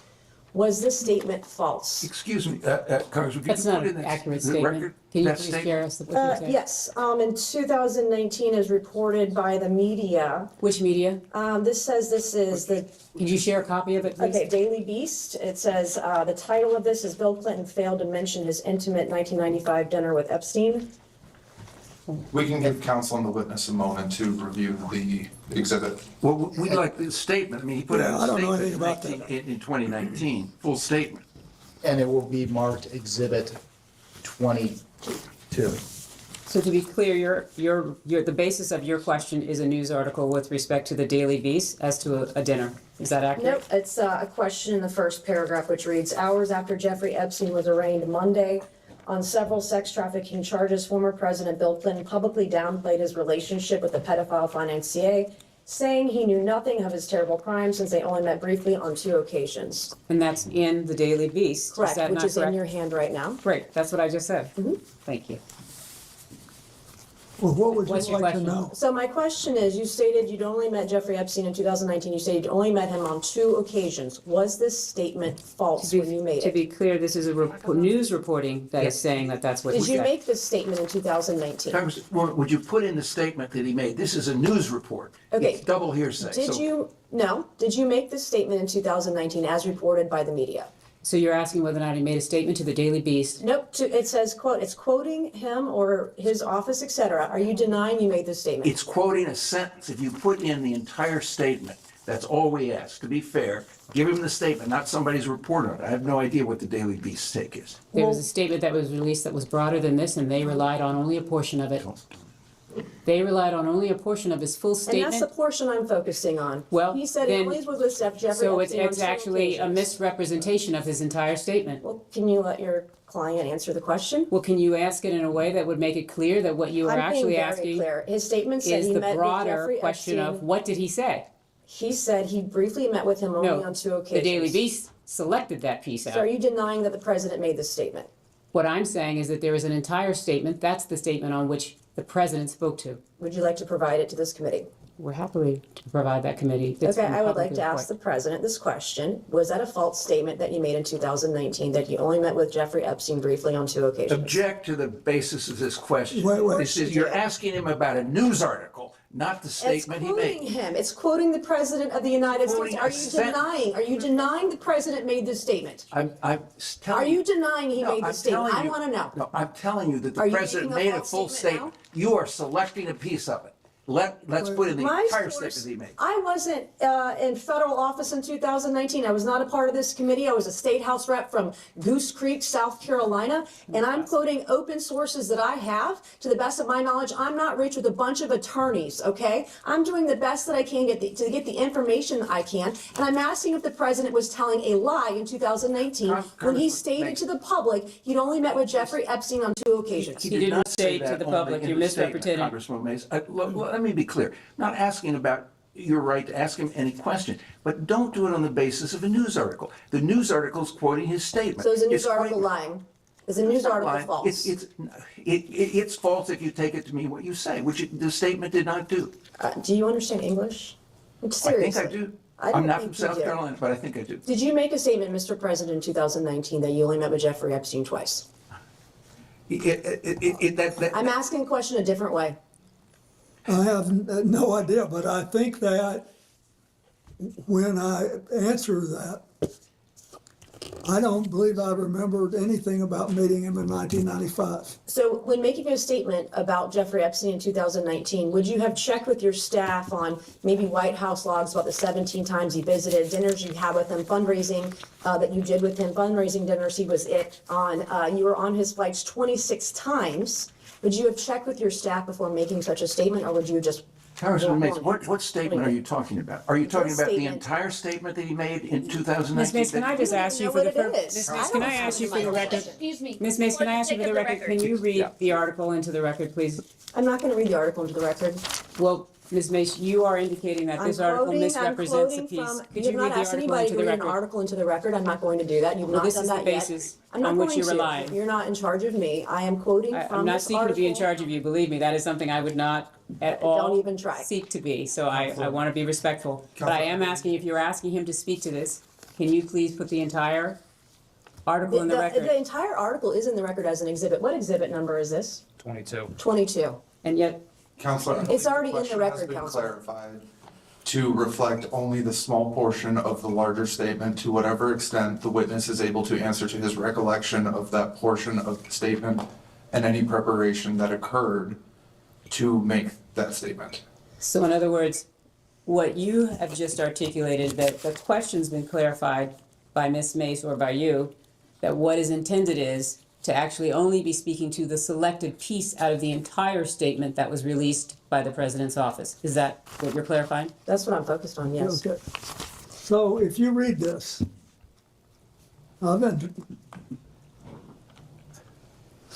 you really want to know is if I was at a dinner No, I don't. My question was that about your Ron statement. Perlman No, sir. gave. No, sir. I'm not asking about that dinner. I'm asking about the statement at the beginning of the article. I would like to ask another question. Your statement in 2019 about only meeting with Jeffrey Epstein on 2 occasions briefly. That is not was a correct, I'm going to object to that characterization. I That is believe- not what the statement says. Okay, so the You're third reading the paragraph Daily down. Beast article. So to be Which clear, is a leftist rag, by the way. And on the third paragraph down, it says, in his Monday statement, Clinton said he had only, quote, one meeting with Epstein in his Harlem office in 2002, and around the same time made one brief visit to Epstein's New York apartment with a staff member and his security detail. Those are the 2 That meetings is that in were addition to this. referenced. so the Daily trips, the Beast, Bill statement Clinton failed to described. mention his intimate dinner, statement 1995 described dinner trips. with Epstein. That's by Pilar Melendez on the 11th of July, 2019. All right, Mr. What? President, your statement saying you only met with Epstein briefly twice, was that part of an effort to cover up your close relationship with Jeffrey Epstein, Object correct? to the form of the question. It misstates the record. She's asking if you were trying to mislead the public. Oh, no, Okay, how many times did Ghislaine Maxwell visit your home in Chappaqua? I have no idea. Who invited her? Well, I don't know. I don't know how, she may have been, Mr. President, that's it. Okay, Hillary had political events there. okay, so is it is it to your knowledge, was she at your home in Chappaqua likely because your wife had her over for Senate events? That's what you testified earlier today, correct? That's not what he testified, but please ask the I would like question as him to to what he would clarify. actually, thank you, I appreciate that. I do not know, but if you are Okay, Mr. President, implying if the you don't know. reverse, I will volunteer something. She was never at my house in Chappaqua for any personal reasons. I didn't say anything for anything No, personal. you I- didn't, but you had a great tone in your voice and you're Mr. very good President, at Mr. it. President, that's just, Thank you, I'll take that as a compliment. I am It is a very good at compliment. Thank you, and I did not go to Yale Law School or any law school for that matter. So yesterday, your wife testified that Ghislaine Maxwell was never at her home, and I believe you stated earlier today, you thought if she was over there, it would be for Senate events. So was your wife falsely testifying Objection. yesterday before this committee, Mischaracterizes- or are So he you? doesn't have the benefit of his Mischaracterizes wife's testimony yesterday, Secretary's and so unless you all are gonna provide the transcript, or you're gonna actually provide that information, he's not in a position where he could address I that. believe all I said was that I didn't know Okay. that she had done. You postured that maybe it was for her Senate. I'm going to have one last question, Mr. Chairman, and then you'll take over. I believe you stated today on around, I know it's been a number of years, on around 2008, you ended, or before that, ended any communication with Jeffrey Epstein, correct? About That's around the time correct. he got arrested or right beforehand. And he was arrested for child sexual prostitution or hiring girls for sex or one girl for sex, correct? Roughly, child sexual exploitation. If you were aware in 2008 that Jeffrey Epstein was having sex with kids, and you knew of his close association with Ghislaine Maxwell, why would you still associate with Ghislaine Maxwell, who you dub essentially like your Doug Band? She was the body man to Epstein, Doug Band was the body man to you, and why would you allow Ghislaine Maxwell to associate with your daughter up until, 2004, 2015?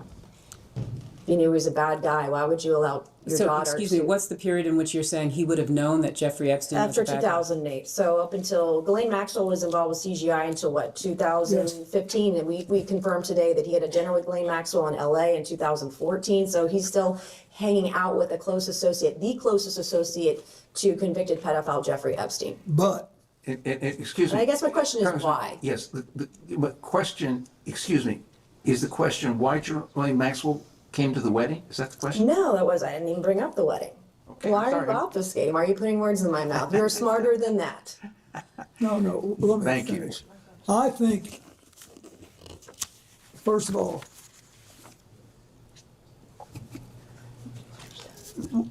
when the wedding occurred, she was with Ted White, and she was for several more years. We did not know when Epstein was arrested that she was still involved with him. I think that clears a lot of this up. We didn't know. And I don't want all of you to get, we're all getting in a lather here. There's a logical explanation. We didn't know. And I'm sorry for what she did and what she allowed her life to become, and now she's living with it. And I have one final short question. I promise I'm done. I was severely and heavily duped by an individual in my life about 2.5 years ago. It's very publicly well known. You graduated from Georgetown and Yale, correct?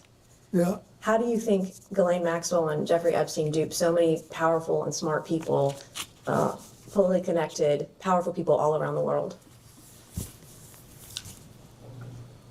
I really don't know.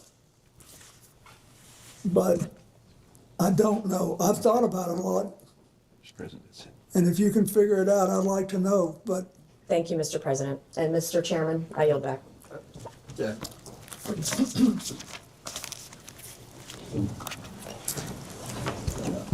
Point of privilege? I would like to say, since you made a great deal out of all this Ivy League stuff, I am also the last president ever to live in a place without indoor plumbing. There's a full statement which we'll be happy to provide for the record that it might be that Representative Mace is unaware of, but the full statement says President Clinton knows nothing about the terrible crimes Jeffrey Epstein pleaded guilty to, Florida, some years ago, or those with which he's recently been charged. In 2002 and 2003, President Clinton took a total of 4 trips on Jeffrey Epstein's airplane, 1 to Europe, 1 to Asia, 2 to Africa, which included stops in connection with the work of the Clinton Foundation, staff and supporters. Secret Service detail traveled with him on his trips. He had 1 meeting with Epstein in his Harlem office. 2002, around the same time, he made a brief visit to New York. That was the full statement. Ms. Mace was selecting portions out of the statement or relying on an article which only shows certain portions of the full statement. Let's go. Miss Luna from Florida. Mr. President, I just wanted to do a couple of follow-ups. Regarding your personal conversations with Mr. Epstein, you said that he wanted to discuss economic and political questions. Was there ever a particular region of the world or topics that he wanted to reoccur and address?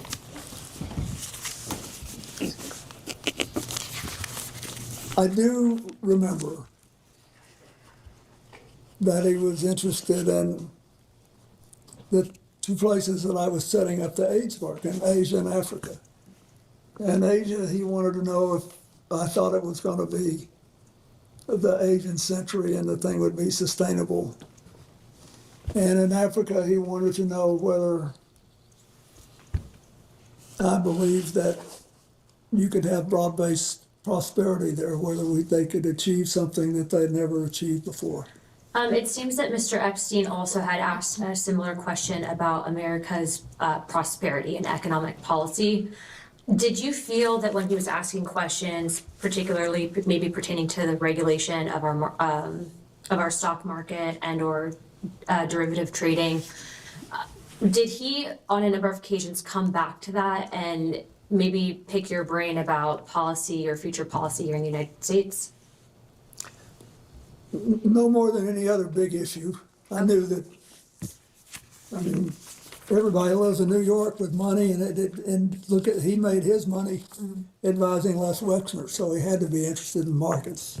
Okay, and then I know that Ghislaine was a little bit more probably chatty with you. Did she ever share a similar interest to Mr. Epstein on economics or political topics of discussion? Were there any reoccurring topics that you felt that she would want to focus on? Not that I noticed.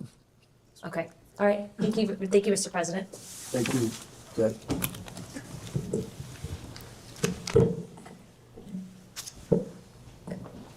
Mr. President, we've covered a lot of topics today, and I'm going to walk through some topics we've already covered, just to ask some questions for clarification. Okay. First, during your relationship, or the time that you knew Mr. Epstein, what did you understand his job to be?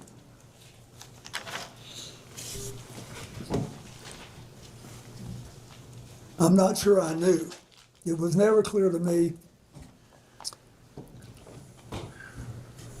But he could have been living on investing the profits he'd already made. I knew he was his finance guy.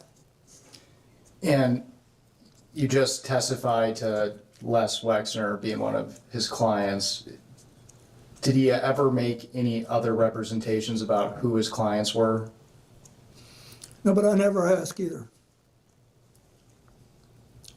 During the time that you knew him, did Epstein ever provide you with financial advice? No. Did he ever provide you with tax advice? No. Did you ever personally receive money from Mr. Epstein? No. Did Mr. Epstein ever loan you money in your personal capacity? Not to my knowledge. So to be clear, did you ever exchange money with Mr. Epstein? Not that I remember. I don't believe I did.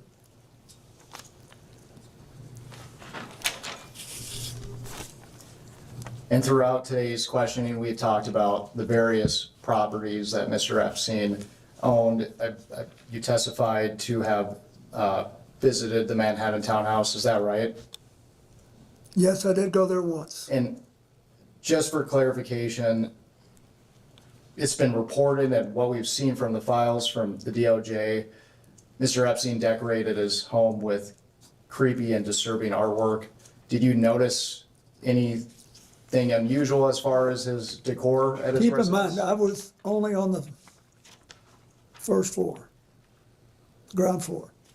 I did not see anything like that there in any of the rooms that I saw. It's been reported that Mr. Epstein had cameras on his premises. Did you notice anything, any cameras at the Manhattan townhouse? I didn't, but that may have been the whole point.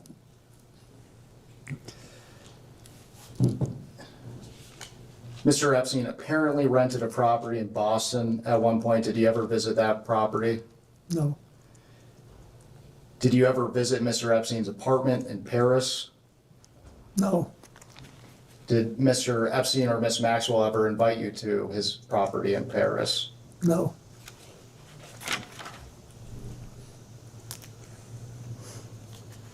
Did you ever visit Mr. Epstein's home in Palm Beach? No. Were you ever invited by Epstein or Maxwell to visit the Palm Beach property? I don't think so. Did you ever visit Ghislaine Maxwell's New York townhouse? No, I don't even know that I knew she had a townhouse.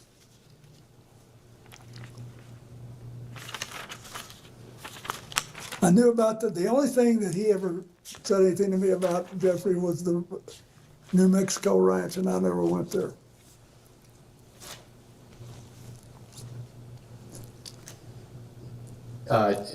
Did he invite you to the New Mexico ranch? Sort of. I mean, he was a little, but I didn't go. By then, I didn't go. Was there a reason?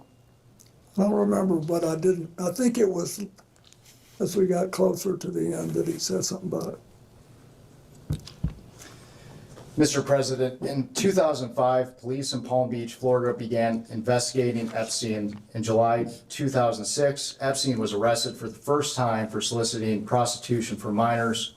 For the record, prior to Mr. Epstein's arrest, were you aware of any investigation into Mr. Epstein? No. On October 20th of 2005, police executed a search warrant for Mr. Epstein's Palm Beach, Florida home. Palm Beach detective Joseph Carey spoke out about his belief that Epstein was tipped off about the raid since multiple computers expected to be at the house were missing when the search warrant was executed. To your knowledge, was Mr. Epstein tipped off about the October 20th search warrant in Palm Beach? Just asking to your knowledge. I don't know. I don't know. It's the first I've heard of it. They're only asking for your knowledge, Mr. President.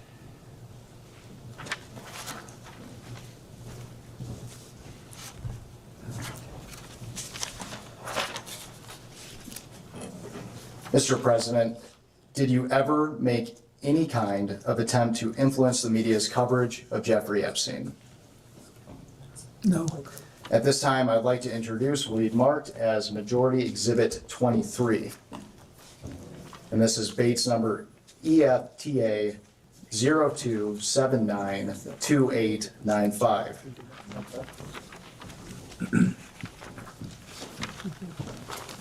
One page. Yes, ma'am. Thank you. Who's Shasta? I don't even know who that is.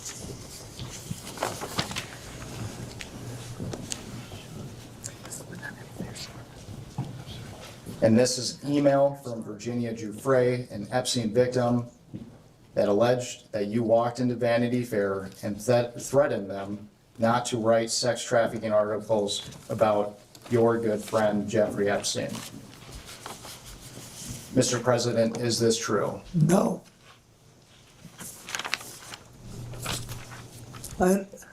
No.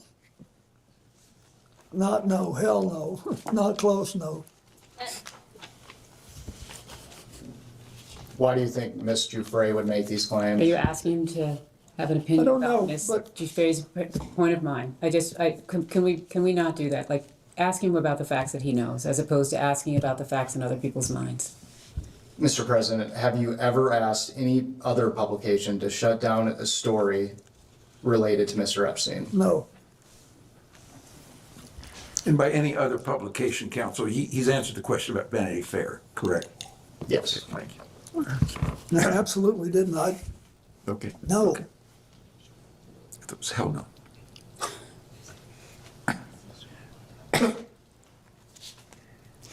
Mr. President, did you ever advocate for or suggest leniency in Epstein's case to any government officials, including those in the Department of Justice or Florida State Attorney's Office? No. On June 30th of 2008, Epstein pleaded guilty in Palm Beach County, Florida State Court to 2 felony charges, 1 count of solicitation of prostitution and 1 count of procurement of a person under 18 for prostitution. He was subsequently sentenced to 18 months in Florida County Jail and began serving his sentence on June 30th of 2008. To be clear, you have not had any direct contact with Epstein after his arrest in 2006, is that right? That's correct. After his arrest or after the publication of when he went to jail in 2008? Can you just clarify the dates there? I will ask another question. To be clear, you have not had any direct contact with Epstein after his arrest and when he was incarcerated in 2008. Yes, to the best of my memory, that's correct. Are you aware of any effort by Epstein to contact you while he was incarcerated in Florida? I'm not. Mr. President, who is Arnold Paul Prosperi? I think that he's a son of a guy I went to Georgetown with, named Paul Prosperi. I think that's right. And I saw in all these things that my staff gave me that he was mentioned, but I don't think anybody said anything to me. I have no memory of that. So is it your testimony today that and actually let me back up here. So According to jail logs, Mr. Prosperi visited Epstein at least 20 times while Epstein was incarcerated in Palm Beach County Jail between 2008 and 2009. Based on what you just said, is it your testimony that you believe that to be the son of the man you went to college with? It could be. But he didn't talk to me.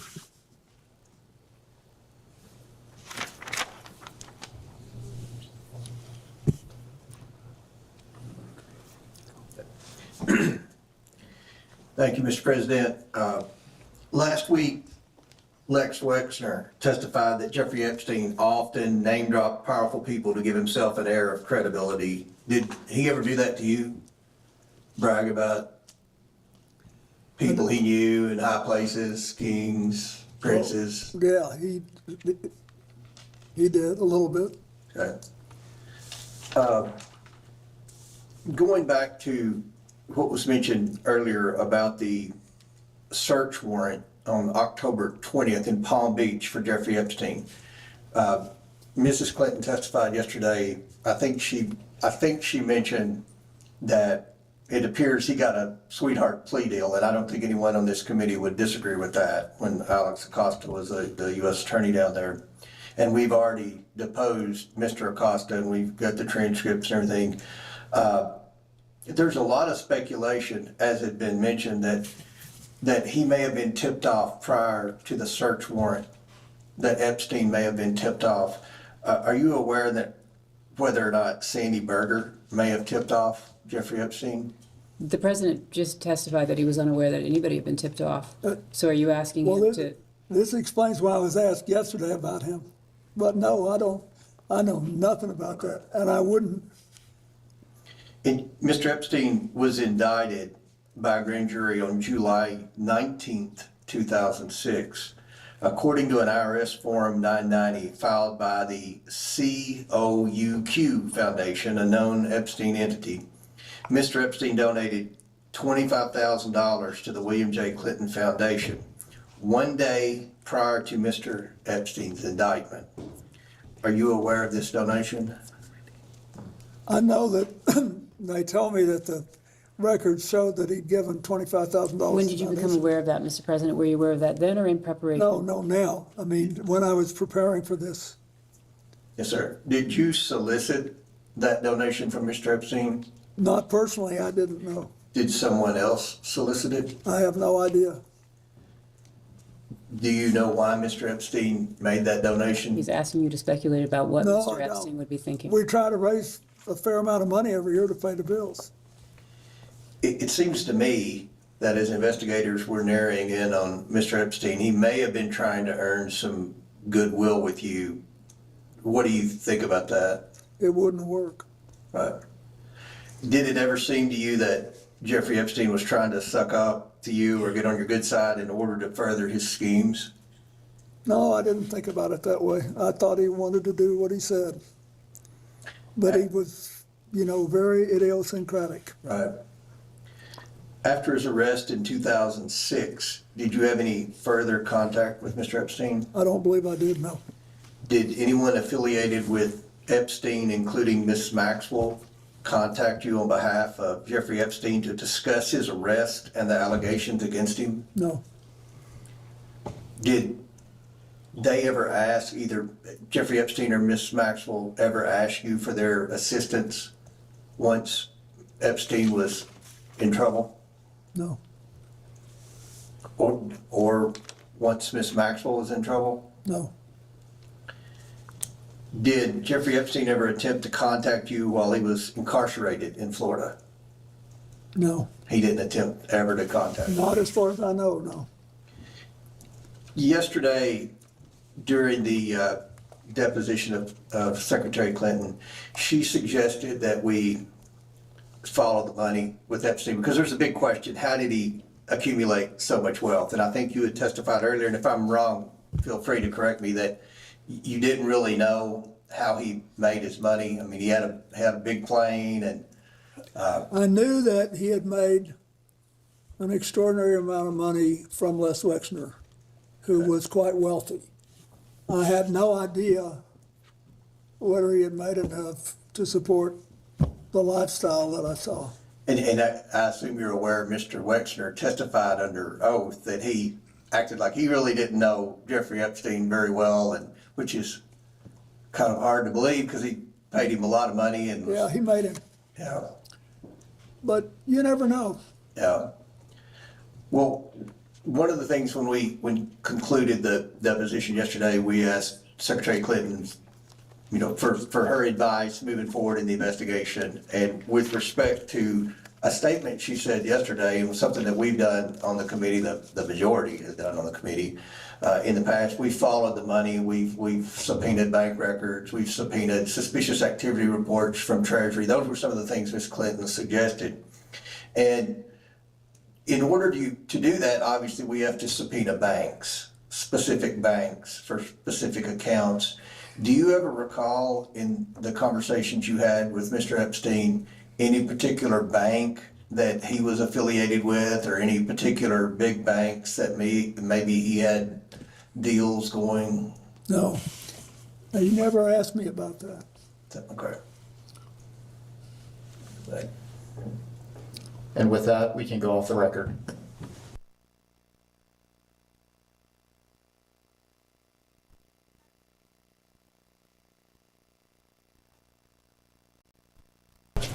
We can go back on the record.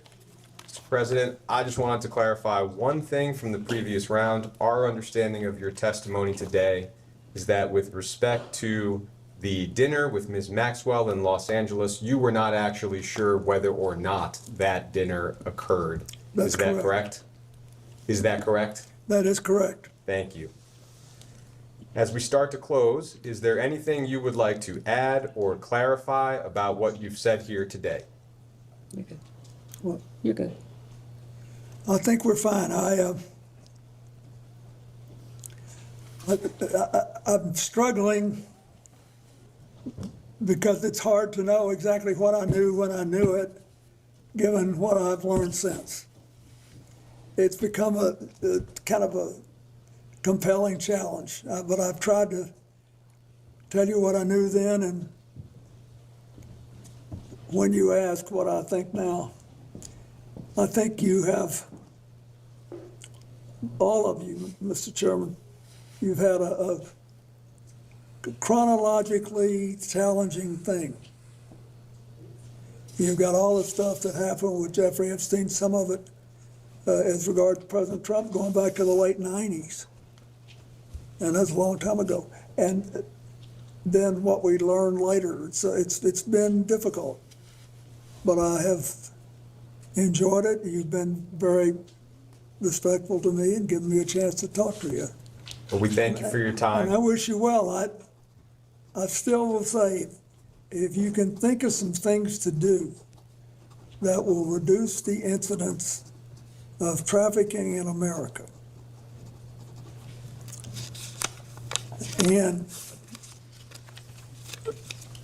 it should be possible for us to virtually eliminate underage abuse. It should be. We just got to figure out what kind of technology we need and what kind of policies. So thank you. And the answers that you provided today are to the best of your recollection. Is that correct? Yeah, the answers I provided today are what I believed at the time and what I think was in my heart, including about previous testimony. Great, thank you. Unless there's anything else you would like to share, we can go off the record.